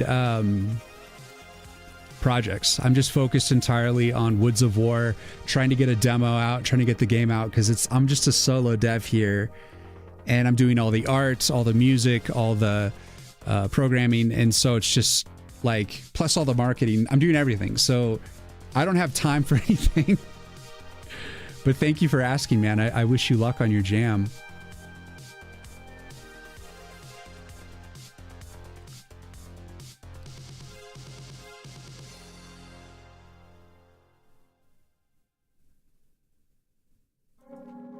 Uh-oh. Charles Darling is having an existential moment.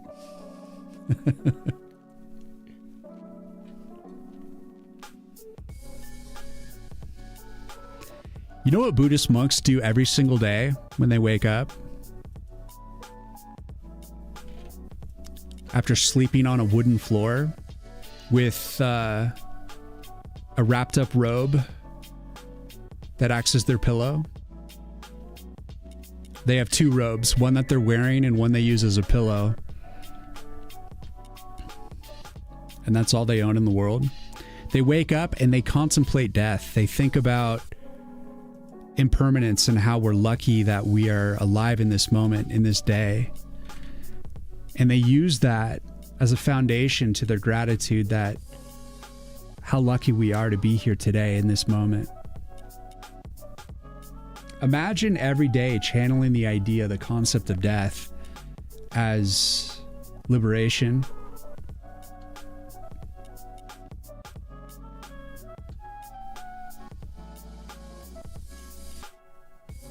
It's fascinating.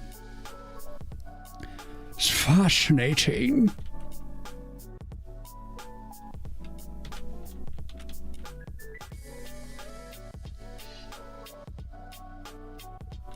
It's very fascinating. Every day. World is a weird place, man. Weird and wild.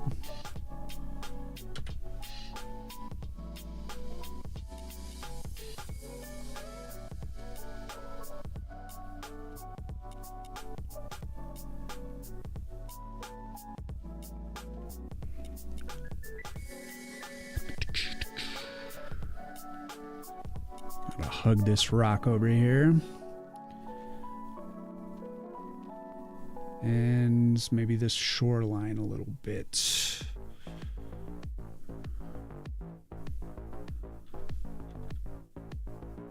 Try to avoid single pixel moments.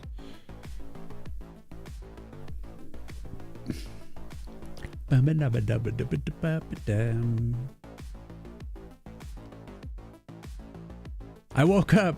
No dead achievement. I'm immortal while alive. Sound logic. Can't argue with that. Working on your game also seems quite meditative to me. Ah, yes, it is. People often ask me, how do you stay motivated? How do you keep it going? And I just enjoy the process, man. You got to enjoy the journey, because if you're doing game dev, that's all it is. It's just this giant journey that never fucking ends. It's like so much work, and you got to be literally stopping to smell the roses every single day, every moment, because you're going to be here for a while.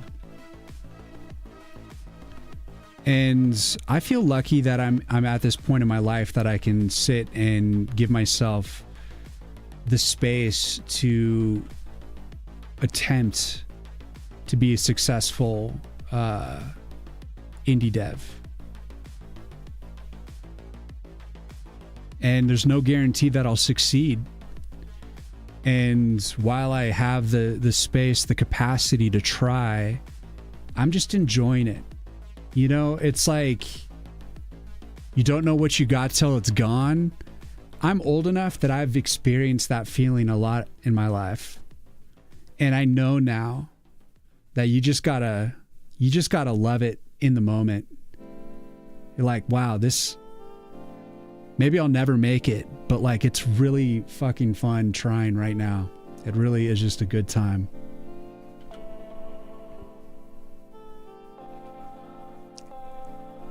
And I know I won't like die with regret. I just gave it a shot, you know?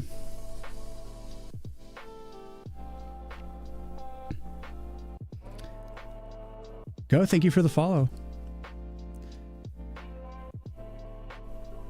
I will admit that as much as I felt abrasive towards AI, it allowed to refocus on what actually mattered versus what capitalism valued. Ah.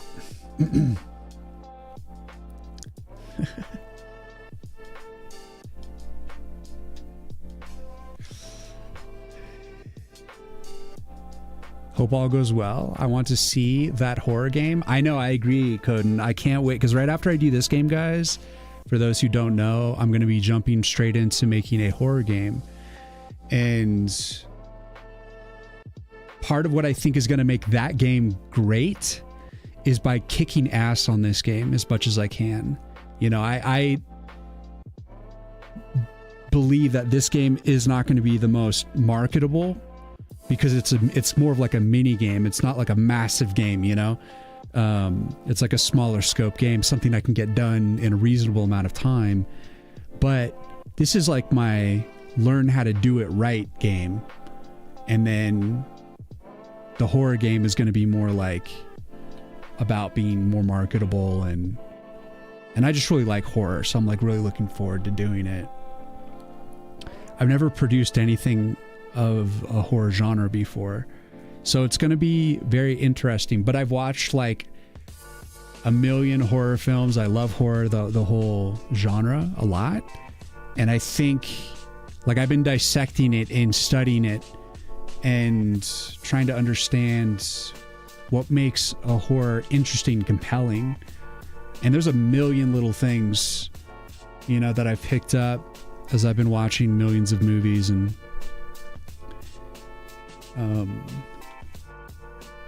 can't wait to like be putting that into a game. And my horror game is not going to be some like asset flip like bullshit. It's going to be another handcrafted pixel art game, but it's going to be like a 2D dungeon runner. So there's going to be more exploration than, like, this game is like more fixed, like hard game, and the next game it's you're actually going to be exploring like a world. But it's going to be like a dungeon, like a procedurally generated dungeon sort of game. So it's not going to be like an infinite RPG world. It's still going to be limited. Just because as a solo dev, I've committed to only making like moderately scoped games, because otherwise I'd be producing games for years and years, and I don't want to do that. Like 2 years max is like kind of my limit, and I'm trying to shrink that down. That's why I'll be using the same like code base towards the next game, like as a foundation, you know?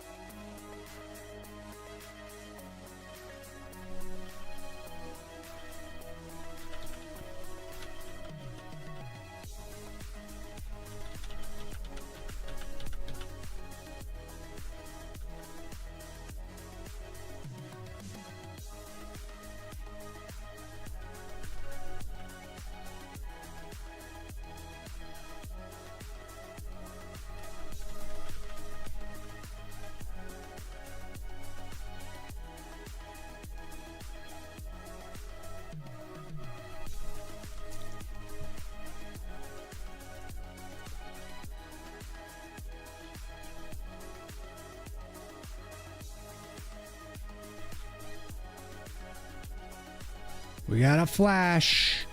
You die.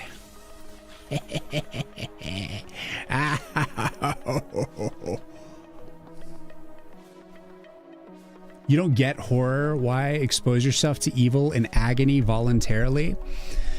There is horror. There's different, like the spectrum of horror films out there is like vast and crazily different. Sugar, let me catch up on YouTube chat real quick. Working on your game also seems quite meditative, or having there working on it. Are you working on it full time? Genuinely motivational stuff, man. Thanks. I should finish my book. Sugar, thank you for hanging, man. Good luck with refocusing on your book. And yes, I am working on this full time. It's like I said, giving myself the space to like fully go towards being an indie dev, full on, you know. But basically, like with different horror films, you have different aspects of it, right? So like you can think, yes, there is the ones that are like shock horror. They try to do stuff that's like grotesque and evil and unexplainable. Like, why would they do that? You know, because I know like when you watch true crime, the most compelling thing that you're trying to find out the entire time is like, why did they do it? Like, what made them, like, what happened in their life or their mental health or their circumstances that made them commit like horrible murder? You know, it's the most kind of compelling thing. Okay, sounds great. Go for it. Thank you, Shergo. So like, I think it's similar. It can be similar in like shock horror where they kind of omit that, but they have like these really, that's what like makes you kind of watch is like, do we ever like understand why like this supernatural creature how they came into being, like what's their motivation, and that can be a compelling aspect of it. Maybe you like watching a horror because you like being in a game where there's like a set of rules, you know, like, oh, like you're fighting vampires, so like are your brand of vampires like allergic to garlic, or do they explode in the sunlight, or you know, wooden stakes kill them, stuff like that. And you're just thinking, what's the rules to the game? And there's other ones where it's more like the thriller, like psychological ones. I'm not like as big a fan of those, but sometimes they can be good. My absolute favorite horror films are horror comedies. You know, we're talking like Shaun of the Dead, Evil Dead, Return of the Living Dead, lots of dead movies. And another genre that I really love is survival in like apocalyptic scenarios, because I find that compelling. You know, it's like if the world completely flipped upside down and your like usual rules of survival were just suddenly out the window, how do you like survive? You know, like the town is abandoned and there's no like food left, and if you go out at certain times you'll be like eaten or destroyed, and resources are like thinning, but you can't go anywhere, you know? It's just interesting. It's like, what do you do? Like, it's a curious thing to like acclimate, you know? That's why I think a lot of people, when they want to, I guess like a more succinct way to put it is, you know, when you travel, how it feels like refreshing in a way that all you're concerned about as you travel is like where you're going to get like your next cup of coffee or where you're going to like take your next shit. Like that's all you care about. And normally when you are at home, all that stuff is just like mapped out, you know? And so you don't have to think about that stuff. But when you're out on the road, you're just thinking about the fundamentals. Where am I going to get breakfast? How am I going to stay clean? You know, where am I going to get gas? Stuff like that. But when you're just like in your normal routine, that stuff is just all, you know everything, and you have all your resources like piled up like a squirrel. And so you're just like get bored. But when you travel, suddenly getting coffee's interesting, you know? And I think like that is because when we're acclimating to things are interesting. We have to like think about things clearly and like map a strategy out. And that's fascinating. That's like living in the moment. And I think horror films can give that feeling for me. That's why I like survival horrors. And sometimes I like movies that like are like demonic and can be kind of scary or something like that. And you're like, I don't know, like I don't really get scared anymore because I've watched too many horror films. It's been like a million horror films at this point. I don't like excessive gore necessarily, but it doesn't bother me anymore because I'm like when you can watch, damn it, what's that series? Like when you can like watch like shock horror, let me see, Terrifier.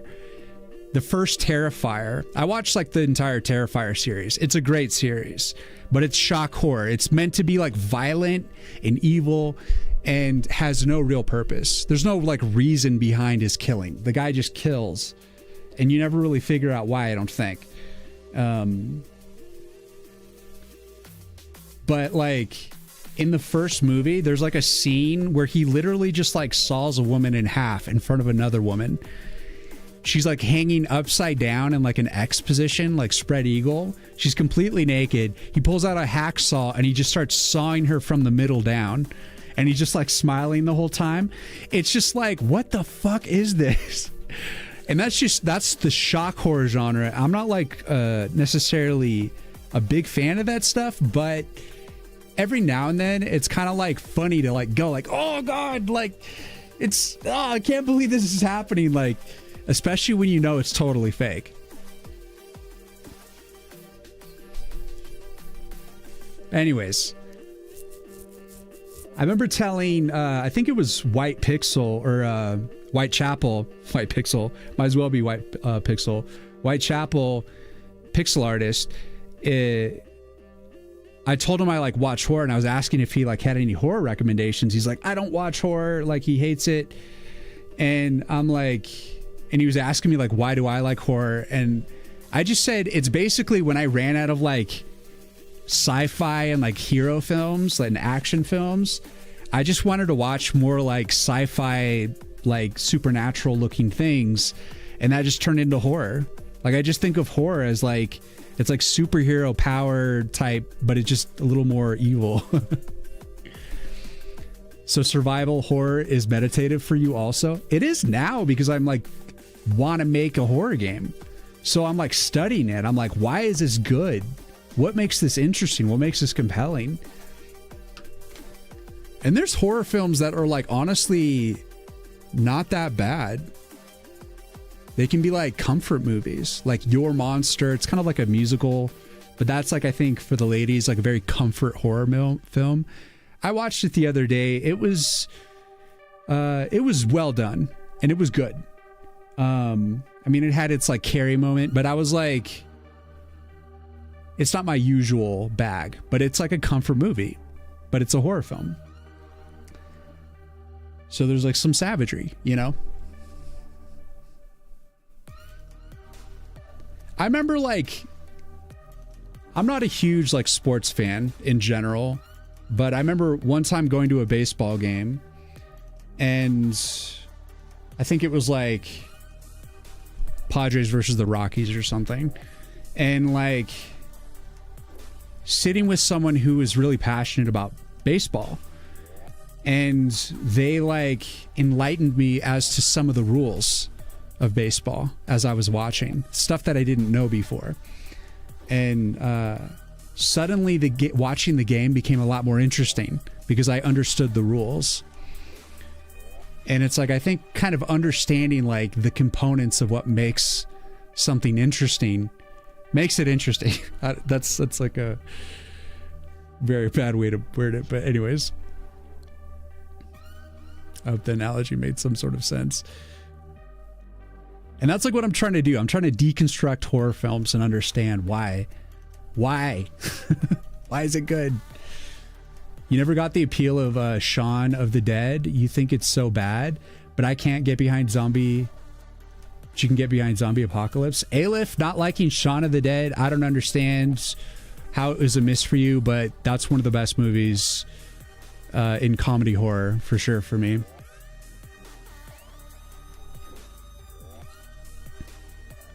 But like, everyone has their spice. Everyone has their like their thing that like they identify with, that they like. And if it's not Shaun of the Dead, that's totally fine, you know.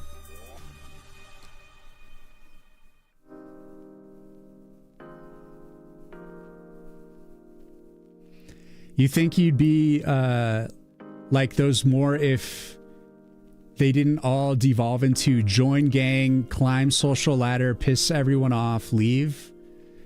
Wait, Ragathon? What are you talking about? It's like a soap opera, except they finally shut up. Switch horror with game development, and it should still work. What resolutions do you suggest for a side scroller? You have Asebrite. It's time to put it to use. 480 by 270. Excuse me. 480 by 270. That's like a true pixel art game. Like if you want to talk about like Shredder's Revenge, that was like a 480 by 270 game. Of course, when you're creating like an entire level or like a tile set, you know, you'll extend beyond the 480 width, but your art generally is you want to keep it around that size if you want to be like a true pixel art game. And it's also a resolution that doubles up into, I mean, I think it's like triple or quadruples up into HD. What are we talking about now? You like Sesame Street? So you're very knowledgeable with pixel art games? Here and there. I try to study pixel art games, you know, that I appreciate, but I'm not. I also watch retro streamers that they like play and discuss the history of retro and like pixel art games, like older games that are not necessarily praised these day and age.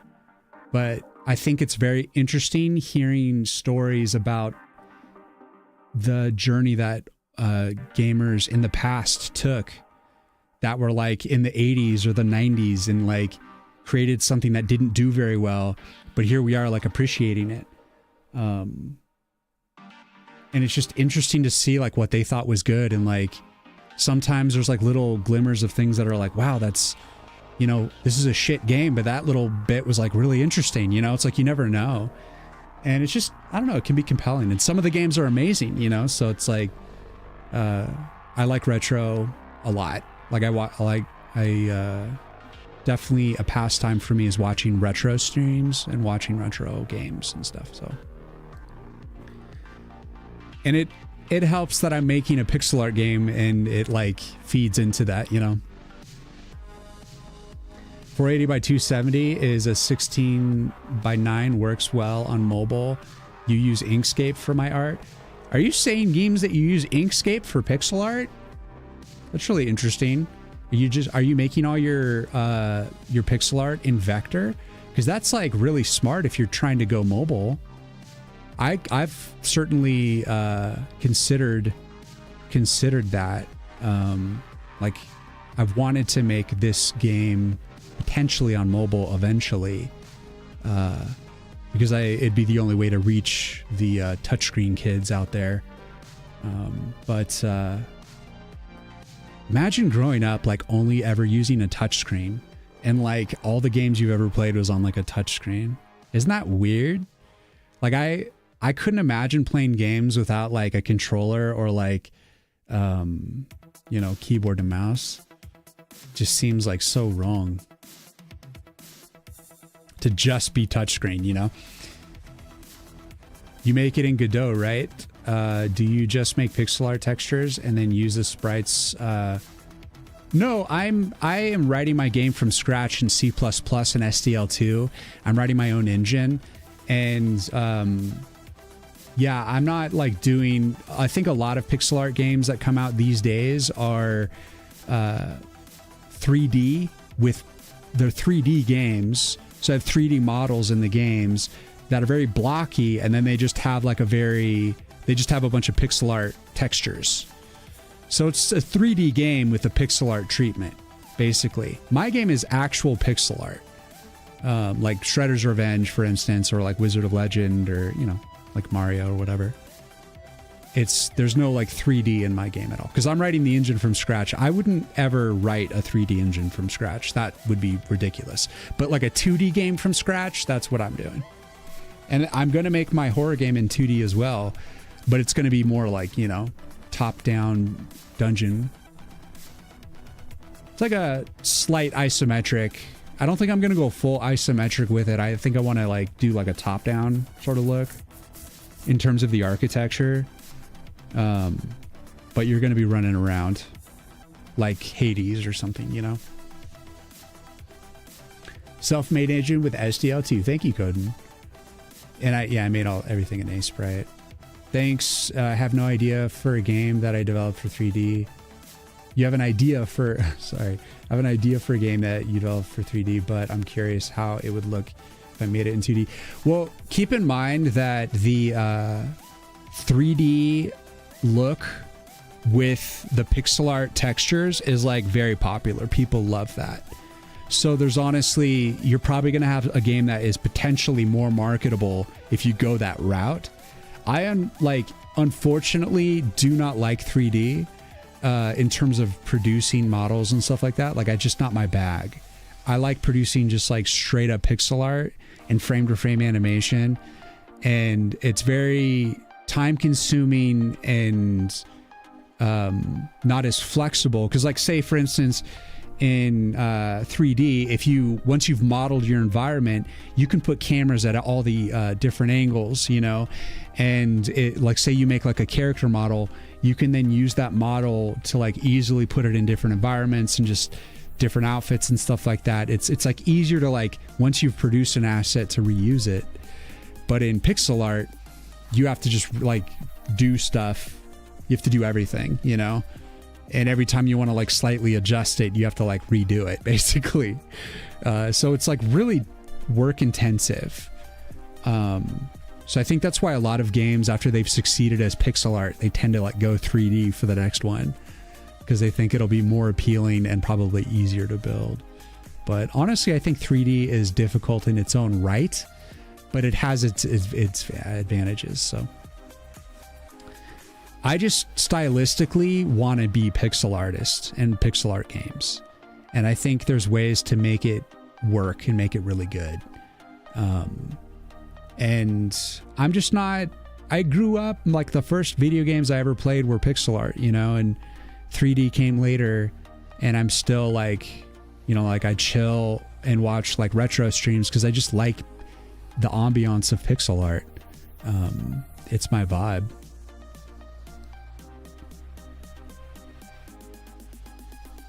Ever tried Love 2D or Lover 3D? No, I haven't. Haven't heard of that. Here, let's move the music forward here.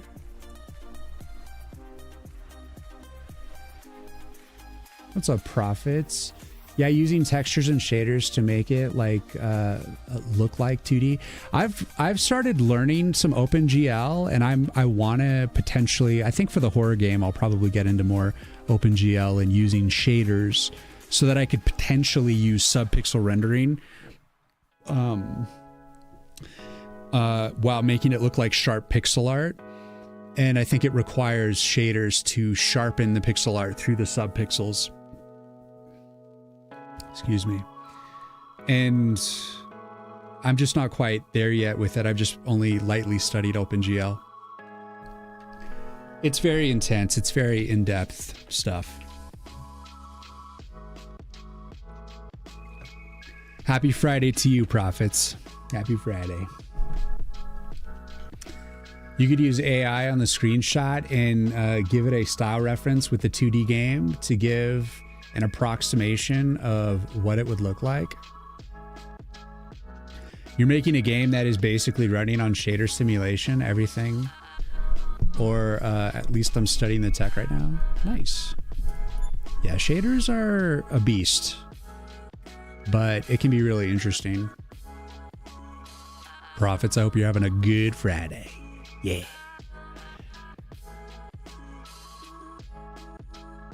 Yeah, I think this waterfall probably needs a little bit more touch up, a little more flourish, but at least it's kind of there, you know, getting kind of the essence of stuff. Did I see? Okay, yeah, I did. I saw you. I saw you. Where are you? Got a stray bullet here. Boom. And right here too. Boom. Oh, goodness gracious, guys. Oh, I'm tired. I still need to put like some ripples here, and I need to clean up the animation on the right here and up top here. But the top actually like feels pretty decent, surprisingly. Just definitely stoked on that.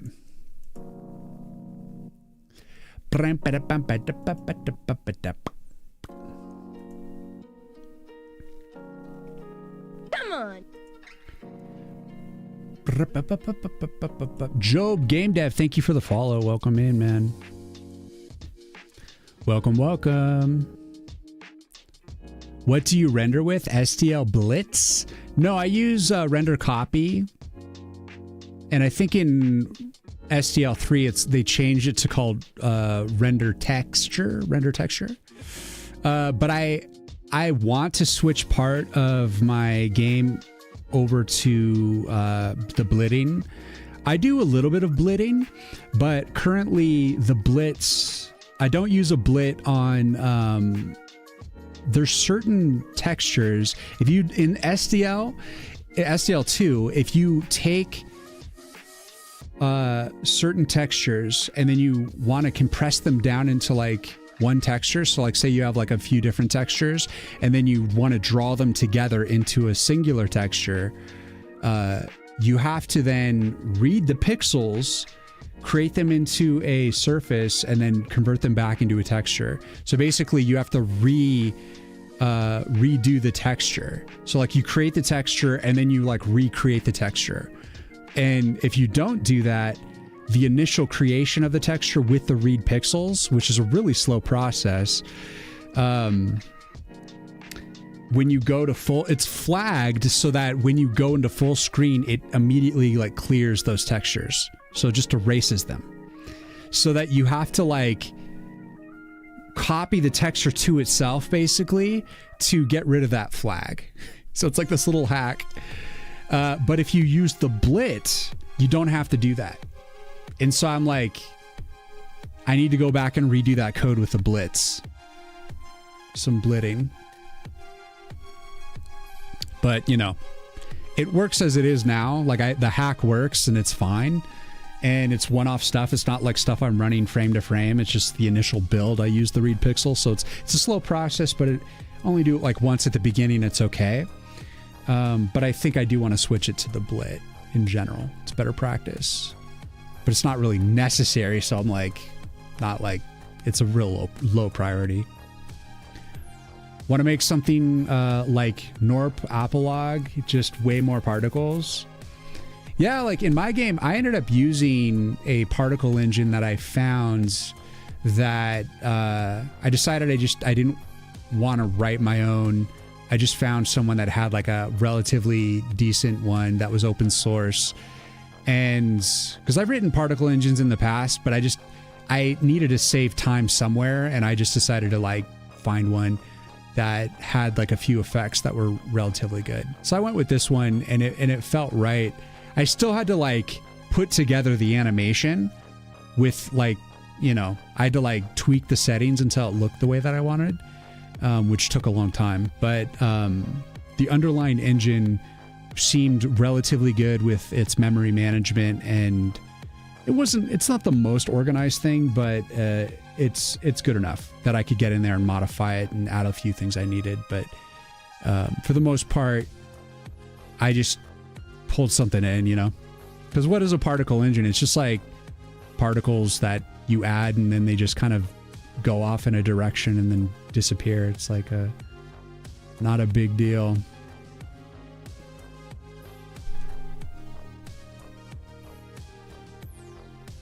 Create it with some plugins that make it easy.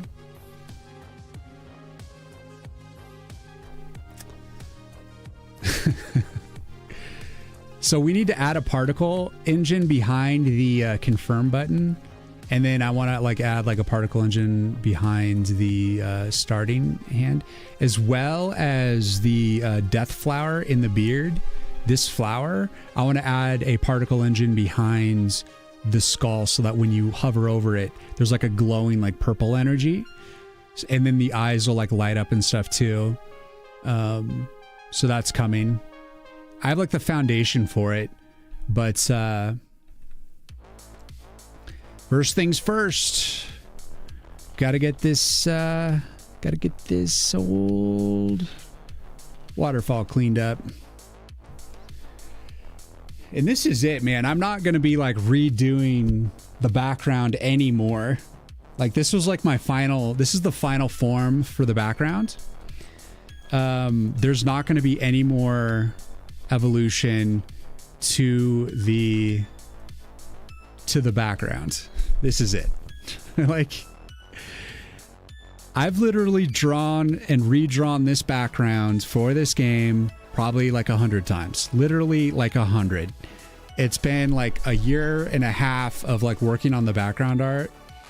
And I've only been really developing the game this past, like, it's been like a year and a couple months. But I was like sketching and kind of like roughly sketching like over a year and a half ago. I was like starting to like play with ideas before I got serious about the development for the game.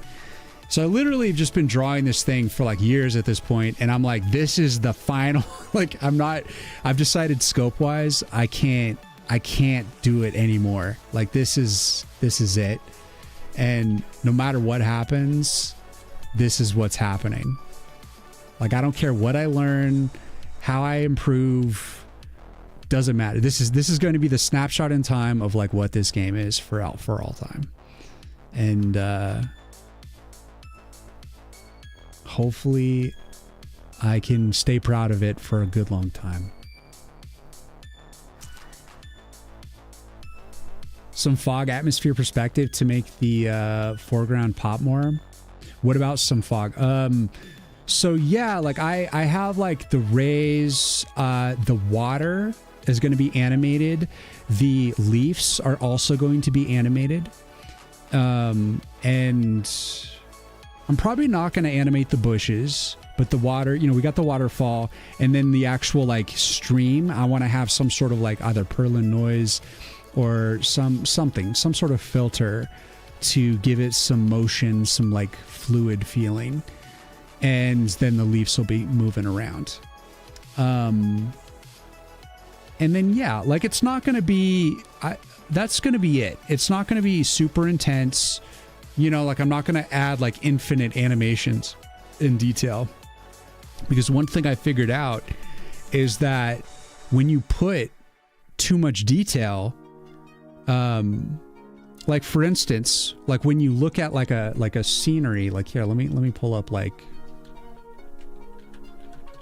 let me pull up a scenery here, like I put it into A Sprite.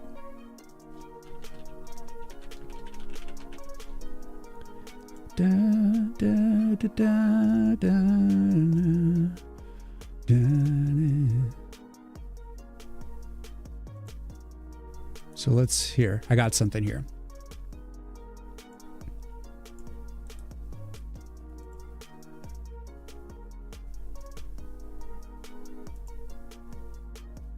Da, da, da, da, da. Okay, so here.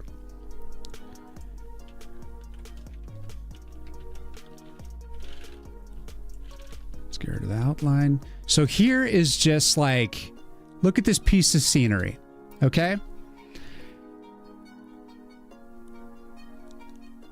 Now, notice where your eyes gravitate towards. And for me, I generally gravitate towards like over here on the trees where it's like simple, like caked on snow. I look at the snow itself. I look at the mountains and I look at the sky. You know what I don't look at? All these like endless detail of trees in the middle.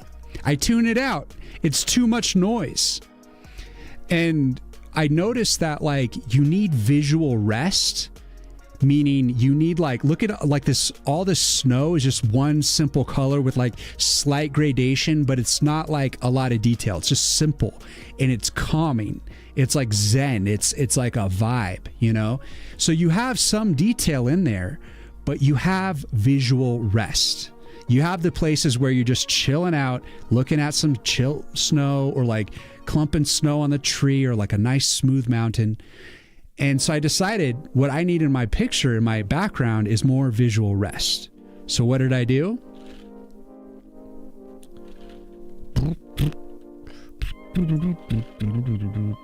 I went in and I punched out a lot of detail, like in the grass, for instance. There's literally just a block of green here where there's no like, it's just a big old block of green. And that's rest. That's visual rest.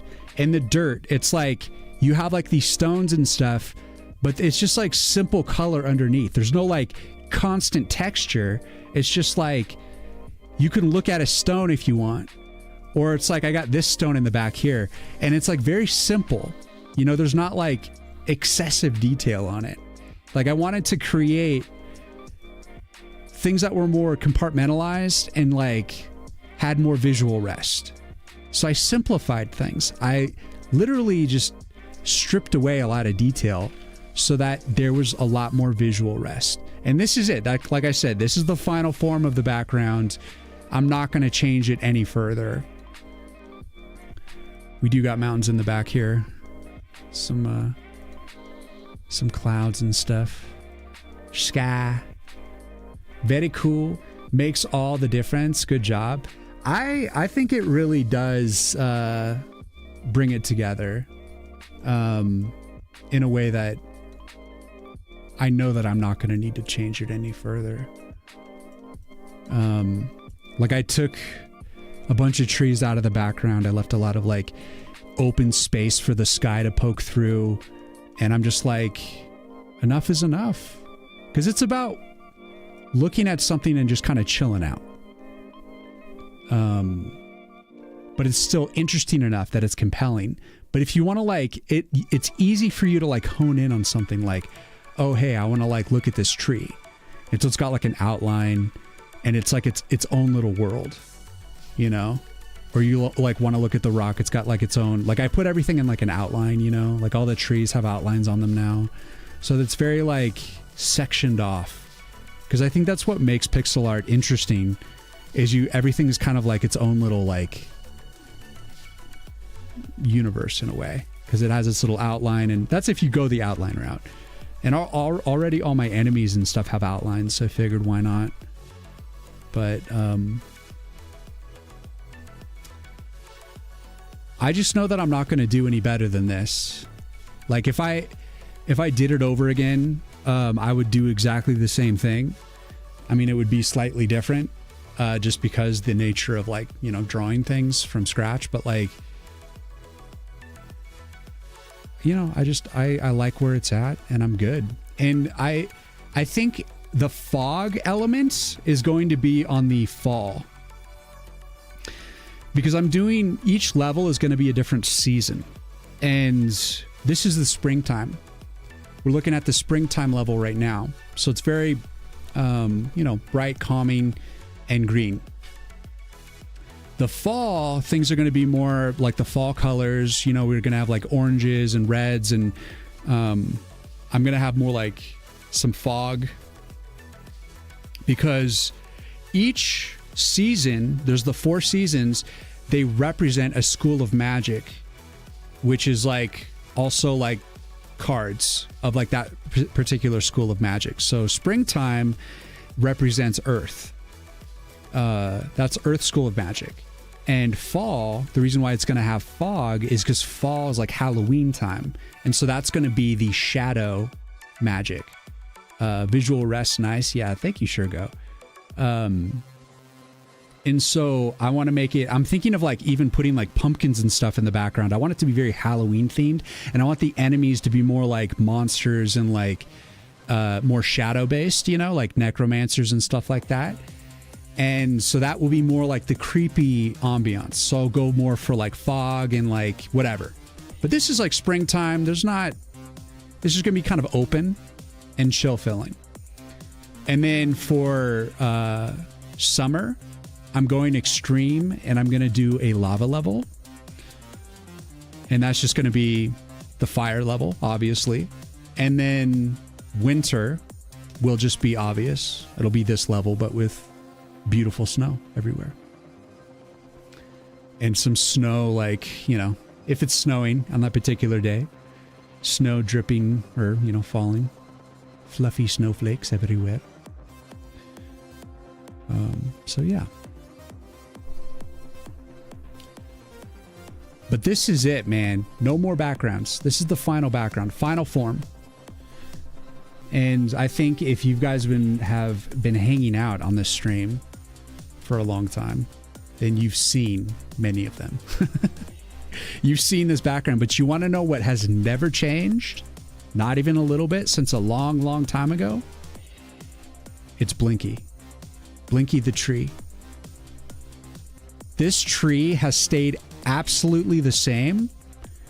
The only thing I changed quite recently with it was adding an outline stroke on the like left side of it and the around the top branches. That was the only change I've made, other than like slight color alterations to it. This tree has been like the staple of this level and will never change and will forever be Blinky. And it's called Blinky because there's 2 red eyes that blink inside the tree. Blinky is forever like my mascot for this game. It's like my unspoken mascot. I think I need like a more like real mascot, like a little furry creature or something. But first time watching you, I guess the tree never changed when you said that. Really? It's so unique. It's like its own little like world, you know? And I used to actually, when I initially drew the forest, all the trees had like, they were more curved and knobby like this one. And this was the only one that looked really good to me. And all the rest, I just said, you're going to die. And then I decided that I just want really tall trees. I want a lot of vertical space feeling. I wanted just like a tall tree feeling, but I just didn't want to lose this guy because he's really interesting to me. I just really like how he came out. I never wanted to change it. I always liked it. So it's just kind of funny. But it's going to be fun doing a retrospective. At some point, I'm going to do a devlog that's going to be like, this is the entire design journey of creating this background, and you'll see literally the massive transformations and reinventions of this level, while at the same time the level has been the same structure and architecture the entire time. It's just like slight like experimentations, alterations, which I think is the most interesting thing. I didn't ever like abandon the original idea. I was just like trying to stylistically approach it differently, or mess with the composition in certain ways, or change like the style of like tree and stuff that I did. But like ultimately, it was like a waterfall on the left, Blinky on the right, and then like, you know, some parallaxing. The cliffs haven't changed. These cliffs were inspired by Dragon Ball Z. Or Dragon Ball, actually. Original Dragon Ball. They're not exactly the same that they did it in the game, or not the game, but the show. But it's like somewhat the vibe. We got these cliffs that were like really old school.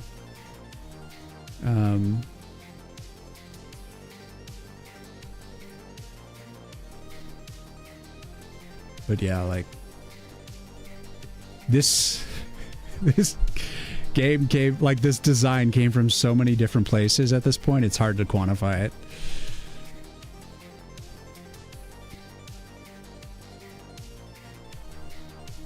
Aleph, thank you, man. I appreciate you.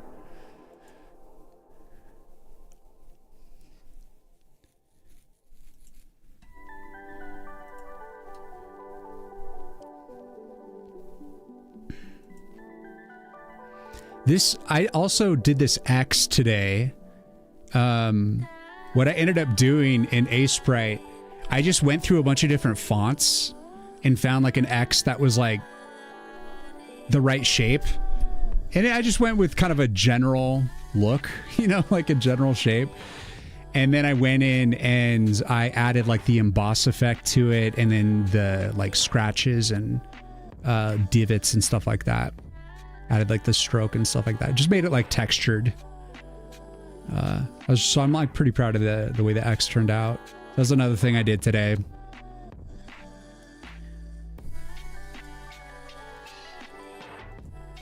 Definitely stoked on getting the keep or replace screen going.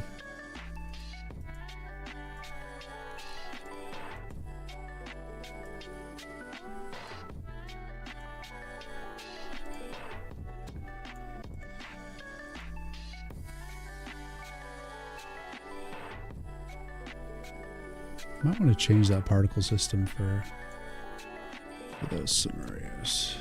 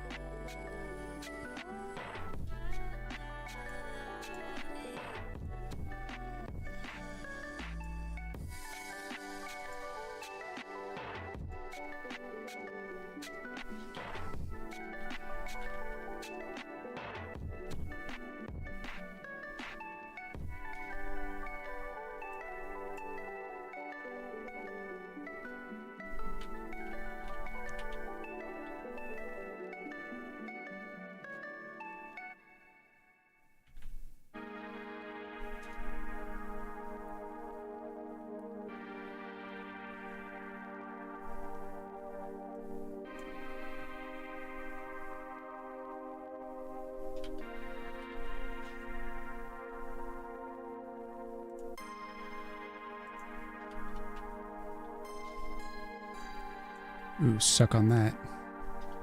Gotta interrupt this wench. The saw blade.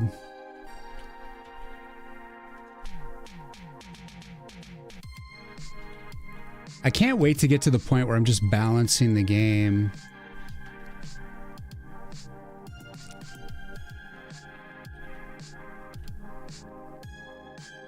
Because right now it's like a little bit balanced. Like I did a slight balancing to it, but I need to like do the, you know, like actually orchestrate what the waves of like a level is going to be, and what cards you're going to get to start with, and like all that, and how much money you start the level with and how much you can earn as you go. All those little things.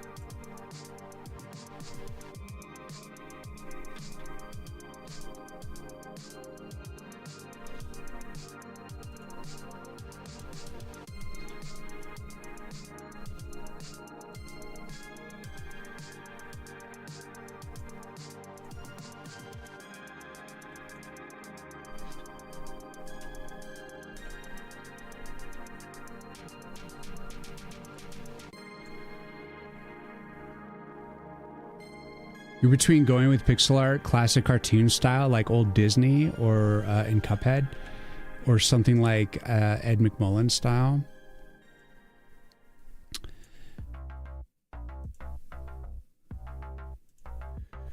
Well,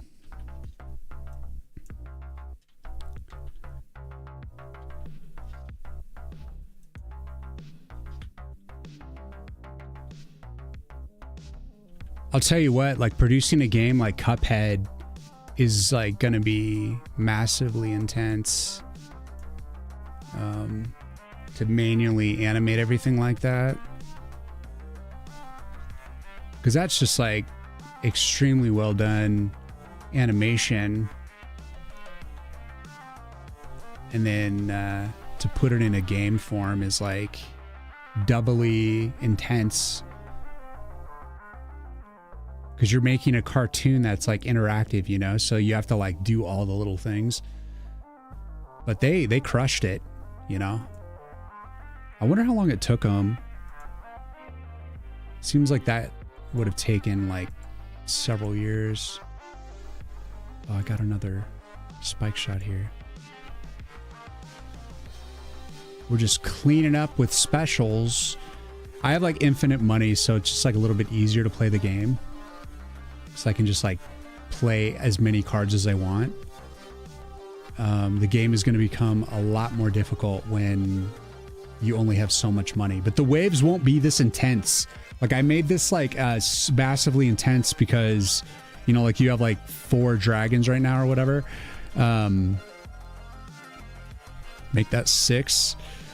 Because like, since I have infinite money, I'm trying to make it still challenging, you know?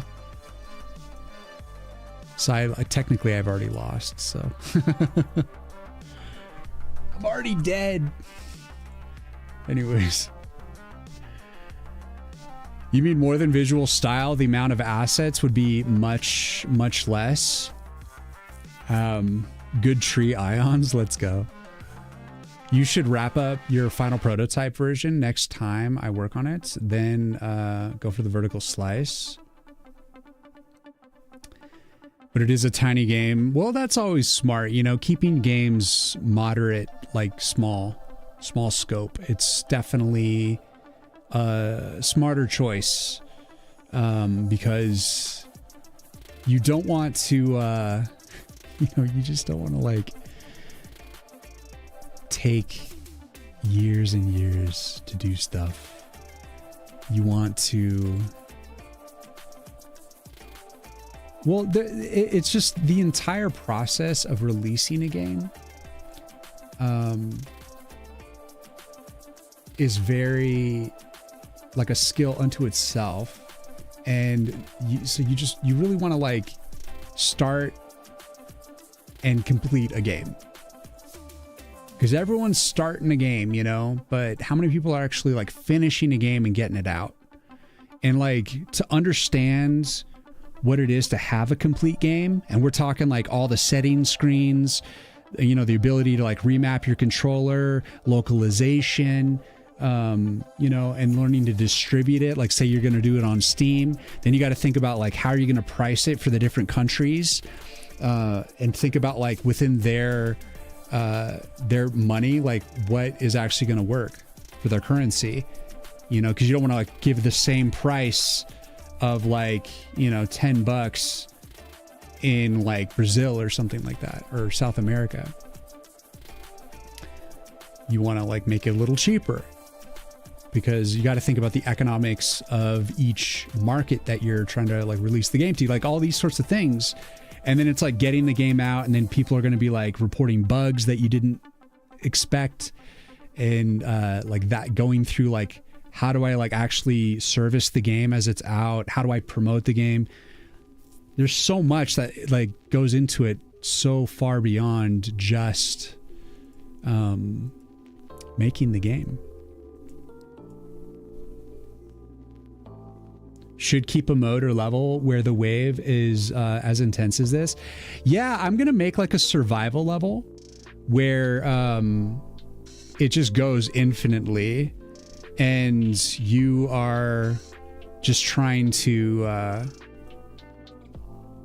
survive as long as you can, and basically make it impossible intentionally. And it's just a matter of like, how many like powerful cards do you have? How far can you go with it? And maybe like if you go like past certain thresholds, you'll like earn maybe a card, or like maybe earn like at least money or something towards stuff. But you know, that's more of stuff for the future.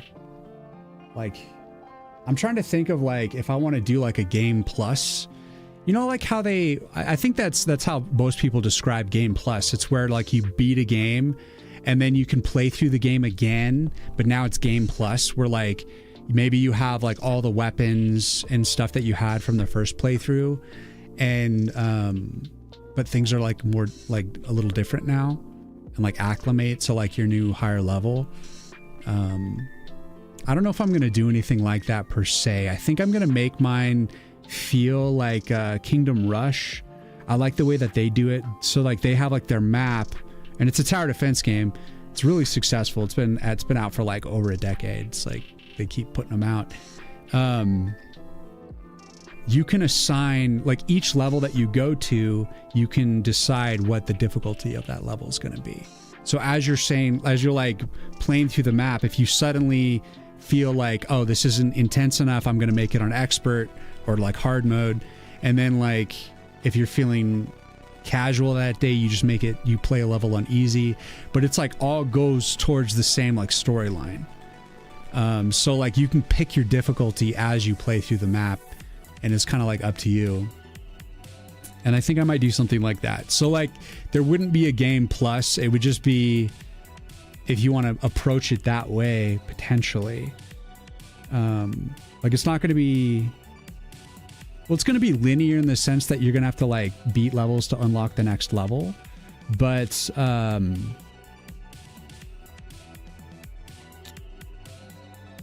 if you wanted to replay the game,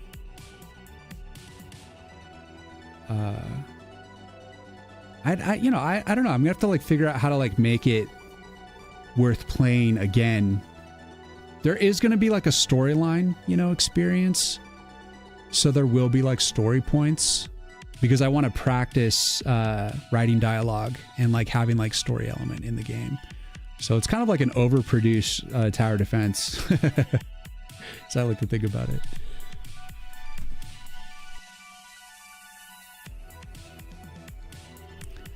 Like it's got more features than a typical tower defense, I would think.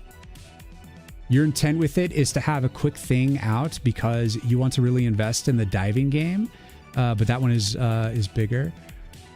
Yeah, I think that is wise. Just picking moderate scope. I think it's common advice. A lot of people say like, don't even focus like on the art. Just get a functional demo working. And I'm like doing the opposite because I'm trying to develop as a designer and as a pixel artist, and so I've been like redesigning and reworking the art a bunch to figure out what was going to be right for me. And as I'm going, I'm like adding functionality to the game. And it was like about 2 months ago when I decided that I'm going full deck builder with the game. So this past 2 months I've just been working on adding the deck builder functionality, which I've really enjoyed, and I think it's been a good move. And I think it's come a long way. Like it's just about there. I think I actually have like all the functionality. The only thing I don't have is like other scenarios, like, pull a card from like the top of the deck, like top 3 cards of the deck, and then decide which one you want to pull. But I think that's just going to be like a general like special deal. Like the way I like serve up the specials right now. I just do it with Arcana cards and utility cards. But I did start integrating today, like the ability to, like, as you play cards, like from the initial dealing, you have like your set of cards. Like you can decide like what cards go into your deck and how many times they go into your deck. Like there's going to be like certain limitations to it, but like you pick your cards that go into it, and then they like are served up to you in a random order. And so now I have it so that it's like you have your set cards, they're shuffled, and then they're like served up to you. And then as you use them, they're taken out of the deck. But then like if they're, in the initial 3 card dealing, if you don't pick the cards, or I mean like in the special dealing, like there's replacement cards that don't get used. So if you like reject a card, it gets returned to the deck basically. So I'm starting to like track the deck and like think about like how the cards go into it. And I think I need to add, so like when an Arcana is destroyed, that it returns to the back of the deck, Deck builders are fun.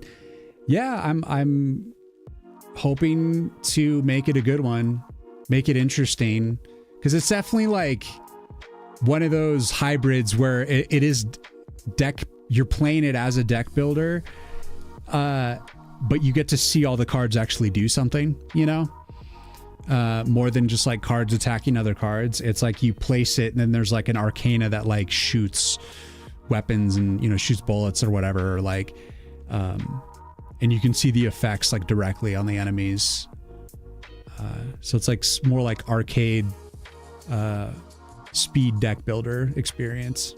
What's up, Mousy? Decided your life isn't hard enough, so you should try to learn Latin. Bueno por tú.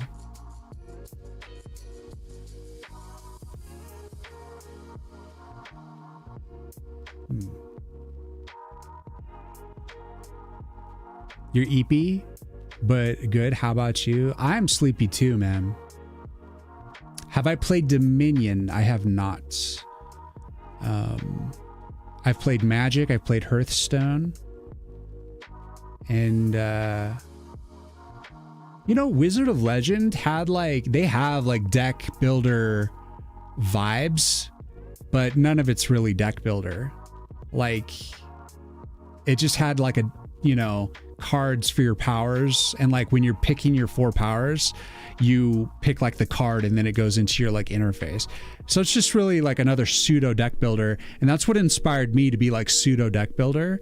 But then as I was developing it with like the pseudo deck build in mind, I decided to just be like, I want to actually make this a deck builder, because I want to like deal the cards randomly to you, and so that way you have to like work with what you're given as you go, because I think that makes the game more challenging, more interesting. And the game is more, there's less variety if it's just like you can use all your powers all the time, and it's just a matter of earning the right amount of money for it. And that does work, but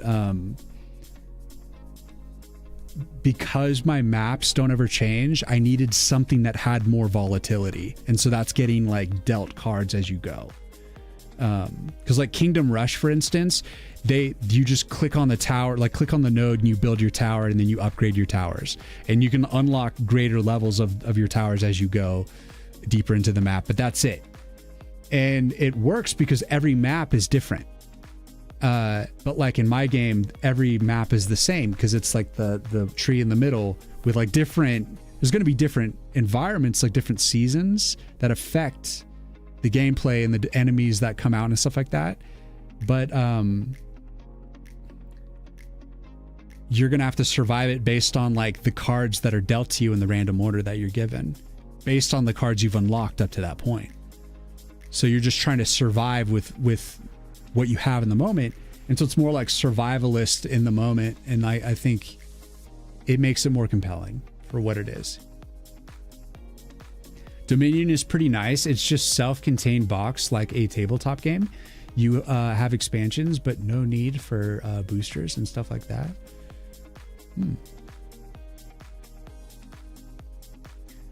Yeah, I guess the booster is definitely a card game concept, right? Where you're just like buying the booster packs. You're always buying like a few extra cards. And you're always trying to get those special cards, those legendary cards or whatever.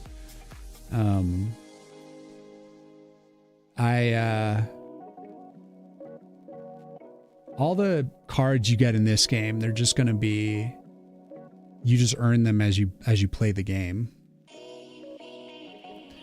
And then it'll be like, you decide what your deck is going to be based on like what you've unlocked, and then how you how you want to play it.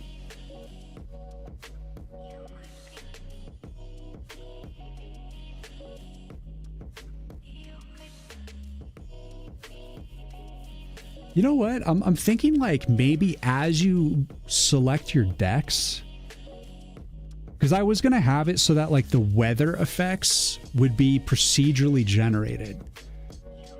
So like as you go into a level, there's going to be weather effects, and those will affect your arcanas in different ways and affect the enemies in different ways. So like if it's raining and there's like fire enemies, they're going to be like less effective. But if it's raining and you're using a fire card, the fire card's going to be less effective. So I'm thinking like, what if I did like weather predictions or something? So like on the screen where you're picking your deck, and it would be like as you go into like the next level, it would say like chance of like rain, or chance of like a snowstorm or whatever, chance of it being extra dry, and like gives you like a prediction of like what the weather's going to be like. But it won't be like perfect necessarily, you know? Syracuse, thank you for the follow. So it like won't be like it won't follow it verbatim, but it'll be like chance of like rain, like 65%. So you're like, oh shit, I guess I'm gonna like table the fire cards for this next one.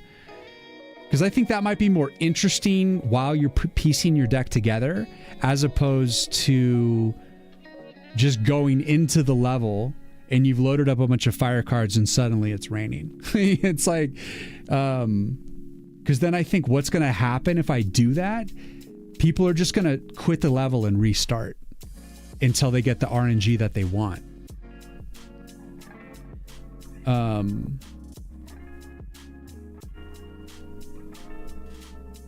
But maybe I should make it so that you can't, you know, like make it so that like once you see the weather, you have to commit. But I don't know. I have to make it probably be flexible and just like work with people.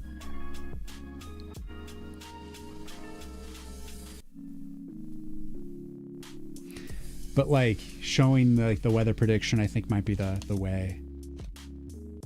Because like when you're playing like Wizard of Legend, for instance, you see the levels, like the dungeons that are procedurally generated in front of you. You know, like whether they're going to be like the earth, frost, fire, electricity, or air.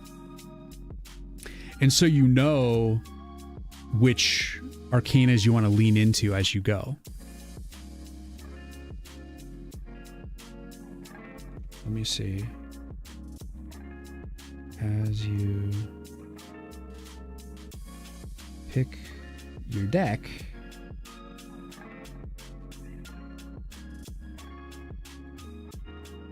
show weather predictions.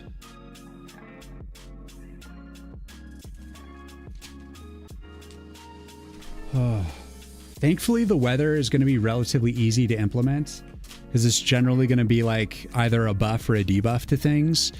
And then there's just like a particle effect showing like, you know, rain or wind or snow. I don't know how I would necessarily depict like a dry weather effect, like an arid effect, but I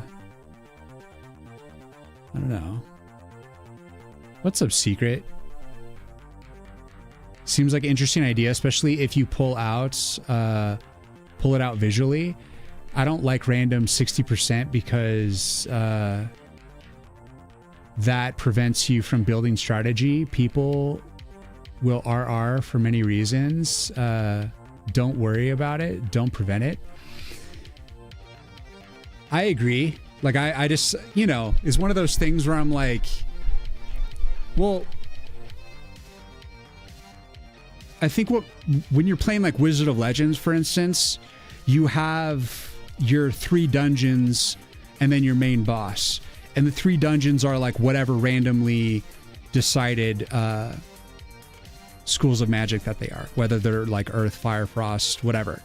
And so what makes it work is like you go into like do a dungeon run, then the dungeons are like, well, here's your dungeons. If you want to beat this run, you have to beat these dungeons. And so then as you play through the dungeons, inside the dungeons, there's stores, different stores that sell the different arcanas. And so you can build up your like powers towards those particular things. So you can like basically, that's a scenario where you're forced to play into the RNG. But like, you know that you have like all these stores and stuff to acclimate to it. And so it works.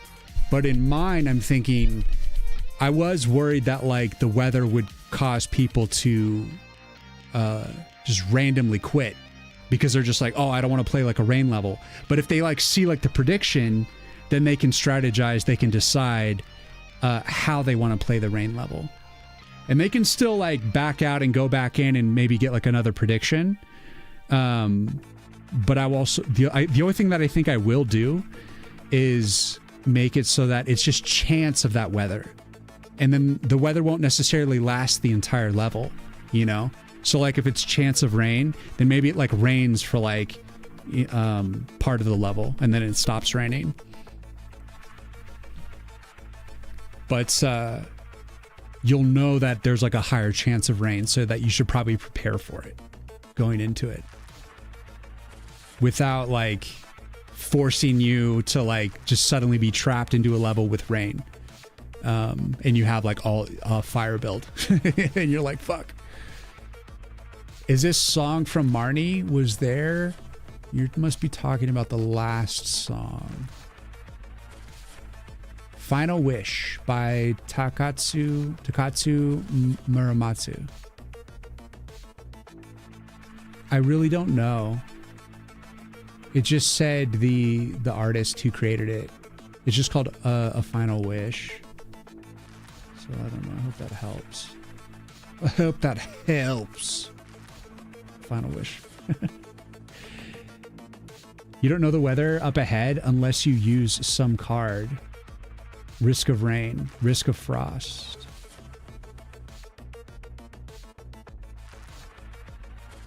Well, what I'm talking about, Secret, is that like as you're in the, so like you click on a level to play it.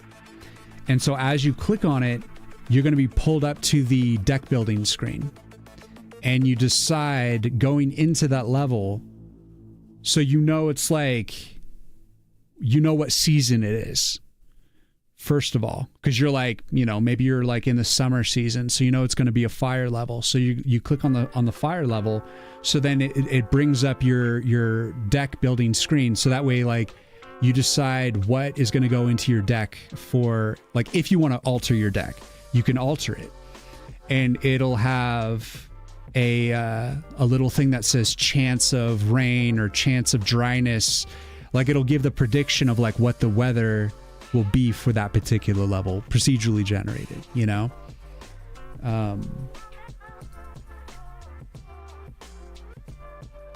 And so it won't completely 100% commit to that, but it's like you can decide in that moment, do I want to play a level that's chance of rain?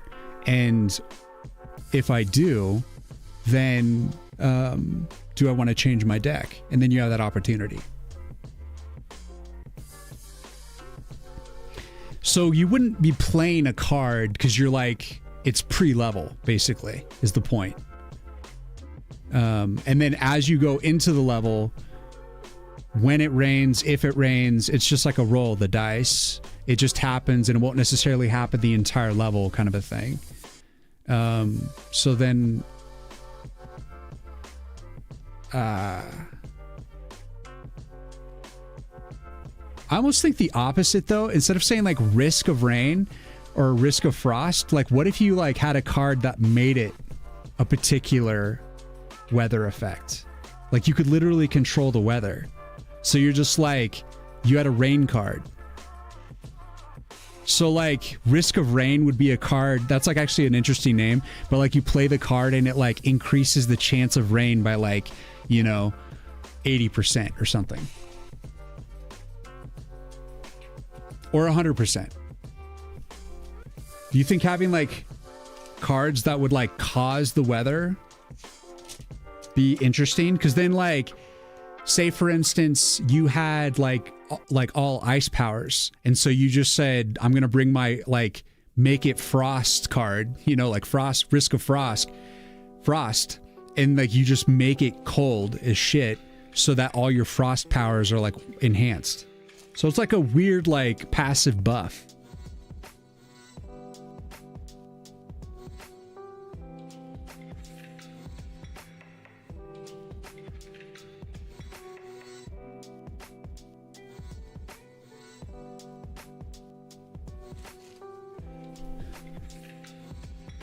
So having weather negating or creating cards would be cool. Cause rain, oh, negating weather? Oh shit.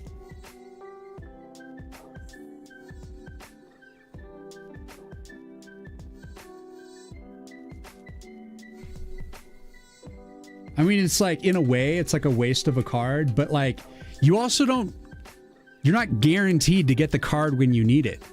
That's the other thing.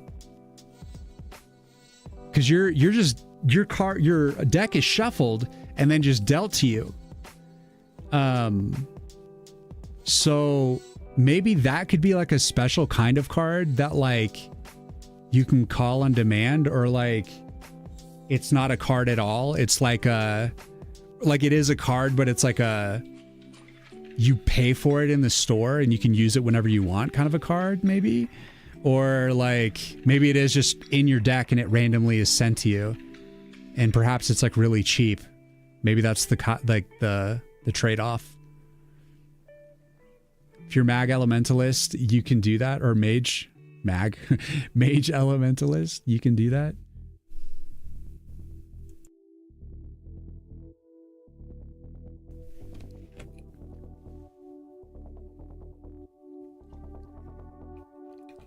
Or like tornado weather, where it just damages everyone.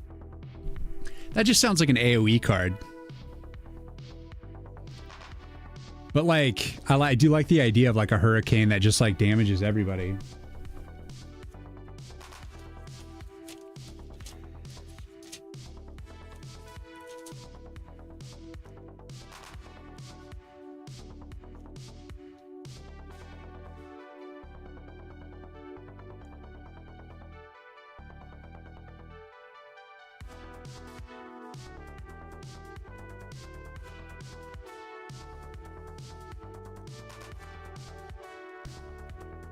The way I would like make the hurricane hurt things is I would just have random debris like flying through the level and then crashing into things and causing damage.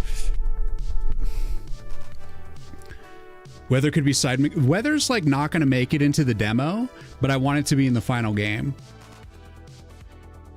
Because I wanted to make it like an additional like RNG element that makes things kind of adds a spice, like an extra variety to the experience, to make you have to acclimate to constantly changing environment that for the most part feels like it's staying the same, because it's like the same, you know, you're fighting to the left and the right, but like the enemies change, the cards you're getting change, the weather changes, and it's a matter of like you figuring all of it out. You have to use cards because how else would you do anything? But in game cannot a card. I decided to limit your hand to 6. I think I made it 6 cards. So if and I have it store 1 extra card, and then I stop the timer. So like you get a card every 15 seconds or so. It's like something like that, like 12 to 15 seconds. And if you have 6 cards in your hand and 12 seconds pass, then you have a 7th card that's stored, and then the timer stops. And so you have to play your cards. So if you're not constantly playing your cards and you get up to 6 cards and you stop playing them, then you start to miss out on cards that you would have otherwise gotten dealt, because you're not playing your cards fast enough.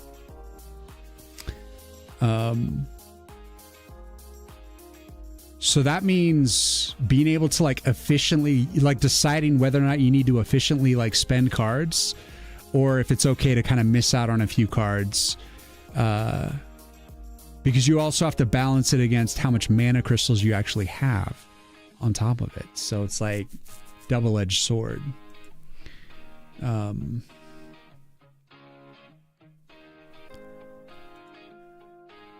It's a beast.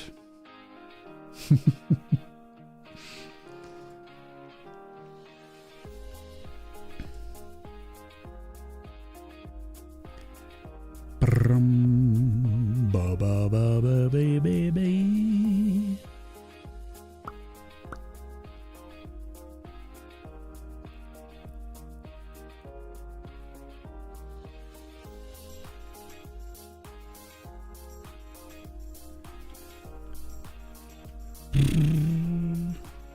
Come on.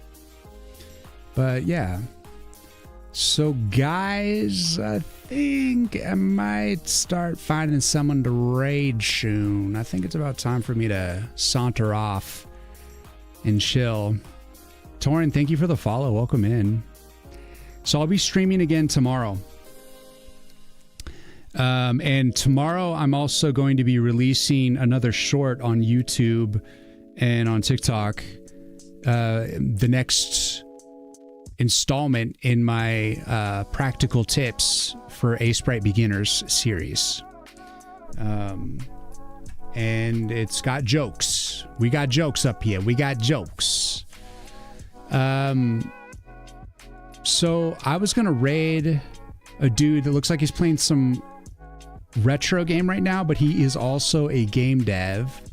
And I'm not sure if this is his game dev channel or is like where he just plays games. But we'll raid him in like a second.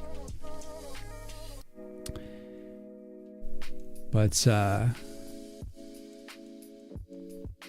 really want to say to the people on YouTube, thank you for hanging out, man. I really appreciate the chillers.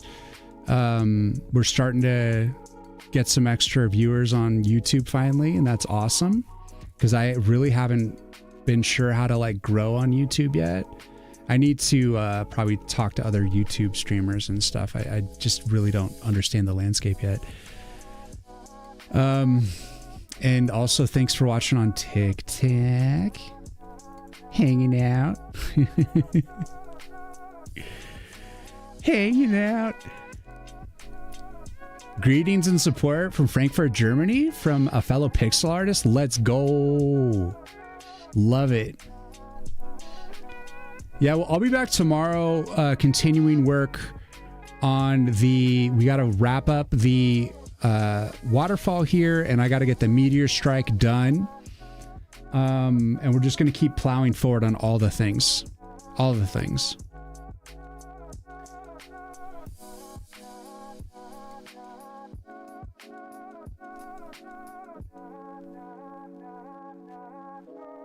Yeah, I got we got to just do the rest of the AoEs. So we got to do Life Drain. We got to do the Flash Freeze. And then, of course, the Meteor Storm. And that's it. Those will be the 3 AoEs that go into the demo. And each one has kind of a unique scenario. Like the Flash Freeze is like its own thing. Life Drain is actually pretty general, I think. Though functionality has like a unique... It's like a card that you drain life from your enemies, and then that same HP, like a fraction of it, will be used to heal your Arcanus, like universally. Be like a general heal. Have a good one. Thank you, little boy. What's up, Becca? I was just about to raid out, Becca.